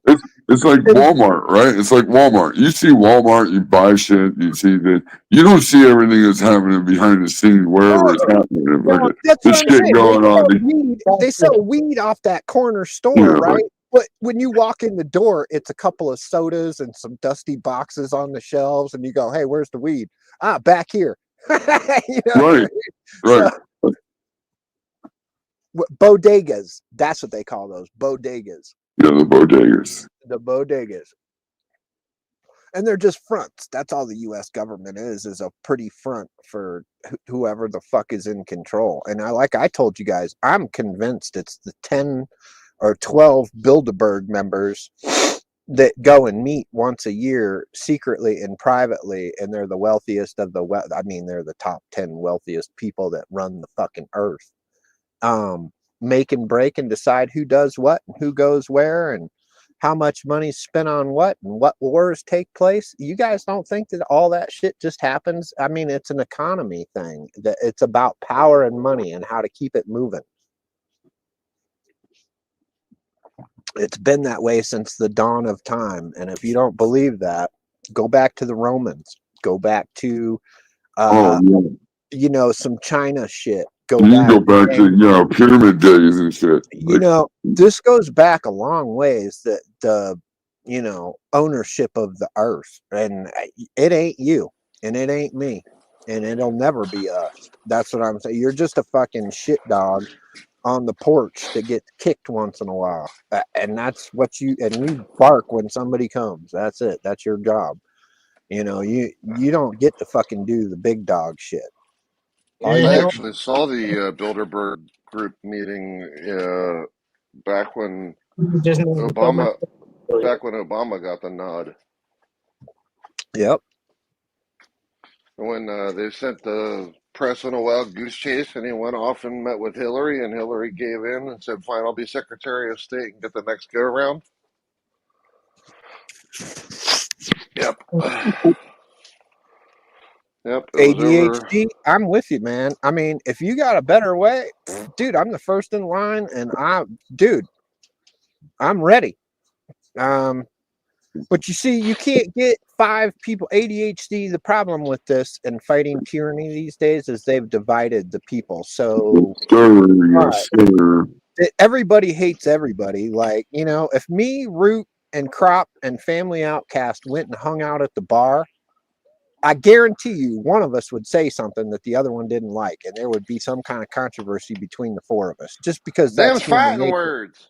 You know what I'm saying? Like, but you can't get 5 people in the same room to agree on the color of a fucking dress, let alone the fucking, you know, economy of the world. You see what I'm saying? Somebody goes to take a piss, somebody's gonna be like, "What the fuck did that guy say? Like, what does he mean?" Like, yeah. See, and that's what I'm saying. Like, it's a beautiful sentiment, and I'll be the first one there with you, buddy. I would, but you can't get enough people to drop their fucking luxury living and free shit from the government to go, hey, this is fucking wrong, and stand up. You can't. It won't never happen, dude. It won't happen. Yep. The only way that something like that would happen, ADHD, is if the government pulled some bullshit like they did in Europe and shut your fucking bank account off. You want to fuck with an American populace? Fuck with their money. That's where you'll get people to stand up. Until you take somebody's wallet, nobody gives a fuck.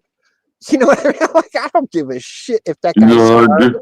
You know what I do to the whole frog in the pot. And the thing of it is, it's simple though. If you shut somebody's bank off, that's the frog hit the hot water moment. You don't even have to. You could fuck them really good. Just shut off internet. There you go. Click. Banking will be shut down. Yeah. No, the banks will not be shut down. Trust me. I know that for a fact. Banks are definitely. Well, you can drive to the bank, but most places ain't going to take debit card. Most people don't carry cash around anymore. I gotta go get some weed. This is a good conversation. Some people do, but not a lot. A lot of people have cards now. Yeah. I don't and know. a lot of the things at the stores are ran off the internet. Like their little debit card readers are ran off the internet. So if the internet's down. Nope. Every person I know got cash on them. Actually, most of the places that have that some of them run off the internet, but like a lot of the gas stations and stuff, they actually run by satellite uplink. Which it's still packetized internet. It's just a VPN using satellite instead of having a hard line. But still. The people would be fucked. They'd be like, "What the fuck?" Because they're so dependent on internet that you would fuck people up. You shut the internet off. Why would you not walk around with some cash? What if you break down on the side of the road and somebody rolls up with your flat tire you need in the same car you got, and they don't? I ain't taking. No, I don't know. I don't have PayPal or Cash App because I don't. And I roll up because I am that nice guy. I roll up with your tire, and you ain't got cash. Bam, I'm back in my car rolling. But no, I'm that nice guy that I'd probably just give you my tire anyways. You know what I'm saying? Because I am that nice guy, but I would just give you my tire anyways. I probably wouldn't. I just want your jack. Let me use your jack. So family. I thought I was kind of an activist in a sense, or at least in a moral place. Because I don't have banking. I don't have banking. but my point is I called myself a Luddite earlier, and basically, you've taken the crown. Root no longer has the Luddite crown. You've got it. That's cool. I don't know what it is, but A it's cool. Luddite is somebody that resists the progressive movement of whatever BS going on in favor of, like, Yep. like I was saying before, I'll go through a checkout line with a cashier because I don't Before, want to, because I'm yeah. trying to resist that change. I don't want to end up checking out Okay. my own groceries, right? I want people to have jobs and stuff. No, see, I get wanting people to have jobs. No, because I totally, when I seen them bring back people in the Walmart, I was like, oh shit, they open up them lines again. That's great. But they need to be trained on where the fucking food goes. That's the only I problem I agree. have. I Because I totally would agree. totally go through there. That's great because I don't like packing my own shit. But I want my food to be in the right fucking bag though. I do not want to go home and have fucking chicken meat all over my fucking chips and my fucking canned foods and my damn No, I whatever. totally get your point. Self checkout. There's another bullshit fucking setup there. I refuse. Nuggy hates it. I go to Walmart and the checkout shit will be pretty fast. Uh-huh. And then when you got to stand in line, it takes 20 minutes. And I'm like, dude, I don't work here. I am not checking this shit out. I am the exact same way. Dude, I went to fucking Home Depot. I got a Yep. problem And with they people tried. not around people are ignorant as fuck, man. I gotta get the fuck away from people because I would I went to fucking. lose my fucking shit. I've got no temper for fucking people. I've got no patience for people. People are so fucking rude and ignorant. I gotta get the fuck out that store as quick as the fuck. I walk so fucking fast through the store. I will lose anybody I'm walking with to get the fuck out that store as quick as I can. Yeah. You need to do Walmart pickup. Fucking throw their door. They'll throw their cart into your car. I don't care if I park all the way the fuck out where nobody's parked. All of a sudden, when I go out there, there's 100 cars around my fucking car. How the fuck? I'm all the way as far as the fuck in the corner as I can get, with no cars out there. But when I go out there, there's every car in the world around my car. I could get you. All the way halfway across the fucking world from where nobody was parked. And now all of a sudden everybody's parked around me. Then there's fucking carts all around my car. Then there's fucking door dings in my fucking car. What the fuck? That's why it's pointless to have a Lambo. You can get the fuck out. Quick as the fuck I can. I'm not waiting 20 minutes for somebody to pack my shit in the wrong fucking bags and fuck my whole house up with salmonella with the chicken shit all over. Oh, it was funny. I was at fucking Home Depot and they tried that shit. Oh, we don't have any checkouts open. I'm like, hey, look here. I go, I don't fucking work. And she's like, excuse me? I go, I don't fucking work here. I go, I'm not checking this shit out. She goes, yeah, we have a self-checkout. It's fast. And I go, self-checkout? Again, I repeat, I don't fucking work here. I go, are you going to knock 20% off of this purchase? And she's like, excuse me? And I'm like, are you going to knock 20% off of this purchase for me doing your job? I go, because as soon as I touch the checkout machine, that means I work here, which means I'm an employee at that point. Yep. If I'm not getting an employee discount, well, guess what? I'm not fucking self-checking. I go, so I'm either walking out of the store with this merchandise because you refuse to service me, or you're going to open up a fucking checkout thing and take my fucking money. And they sure as fuck opened a checkout thing and took my money. Yep. I don't play that bullshit. Fuck that. Well, they'll sit there and argue. They'll sit there and argue with you, and you're like, you are arguing with me, trying to get me to use that damn thing. You could have checked me out by now. Like, what the fuck? Like, you guys are just standing back there talking. There's three of you standing there talking. Like, come on, what the fuck are you? There you go, awesome, ADHD. I showed up to the Walmart employee Christmas party. You're fucking right.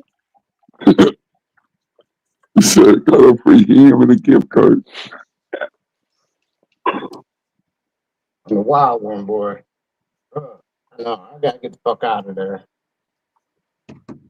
I don't think that that's right. And I don't think that that's fucking, it takes it. First off, that lady that needs that extra cash to fucking pay for her kids' fucking soccer or her little girl's fucking dress for the prom or whatever, that fucking older lady is working at Walmart against her will. You know what I'm saying? And then you go and you put in a fucking self-checkout fucking thing and take her job and tell her to go home. Fuck you. See, and I'm all for. Well, and then they wanna search your bags when you go to leave. Yeah, it's like fuck you. Oh, No, I'm not doing it. You should have heard Miss Villain the other day. Oh my goodness, we walked out the fucking store and I had no idea. You know what I mean? Like I didn't know what she was gonna do, and the fucking guy looks at her and goes, "I need to check your receipt." And she goes, "Fuck off! You're not looking in my receipt, and you're not looking in my fucking cart, and I don't have to let you." I got big-eyed. You know what I mean? I was standing next to this teeny blonde girl. I and own this. It's mine now. And I I'm paid for it. like, yeah, what she said. I'm like, fuck you. Look, guy I was take like, the receipt and keep walking. You want my garbage? Here's my garbage. Have a nice day, and I keep on walking. Thanks for taking my garbage. Thank you. I don't want it anyways. Thank you, and I keep walking. They don't look at my shit. I paid for this. I'm walking the fuck out of here. You're not stopping looking at my shit that I paid for. I know you're not.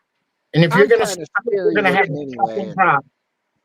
They don't ever fuck with me at the. I've never had watching. If that person's not there watching, what the fuck are they getting paid for, and what the fuck are you getting paid for? Why the fuck is there two people watching? And usually, if I just walk by and ignore them, they don't say nothing. I do. The people that are. I walk out. We're obviously all against it, but the people that are with it and just succumb to it, they don't realize that if they, let's say that they've worked at a fucking muffler shop, that same lady that was a Walmart checkout cashier lady needed work done to her car. She was going to go give you money to get her muffler fixed, but now because she doesn't have a job because you took her cashier position away, now she doesn't even have enough money to come get her muffler replaced. Yeah, fuck it. I'll run with it now. Why is it those people checking the fucking tickets are all old people in their fucking 70s? Oh. They can't even see. They gotta stay home. Retirement. You're looking this close at the receipt, taking forever because they know on the receipt. They know you won't look at what's in your fucking basket. Well, how much time are you gonna take to look at what I just fucking paid my hard-earned money for? No, thank you. Walk on. You see, they use the old people because people have sympathy for them. Well, yeah, you know, it's less likely that somebody's going to be a total fucking douche to an 80-year-old. You know what I mean? Like, I'm sorry. I give them the receipt. Here's my garbage. Thank you for taking it, and I keep fucking walking. Because I've never had one ask me for a receipt, except for when Miss Villain was there that one time. My garbage, and I keep walking. I say thank you, and I hand them the receipt for taking my garbage, and that's what I say, and I keep walking. I try not to be rude, but that's what I say, and I keep walking. So I just look at the guy and smile, and he doesn't even. And I'm walking. I just keep walking. Yeah, they don't fuck with me, man. I'm fucking kind of a big, scary, long-haired, fucking Grizzly Adams looking motherfucker, and you probably are not going to just rush up to me and fucking accuse me of anything. You know what I mean? Like, you're saying you don't look approachable, huh? I'm kind of a big guy, so they probably were watching me through the whole fucking store already. Yeah, you're on camera 24/7 there. Tell you that. Probably already fucking. Yeah, no, I definitely being watched everywhere I go. Yeah, but I don't play that bullshit. I don't like that, and I don't like the way they fucking do that and take people's jobs and you know. And it's funny because they have fucking 10 girls standing in the self-checkout area watching everybody. They could be fucking checking people out, and it would be over and fast and done, and nobody would be fucking stealing shit and half bagging stuff and putting stuff in a bag that didn't get paid for, kind of thing, you know. And I mean, get the belt, and then if you put everybody's shit in the right bags, there wouldn't be a problem. Everybody would have a job. There would be no self-checkouts. You're right. Right, Sled. That's exactly right. You give them the fuck off look, and they don't fuck with you. So nothing got stolen. If everything went through the. I mean, I would rather pay 10 cents, 20 cents here and there on shit, a little extra to keep the people working and keep the fucking. MJ, you don't know about those places. Oh, they've got those places all over, especially in the city. You don't know that. You could go. Oh man. Yeah, you could go and you might not have a self-service tire station, but they have places, especially in the big cities, that they have full shops inside of a big warehouse, right? And you rent a spot inside the warehouse to work on your car, and they have some of the tools provided and a lot of machinery, like a tire machine and some other shit. But you can fucking go and park your car, rent a spot, and work on your car because you don't have a garage. So you can rent that spot for a while and work on your shit. It's a thing. What's that? Where the fuck is this? I ain't never heard of that shit in my life. They're small. They're like bodegas half the time in the city. And you can, in most cities, most big cities, have a place where there's a warehouse that you can rent a spot in the warehouse with everybody else. You know what I mean? It's not like you're there alone, but it's for those guys that don't have a front yard, or they have to fix their car on the street or something like that. But they have these rental places that you can rent the bay, and they have some tools, you know, provided, like machine stuff. And yeah, you can fix your car, but you have to pay the rent for the month and whatever. But yeah, they see, Wild says we've got them here. Gotta sign out tools. Yeah, they make you leave your driver's license or something, your wedding ring, or they're pretty fucking stout about keeping their tools. Nope, not here in Illinois. Not here. I ain't seen that shit. Never heard of it here. No, I'm gonna have to talk to some of my buddies out there in the city, in the inner there's city. Zib says, people, fuck no, you ain't getting no money. We getting all the money. We'll fix your shit here. oh no, Zib telling you right there. There's a garage near me that rents out the lift, air tools, etc. to work on your own car. I mean, it's a thing, dude. I don't know. Everywhere there's somewhere to work on your car, pretty much here. And then if not, somebody, the hood man's gonna work on your shit. Street man. See, I lived in an apartment building for 16 years, and I was the man. I had 3-car garage. I mean, not 3-car garage. I rented 3 of the garages out in the back, and that's where I stayed all my time. Winter, summer, and every day of the 16 years I was outside working on cars in the garage. Yeah. I did all the quick shit. I didn't do internals. I only did, brake struts, water pumps, all in outer motor stuff. Stuff that couldn't sit around longer than a day. As long as I could do it in a day, I did it.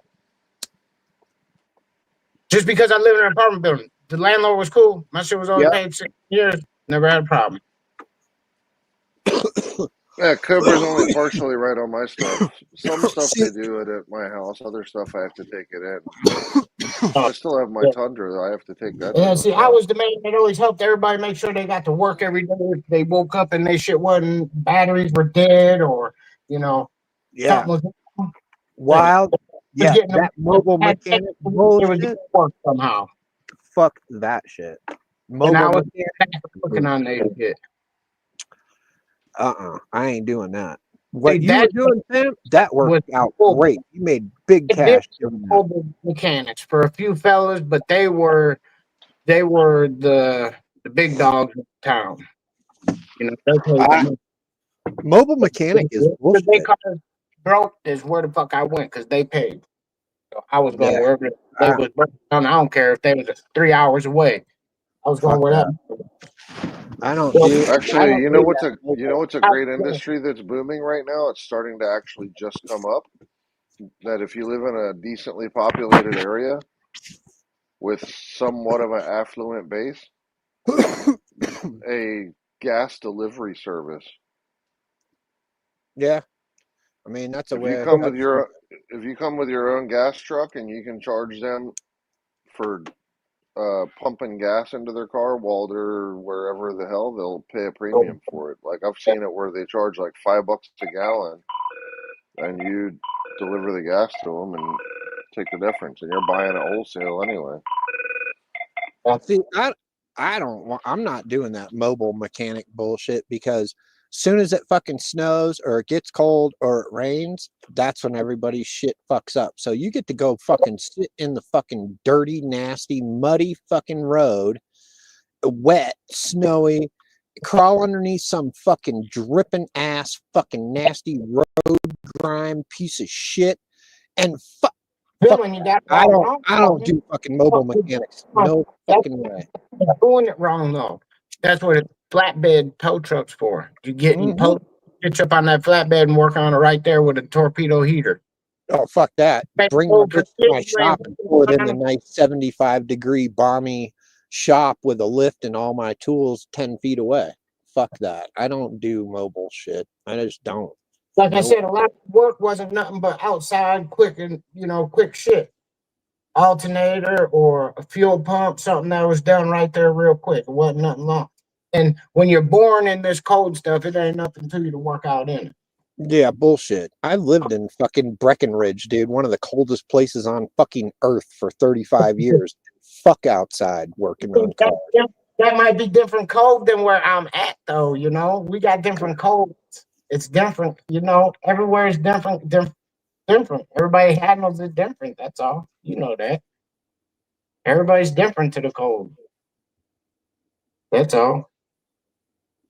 But yeah, that's just what I did. That's just how I lived. Yeah, well, I mean, you got to do what you got to do, but I did what I did, but I didn't work for nobody. That's how I raised my son, the same way. Yep.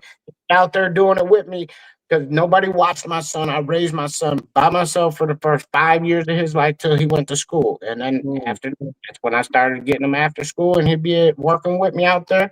He'd be on his little four-wheeler in the little lot, spinning them around, having a good old time.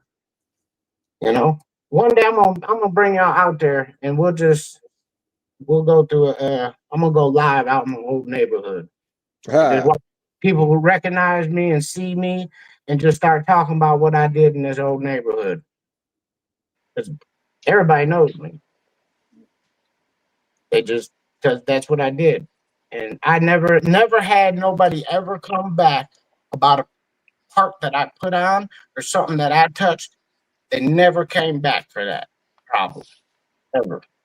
When I put it on right the first time. They ain't never had to come back for that same problem. I ain't never had nobody had to come back and say, "Oh, you didn't do something, or you caused another problem." You know how people want to do janky fucking work. I had to fix other people's work from other janky motherfuckers doing janky work, and I showed, "Hey, look what this dude did. Look, he was trying to get you to come back because look how loose this is on here. This is gonna fall off in probably another 50 miles. Then he was gonna take it back to him. He was gonna charge you for that and this." Because he caused both of these problems, huh? Yeah, look, you can see how this is done. You can see how he set it up. Oh man, I ain't never going back to him. I'm telling my cousin don't go back to him. I'm telling my auntie don't go back to him. Yep, that just caused me 3 more new customers. Yep. And lost him 3 customers right there because of what he just did to that lady. And I didn't even charge her to fix that problem because all it was tightening that fucking thing back on. How much are you going to charge me to do that, lady? I'm not charging you to tighten that on there. Oh my God, really? Lady, no. I'm going to tighten it on there. Is all he did was left it loose. Just so it would fall off in a couple of miles. I don't know how many miles, but some miles that thing was going to fall back off there and cause you fucking misfire again. Well, at least your cars are modern. I have to fucking get, like, my job consists of 50-year-old fucking cars usually, at least 50. They come in with 50 years of people touching and rigging that car up. 50 years. What are you talking about? I'm talking about cars from the 80s and 90s and maybe that's what I'm saying.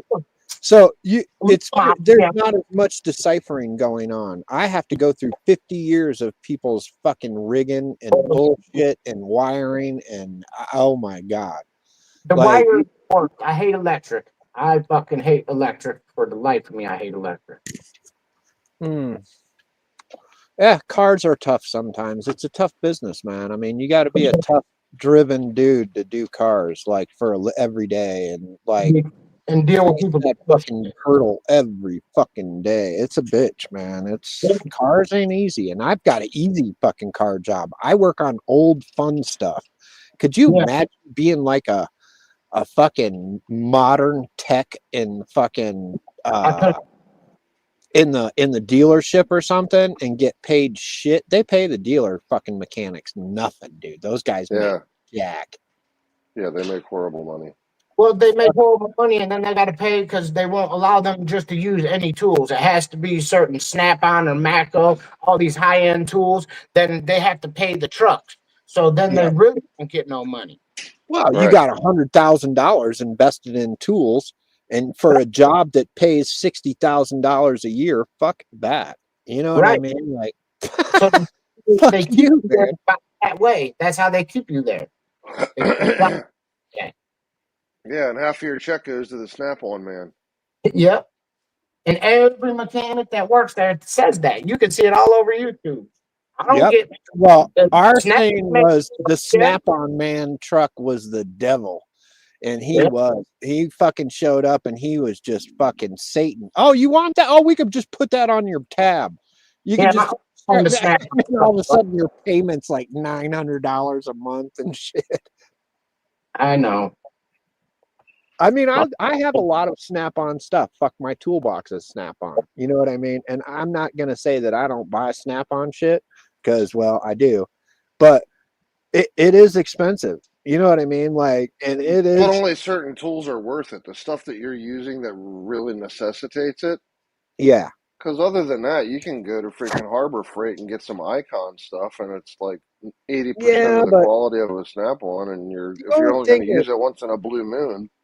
I just see if Snap-on, Snap-on, I like ratchets. Their ratchet shit is fucking amazing. Agreed. Then you've got, let's see, some of the specialty tools that you need for this and that are nice. Their specialty tools are none of that's the best. But the sockets, Icon sockets, like if you can get, because sockets are those kind of tools that you break a lot. You snap. They're consumables.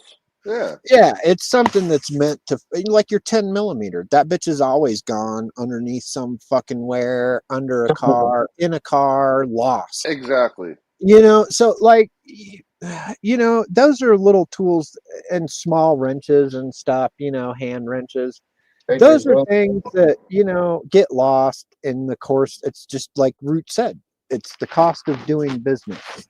Yep. And you lose a tool here and there. But to have your entire box and everything in it, nothing but Snap-on and Matco, dude, you could have sent your kids to college twice for the amount of money that you'll have in fucking Snap-on box to do your job. If you're a fucking master mechanic, I'm 35-year ASE master certified mechanic. There's nothing on a car that I can't work on. I mean, that's just what I do, right? So, well, you sent the Snap-on man's kid to college. Oh, you definitely sent his kids to college without even, definitely. But 3 times over again.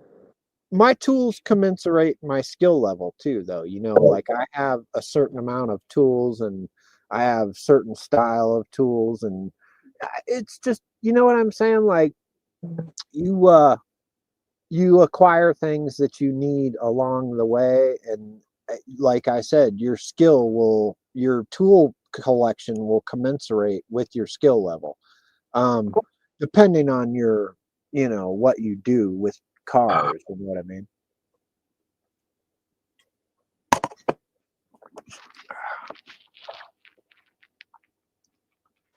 The way I look at tools is if you end up having stuff that you use every day, day in and day out, and that's your bread and butter, that's how you make your money, it's worth investing in quality tools that are going to last. But if you got some one-off or, twice a year tool that you're going to use that is not really that much better coming from Snap-on, and you can get it for half the price for 90% of the quality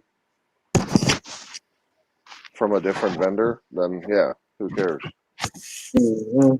Not everything has to be like, oh, I need that Snap-on digital torque wrench because that thing needed the extra whatever that I'm only going to use once in a blue moon. I mean, it's a bad example because you use a torque wrench all the time, but You get my point. Like, Yep. oh, I'm going to spend $1,000 on a torque wrench when if you're one of those guys that only is going to use it a few times a year, then what's the point?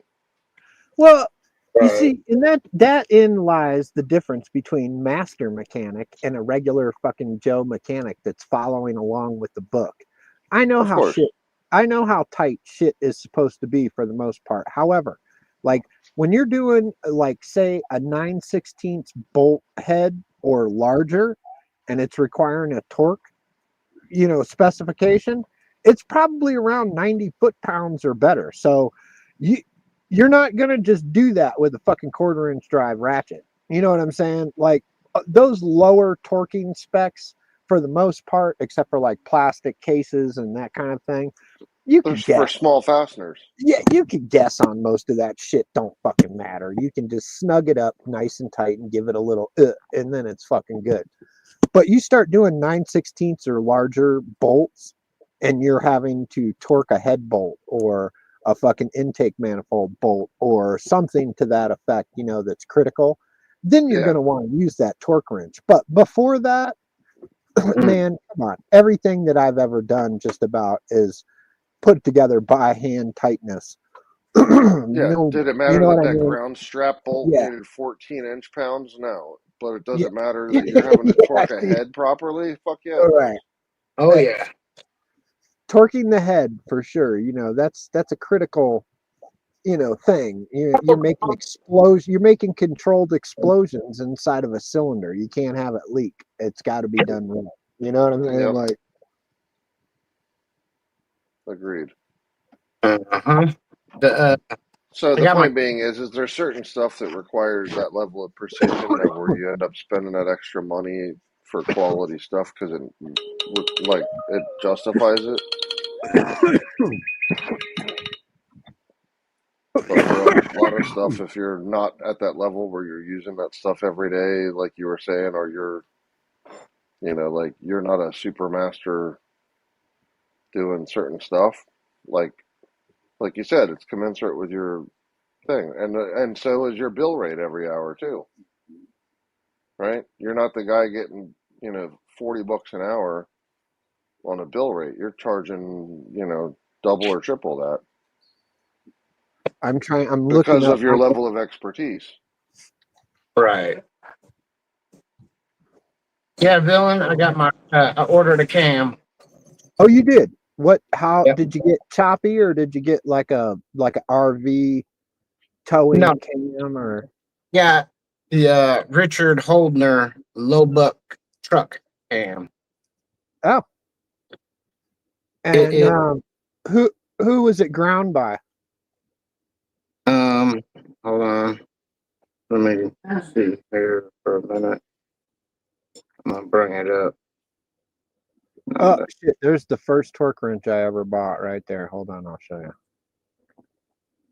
I'm gonna need. I gotta have Chapo share the screen. The lift is 552, 552. The duration is 212, 222X, and the LSA is 107. Hold on, what?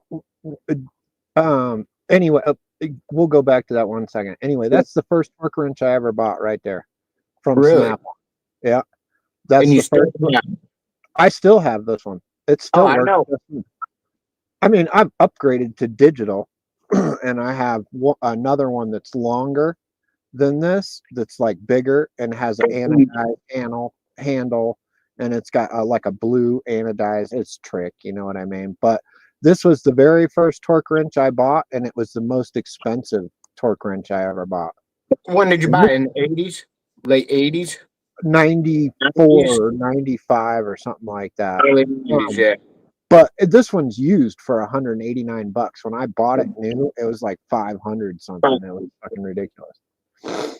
I remember seeing those on my uncle's truck. But those old Snap-on ones like that are mechanical. See, and you can have them recalibrated to work again, but they're expensive. Right. Yeah, they are. That they are. That they are. Wish I had all my dad's old tools. Old Dutch, you know, there's some things in the mechanic world that I don't do. You know what I'm saying? And tires being one of the most pronounced things that I don't fucking bust tires for nobody. You know what I mean? I'm not fucking 20 looking for a fucking job. I don't do fucking tires. And every fucking shop I've been in since I've been 24 years old, all of them do tires, and the first thing I tell them is I don't run that fucking tire machine. I don't fucking do that. And they have no problem with, because I'm the only one that can run the fucking hydraulic fucking tube bender, and do exhaust work accurately. You know what I mean? Like, I don't do fucking tires. All right. I can run every fucking piece of machinery in this shop, and the tire machine ain't one of them.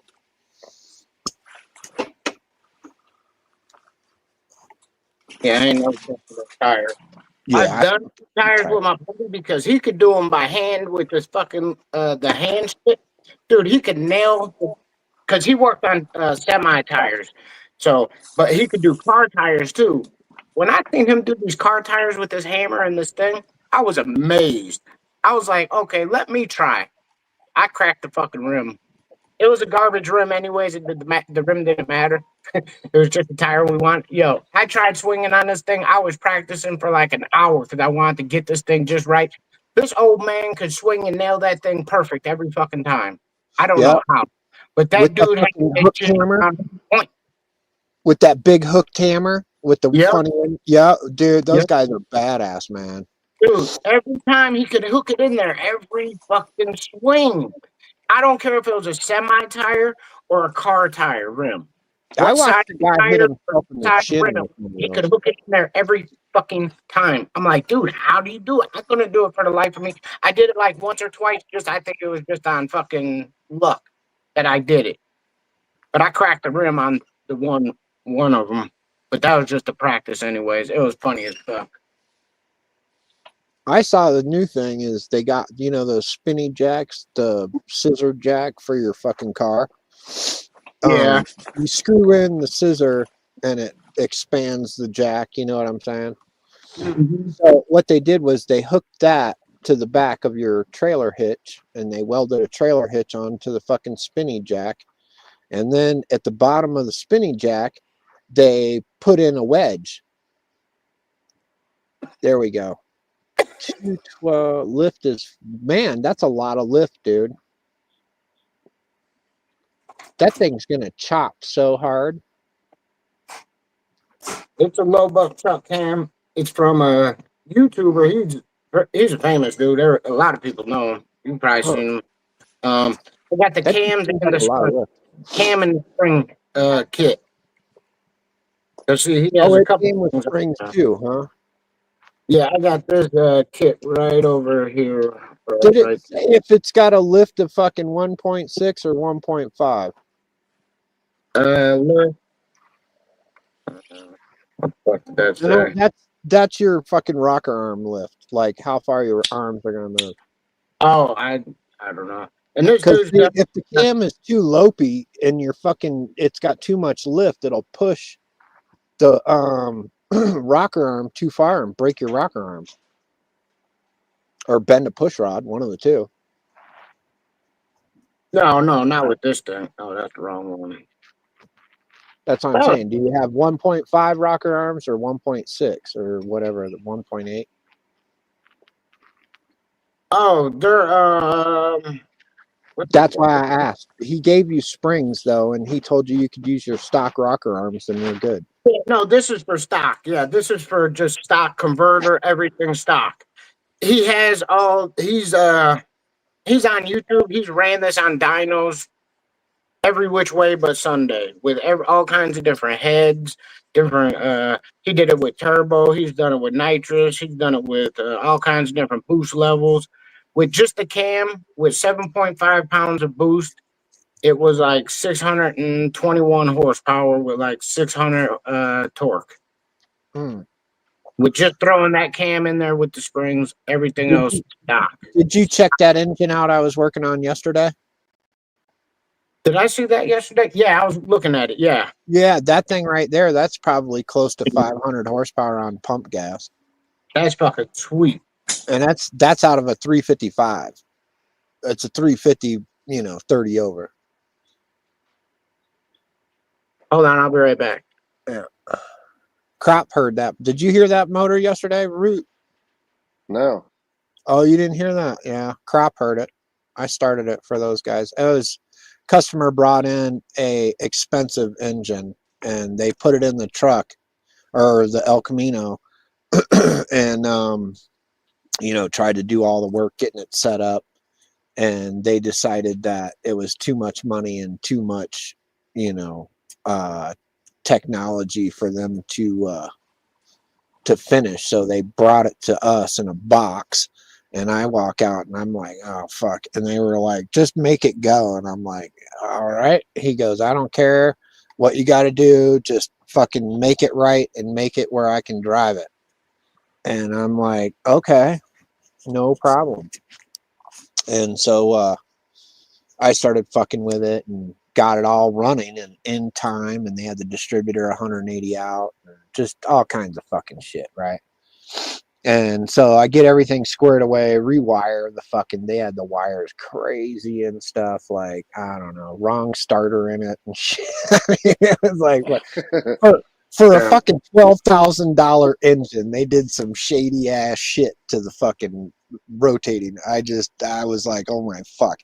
So, I got it all, in working order and got all the electrics to test right and everything. And I mean, I literally poured gas in it I had to break in the engine. That was the other thing, is they didn't break it in, like it was fresh. So I had to sit there for fucking 20 minutes at 2,000 RPMs babysitting this fucking thing so it didn't blow up.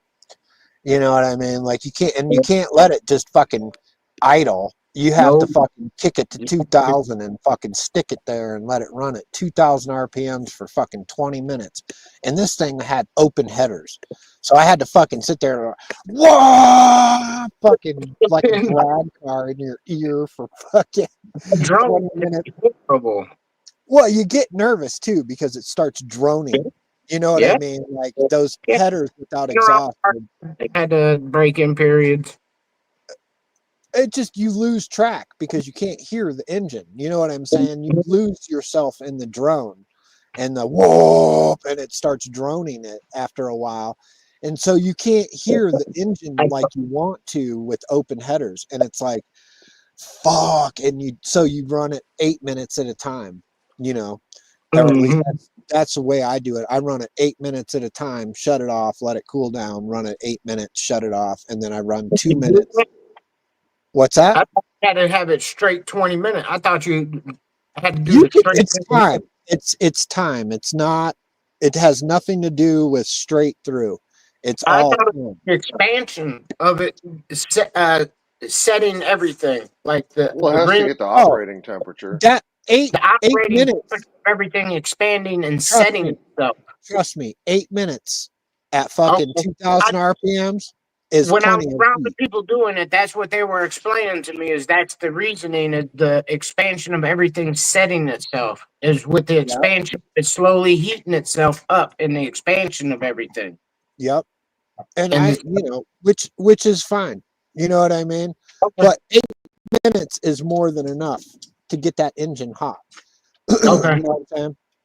And that engine's hot, and like when you're rotating a fresh assembly.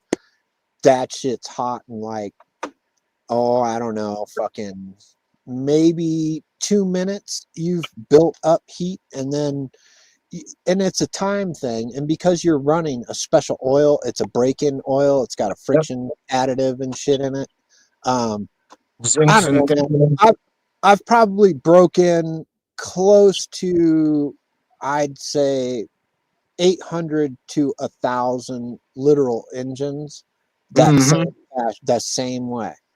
And I mean, you guys know me. That's what I do all day, every fucking day, is build engines and go fast and, you know, horsepower. That's what I build. And it's all high end, you know, big money shit. Like, you guys saw that 67 Chevelle with the blower motor, right? That was fucking huge money. Oh yeah, the 67 was 67 Chevelle. I painted everything, but then wound up putting a 671 blower on it, and I put twin Holly snipers and made two Holly snipers talk to each other and work together on a 671 blower. So I made a 671 blower on a 67 Chevelle work with fuel injection, and put a fucking in tank pump in it and modified the tank to hold the pump and deliver the fuel pressure. This guy Gantz is great. I don't think he knows who I is and what I does, because he questioned by what I was saying right there in that. You know, I've done this for 35 years.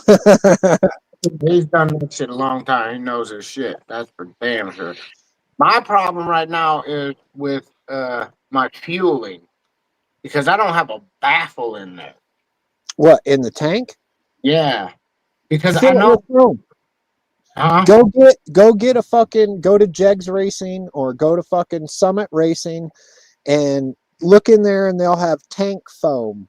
And what it is, it's a big fucking chunk of foam.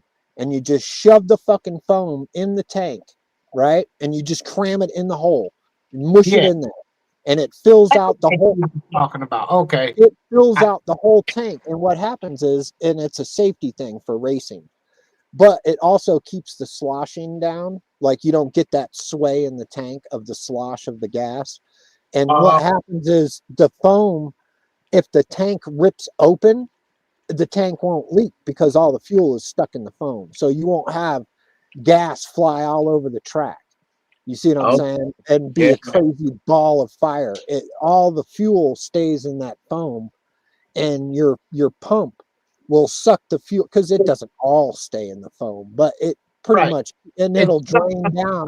And then when it's splashing around, it's sucked up in there. Yeah, and the foam keeps in the middle of the foam. Yeah, here, and I'll look up a picture. It can only go through so fast. So if it busts open, only those areas where it's not will only be the only gas to fall out. Okay, I kind of get what you're saying. I see where the foam is going. I see what it's doing in there now. Okay. Yeah, and it takes up all that slosh. Here you go, fuel tank foam right there, Bammer. RJS Racing Equipment fuel cell foam, $22, $23, $19. Okay, great. And it's alcohol compatible, so this will work with an alcohol fuel. I'm going E85. I think I'm going, because I'm going turbo with single turbo E85.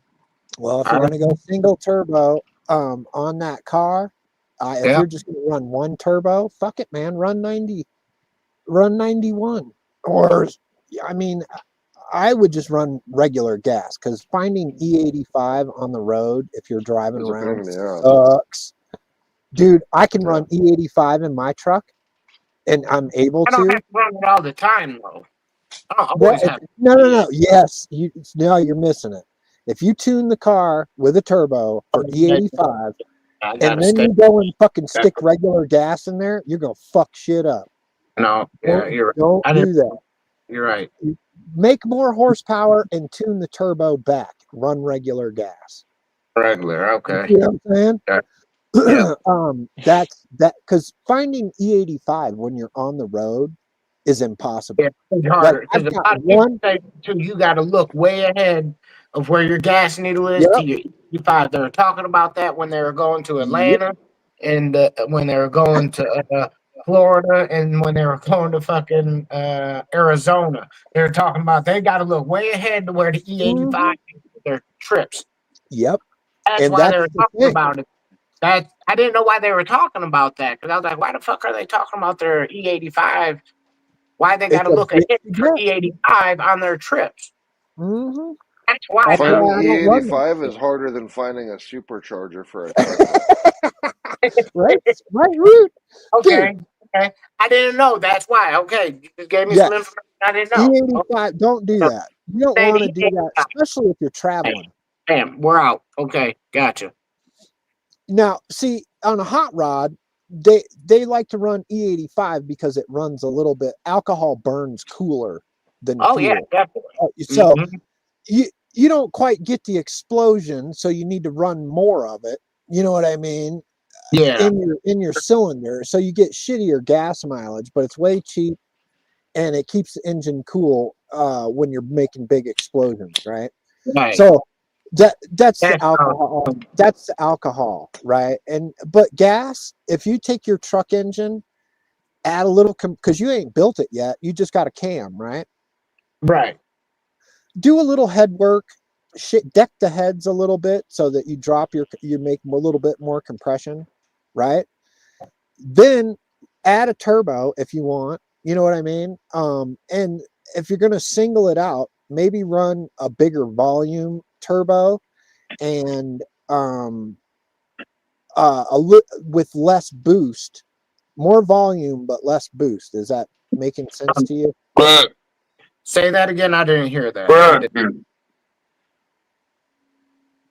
What's that, Crop? oh, sorry, I was yelling at the dog. Look, Run more volume and less boost. So More air CFM, but less pressure. Yeah, but less pressure. And what okay. happens that way is you make enough horsepower with the engine itself that you're able to run like a 91. I would run 91 and doesn't matter. That's just what I would run. 91 is your best, or higher if you can get it. But the other question I got for you is, family, are you at a high altitude or are you at sea level? Where are you? We're damn near at sea level. Illinois. Yeah, I'm in Illinois. What? Damn near sea level. And I'm in Illinois. Oh, okay. And that's why I say, because there's an air density issue too, right? Out west you only have 91, out east you have 93, so tune appropriately for that. 92, here. I think it's 93 92 others. I would tune it and run it on a higher octane fuel, make power with the engine, and use the turbo as an additive. You see what I'm saying? Like, because you're not going to have access to E85, it's going to be tough to fucking make this thing silly. You know what I'm saying? Everywhere around me. Everywhere I've been around here and to the south of where I go on my trips, I've found E85 everywhere on my trip. Well, but then I got to drive all the way or go like towards DC and stuff. I don't know how much E85 is on those. That's what I'm telling you. It's going to be a motherfucker. So if you build horsepower on the engine, you can run regular fucking gas. And then the turbo at a higher volume but low pressure is going to be more than enough power adder. Now, if you're smart, and I'm just saying, because I've done this a while, and the application that you're looking to do with this car, fuck them turbos, dude. Fuck the turbos. Get a supercharger and be done. Then you don't got to fuck around with nothing. You don't got to fucking do a bunch of bullshit. Dude, trust me when I tell you, supercharger is where it's at. Like, what are you talking about? Have to do with well, like this. Okay, so with the turbo, you have to adjust all of your fucking exhaust. Okay, because your exhaust runs the turbo. So in order for the turbo to work, you got to have exhaust. So you got to make exhaust. That's a bitch to fucking make the turbo. Two 4-cylinder headers into one, into the turbo, out of the turbo, back into the fuel injection through an intercooler. All right. There's a lot of work involved in that. Like, you're not understanding the amount of fucking plumbing and routing and exhaust work that is going to be required to do this. Okay. It's not like you can just run pipes through the fucking hood. All right. Right. Yeah. So it's going to be a bitch to make a turbo work without spending some fucking big money. Right. And it's work that you can't do because you don't got a welder. You ain't got a tubing bender. You can't make fucking headers. You can't make exhaust. I barely can do that shit. You know what I mean? I got kids that do all this. But for that car. Okay. I'm just going through the list. And No, so I you know. have to make exhaust, change the interior of the fucking engine bay because it has to house a turbo now that's about, I don't know, 1,500 degrees under the hood. Then, you have to get the car tuned and do a bunch of bullshit. Dude, you drop a supercharger on this thing, it bolts to the front of the engine with one belt. Done. You're all done. That's it. No more. That's it. You're done. Bolted on Yeah, there. the only modification guesswork is the reduction gear is the which That's one it. you're going to choose. Boom, you're done. Bolt it to the front of the engine, one belt, done. Run the plumbing Yeah, to it the goes in place of the intake. intake manifold, and you're done. That's it. That's why I say supercharger is the way to go. Yeah, For your application, especially. I agree with you. Because otherwise, all right, so even on top of that, one of the things that ODM pointed out, which is actually true, is the exhaust gas temperature has to be also matched. E85 burns hotter, so you're going to have to account for that, especially if you're dealing with a turbo. Yeah. So that's why I say your So supercharger is the application that you're looking for. It works like a turbo. Like it's all forced induction. Okay. Yep. Forced induction is forced induction. I don't give a fuck if it's a turbo, supercharger, a combination of the both, nitrous. It's all forced induction of some kind. All right. You're forcing air into the engine, period. So with the turbo, it runs on exhaust. With a supercharger, it runs on the horsepower of the engine. And it's constant. Like turbos, you have to wait for shit to spool. Whoop, and it spools up, and then you're making, and all of a sudden, bam, you're fucking out of there, and it hauls ass, right? Supercharger just has all power all the time. When you hit the gas, the supercharger works from the get-go to the let off. Belt driven.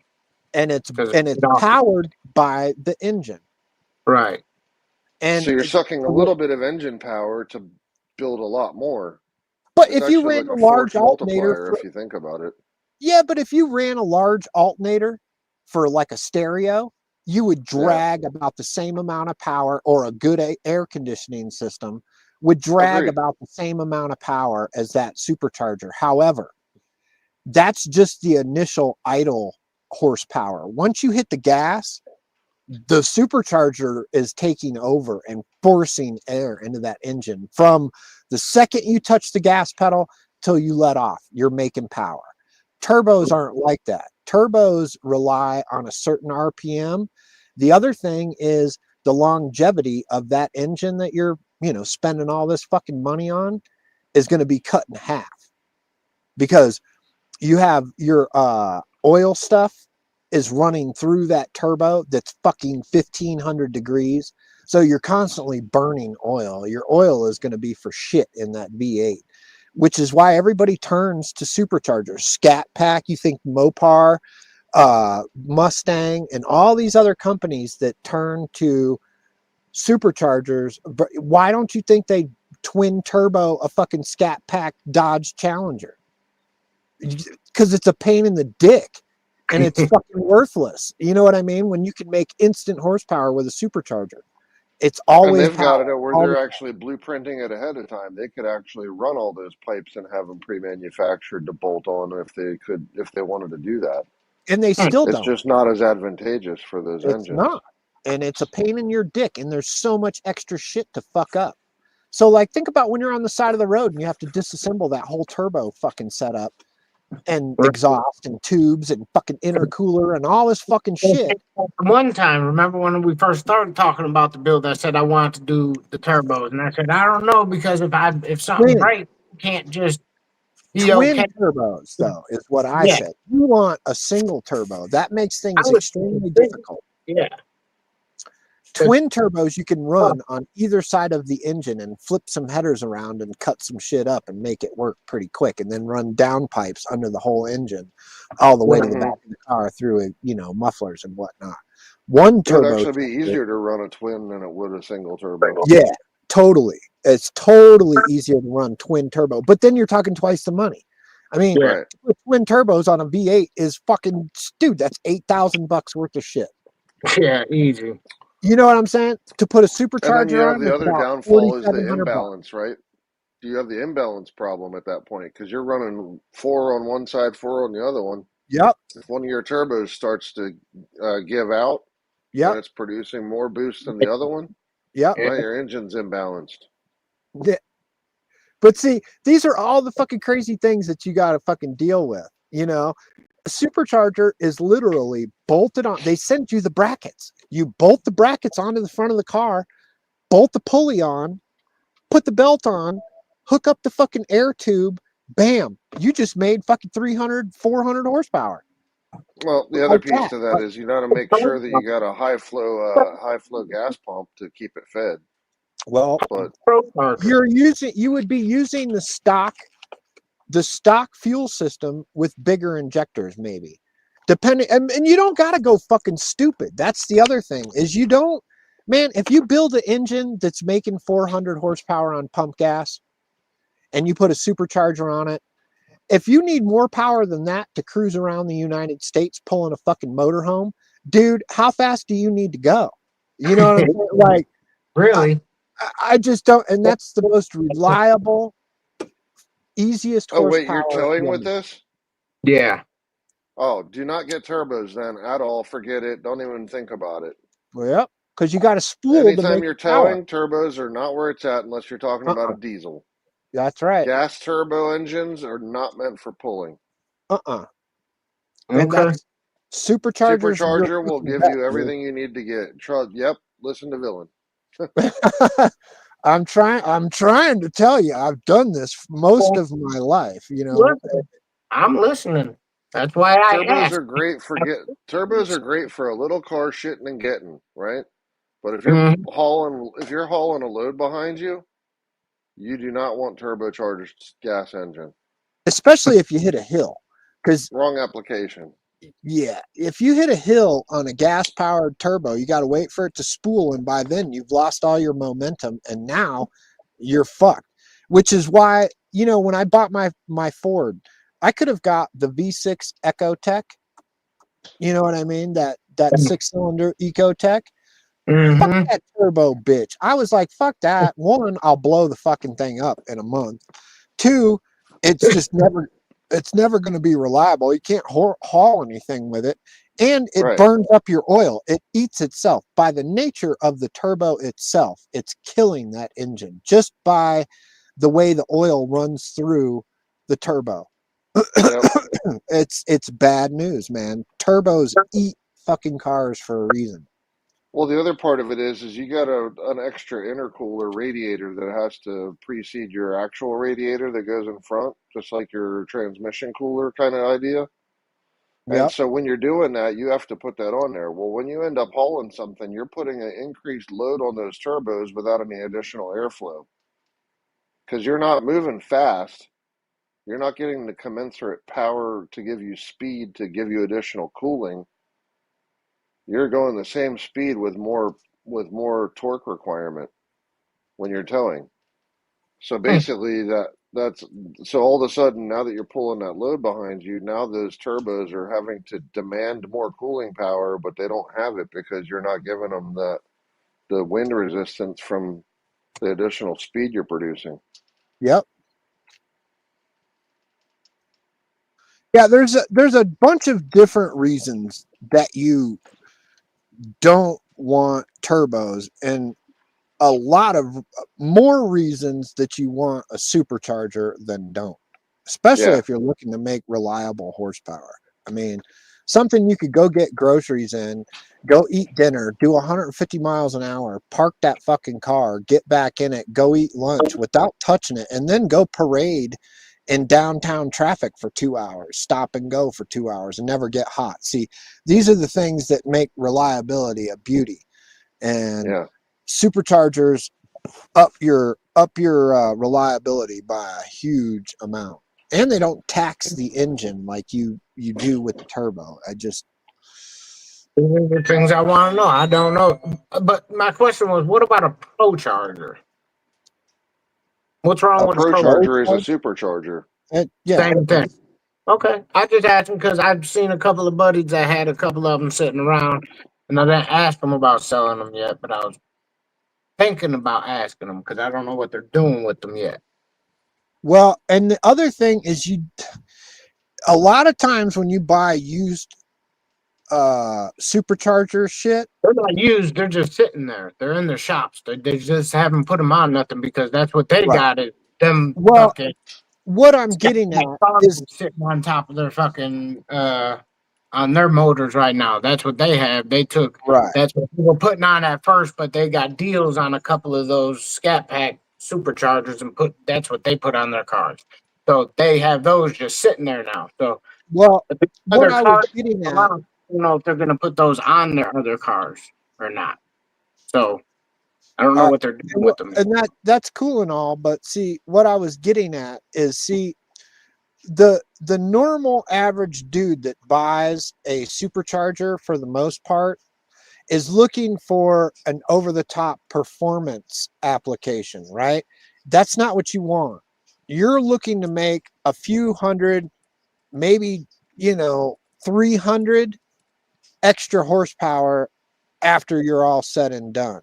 Okay, you're not wanting to put a fucking 800 horsepower addition to this fucking vehicle. So what those guys got and what you need, you really want to make sure that you're forcing the right amount of air, because if you overdo this, you're going to destroy the engine. You know what I'm saying? So you want to keep this in a relatively mild application. Like I said, the engine that you're building is fully capable of handling 300 extra horsepower. You know what I mean?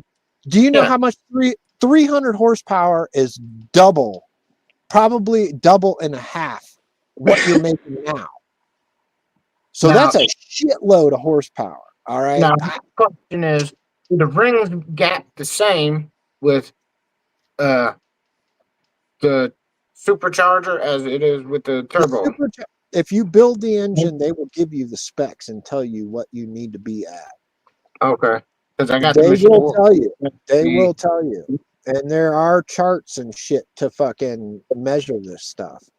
And it's important because, you can't have. Okay, so when you force air into an engine, this is important. When you force air into a cylinder, okay, you have a thing that's called case pressure. All right. You don't want case pressure. All right. You do not want case pressure. So what happens is, in a lot of applications, people don't do what you just asked about, the rings, and they either don't gap them enough or too much, or pick or choose which one. But if you gap too much, right, then you have pressure leaking past the cylinder into the case, building pressure in your case, which forces oil into weird spots and shit that it fucks shit up. Lose oil pressure in your lifters or something because you have case pressure, pushing oil back or something, and it could push oil out of the case up through your venting system, it back into the engine, into the cylinder, and be burning like fucking straight oil. All right. So you have to really, really, really, really be careful of, and you could cause an explosion because, let's face it, heated gas from the oil that's in there, like when that oil heats up, you have a vapor inside of the engine just from boiling oil inside the engine, right? So like in the oil pan and underneath the crank, there is vapor from the crankcase, which is what you see when you take a valve cover cap off when it's running and you get a little puffies coming out of there. It really shouldn't puff, but that is the case pressure. That's the steam or any kind of contaminants that are fucking coming out of the oil as it boils, right? So it's flammable when you add oxygen to it. Do you see what I'm saying? So you go and force air from the cylinder into the crankcase and have an issue, and it fucking explodes. It'll blow a fucking hole in the side of the block. Not That's what I'm saying. Or a fucking oil panel come off, or a fucking filter, or something, right? Yeah. So case pressure is kind of a big deal when you start, fucking around with superchargers and forced induction. It can cause catastrophic events. So here's one other thing that I want to bring up, because not all superchargers are alike. And this is where your application needs to dictate which kind that you get. So you asked before about the Pro Charger. A Pro Charger is actually what they call a centrifugal supercharger, which is a different design, more akin to a turbocharger, but it's using a belt to drive it instead of the exhaust gas. Yeah. But it's using an impeller type, whereas you have other type like a Roots type supercharger, which would be like your like a Wyland or a Eaton, which is a bit older tech, but it's more reliable and gives you a lot more low torque. Well, Or, I gotta low end stop you RPM there. torque. Magnuson for a Chevy is affordable, reliable, and you can pretty much pick and choose your vent selection to give more or less boost on the venting. Your fins on the inside. Magnuson makes a great supercharger. Just saying. Go ahead. Sorry, I didn't mean to interrupt. Yeah, no worries. But so my purpose in bringing that up, because you brought up the Pro Charger thing, and Pro Chargers are actually, in your case, a less ideal option than either a twin screw or a Roots type supercharger. Just because of like a twin screw is basically like the next generation of a Roots type, which will basically give you a nice broad RPM power band, and it runs cooler than a Roots type does. But both of them are meant for like a good low end RPM, consistent. It doesn't have the same attributes like a centrifugal, which is more akin to like a turbo kind of idea, which isn't meant to run like heavy towing loads and stuff like that. Faster you go, faster you go. Right, but I'm just saying there are those main three types out there. There's electronic too, but I wouldn't even bother considering that. So the three other main types are the twin screw, the Roots type, and then the centrifugal, which is what the Pro Charger is, which is really not what you want. Have you been looking at any of these new electric turbos? No, not even interested. I haven't, but I just haven't interested because I haven't looked. Let me tell you something. Some of these guys are have got it figured out, and dude, electric turbos are going to be a thing in the next year and a half. You mark my fucking words. They've got this shit where they're making boost with these fucking things now, and they're reliable and they work. It's what's that? A lot of it has to do with the accuracy of the CAD models that they're using and the light metallurgy that they're using for those things. You're right. Yep, it's coming round, dude. They're gonna be. It's gonna be silly here pretty quick. People are gonna compound these electric turbos, and they don't require any exhaust. They don't require any oil. They don't require any cooling. You know what I'm saying? Like they're full on electric, like unbelievable amounts of fucking power are going to be made with these fucking electric turbos. You think I'm kidding? It's going to happen. In the first place that you're going to see them is in a lot of these gas electric hybrids that they're already doing, because the gas motors are acting as generators, and you're going to end up seeing those being used in that a lot. Yeah. Because they're a force multiplier. They produce more output in the horsepower that they generate to generate the electricity than they do on consuming it. Wow. But an engine can just completely keep putting it out.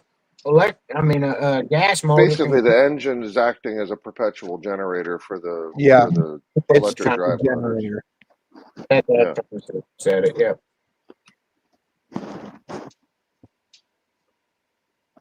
But a lot of that That's has to do with the fact definitely that now, like you were saying, they're using these like powdered metallurgy 3D printed stuff to make these Yep. complex turbine designs.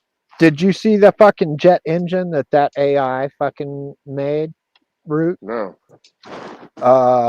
You probably might want to look at that. You know, I don't get into conspiracy shit a lot. You know what I'm saying? Like, dude, it's not my thing. You know what I mean? I believe half of what I see and none of what I hear. You know what I'm That's saying? smart. Like, you know what so, but what caught my attention is a while back, I was watching this bullshit on this guy that said he worked in Area 51 and he worked on alien technology, right? Uh-huh. And he showed pictures of what was a living engine, is what he said. It was a biological fucking living engine or whatever, right? And the shape of what he showed and drew up was almost identical to this AI built and designed new rocket engine that's supposed, no, not Bob Lazar. It's not Lazar. It's that other short fat guy. Fuck is his name? Oh man, I can't think of the dude's name. Help me out, man.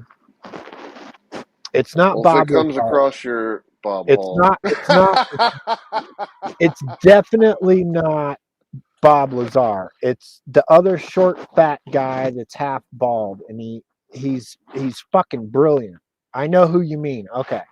Anyway, that guy talked about, and see, I laugh at all this little pieces of stuff by itself, but then when I saw that AI generated 3D printed rocket engine that it developed, it looked exactly like what that guy drew up, and that guy drew that shit up fucking 20 years ago. You see what I'm saying, right? Like, so to me, that lent credit to what that guy had to say. You know what I'm saying? It was pretty close, but if you look at some of these new AI designed rocket engines, they're unbelievable. They look like something from some other fucking world. You know what I mean? Like, they are absolute not our technology looking at all. Smooth, weird surface, crazy orifices and shit. Like, AI designed some fucking madness, dude. Oh, you use like the organic shape stuff?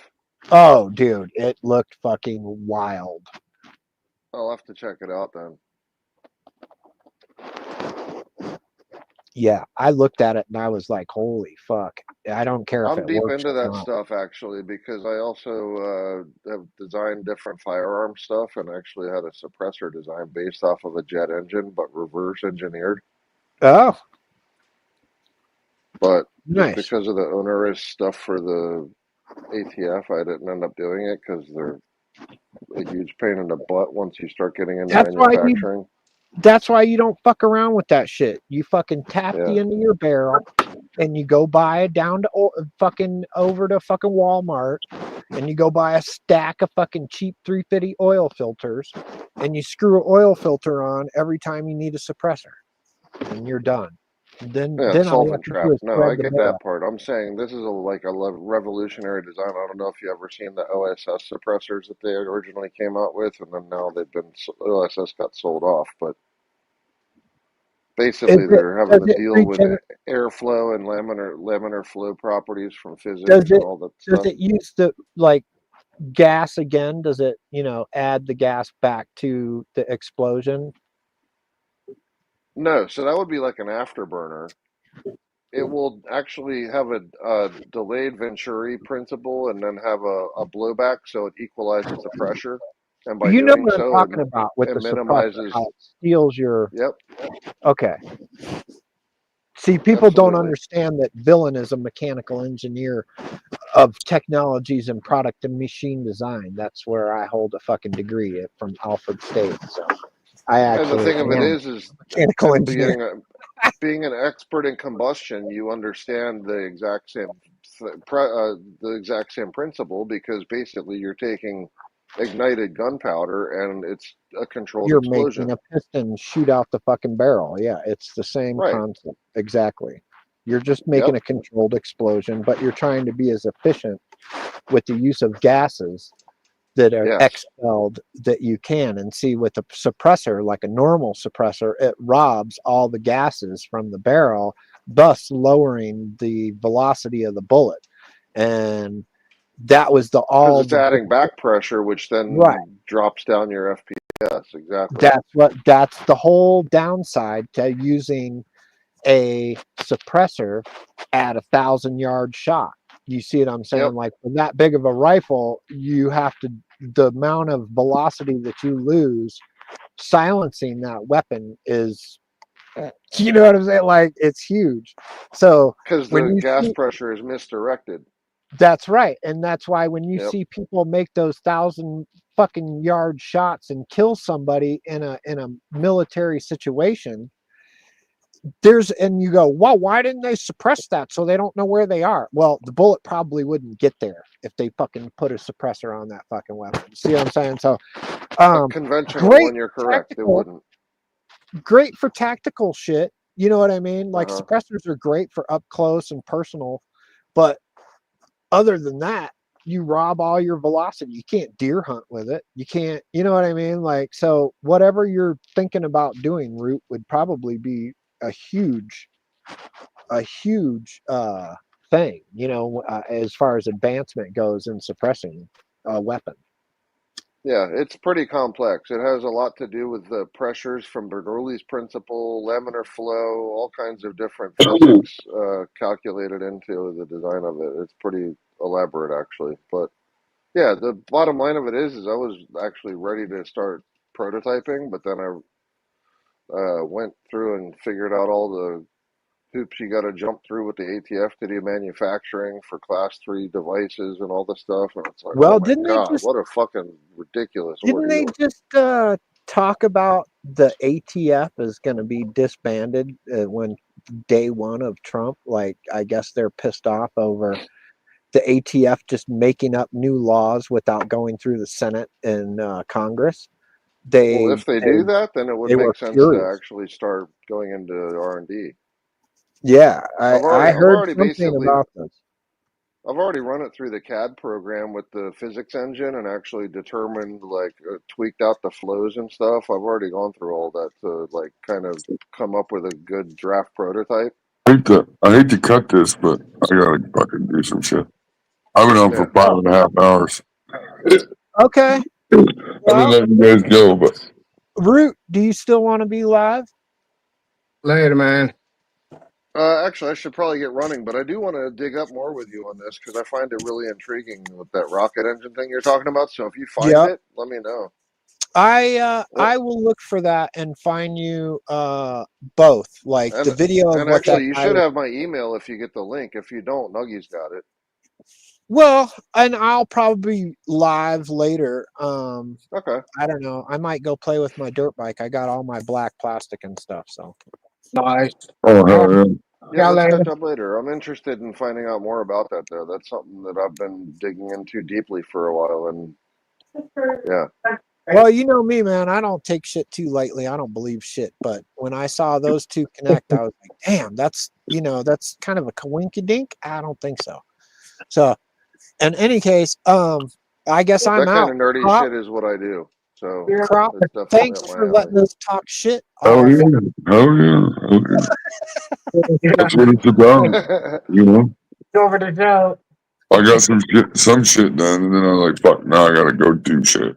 Now I gotta go do shit. Yeah, I need to go cut wood and unload my truck. I got a load of wood I gotta cut up. So. All right. Well, I appreciate everybody. Everybody have a good day.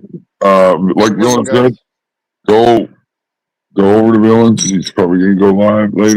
Or don't forget, Villain, I know normally goes live on Sunday morning. So, and Root, you see Root all over the place. So, if you need to hit up Root, you can find Root. Make it happen. Get out there and make a good day. All right, guys. Have a good day. Talk to y'all later. Peace. Bye.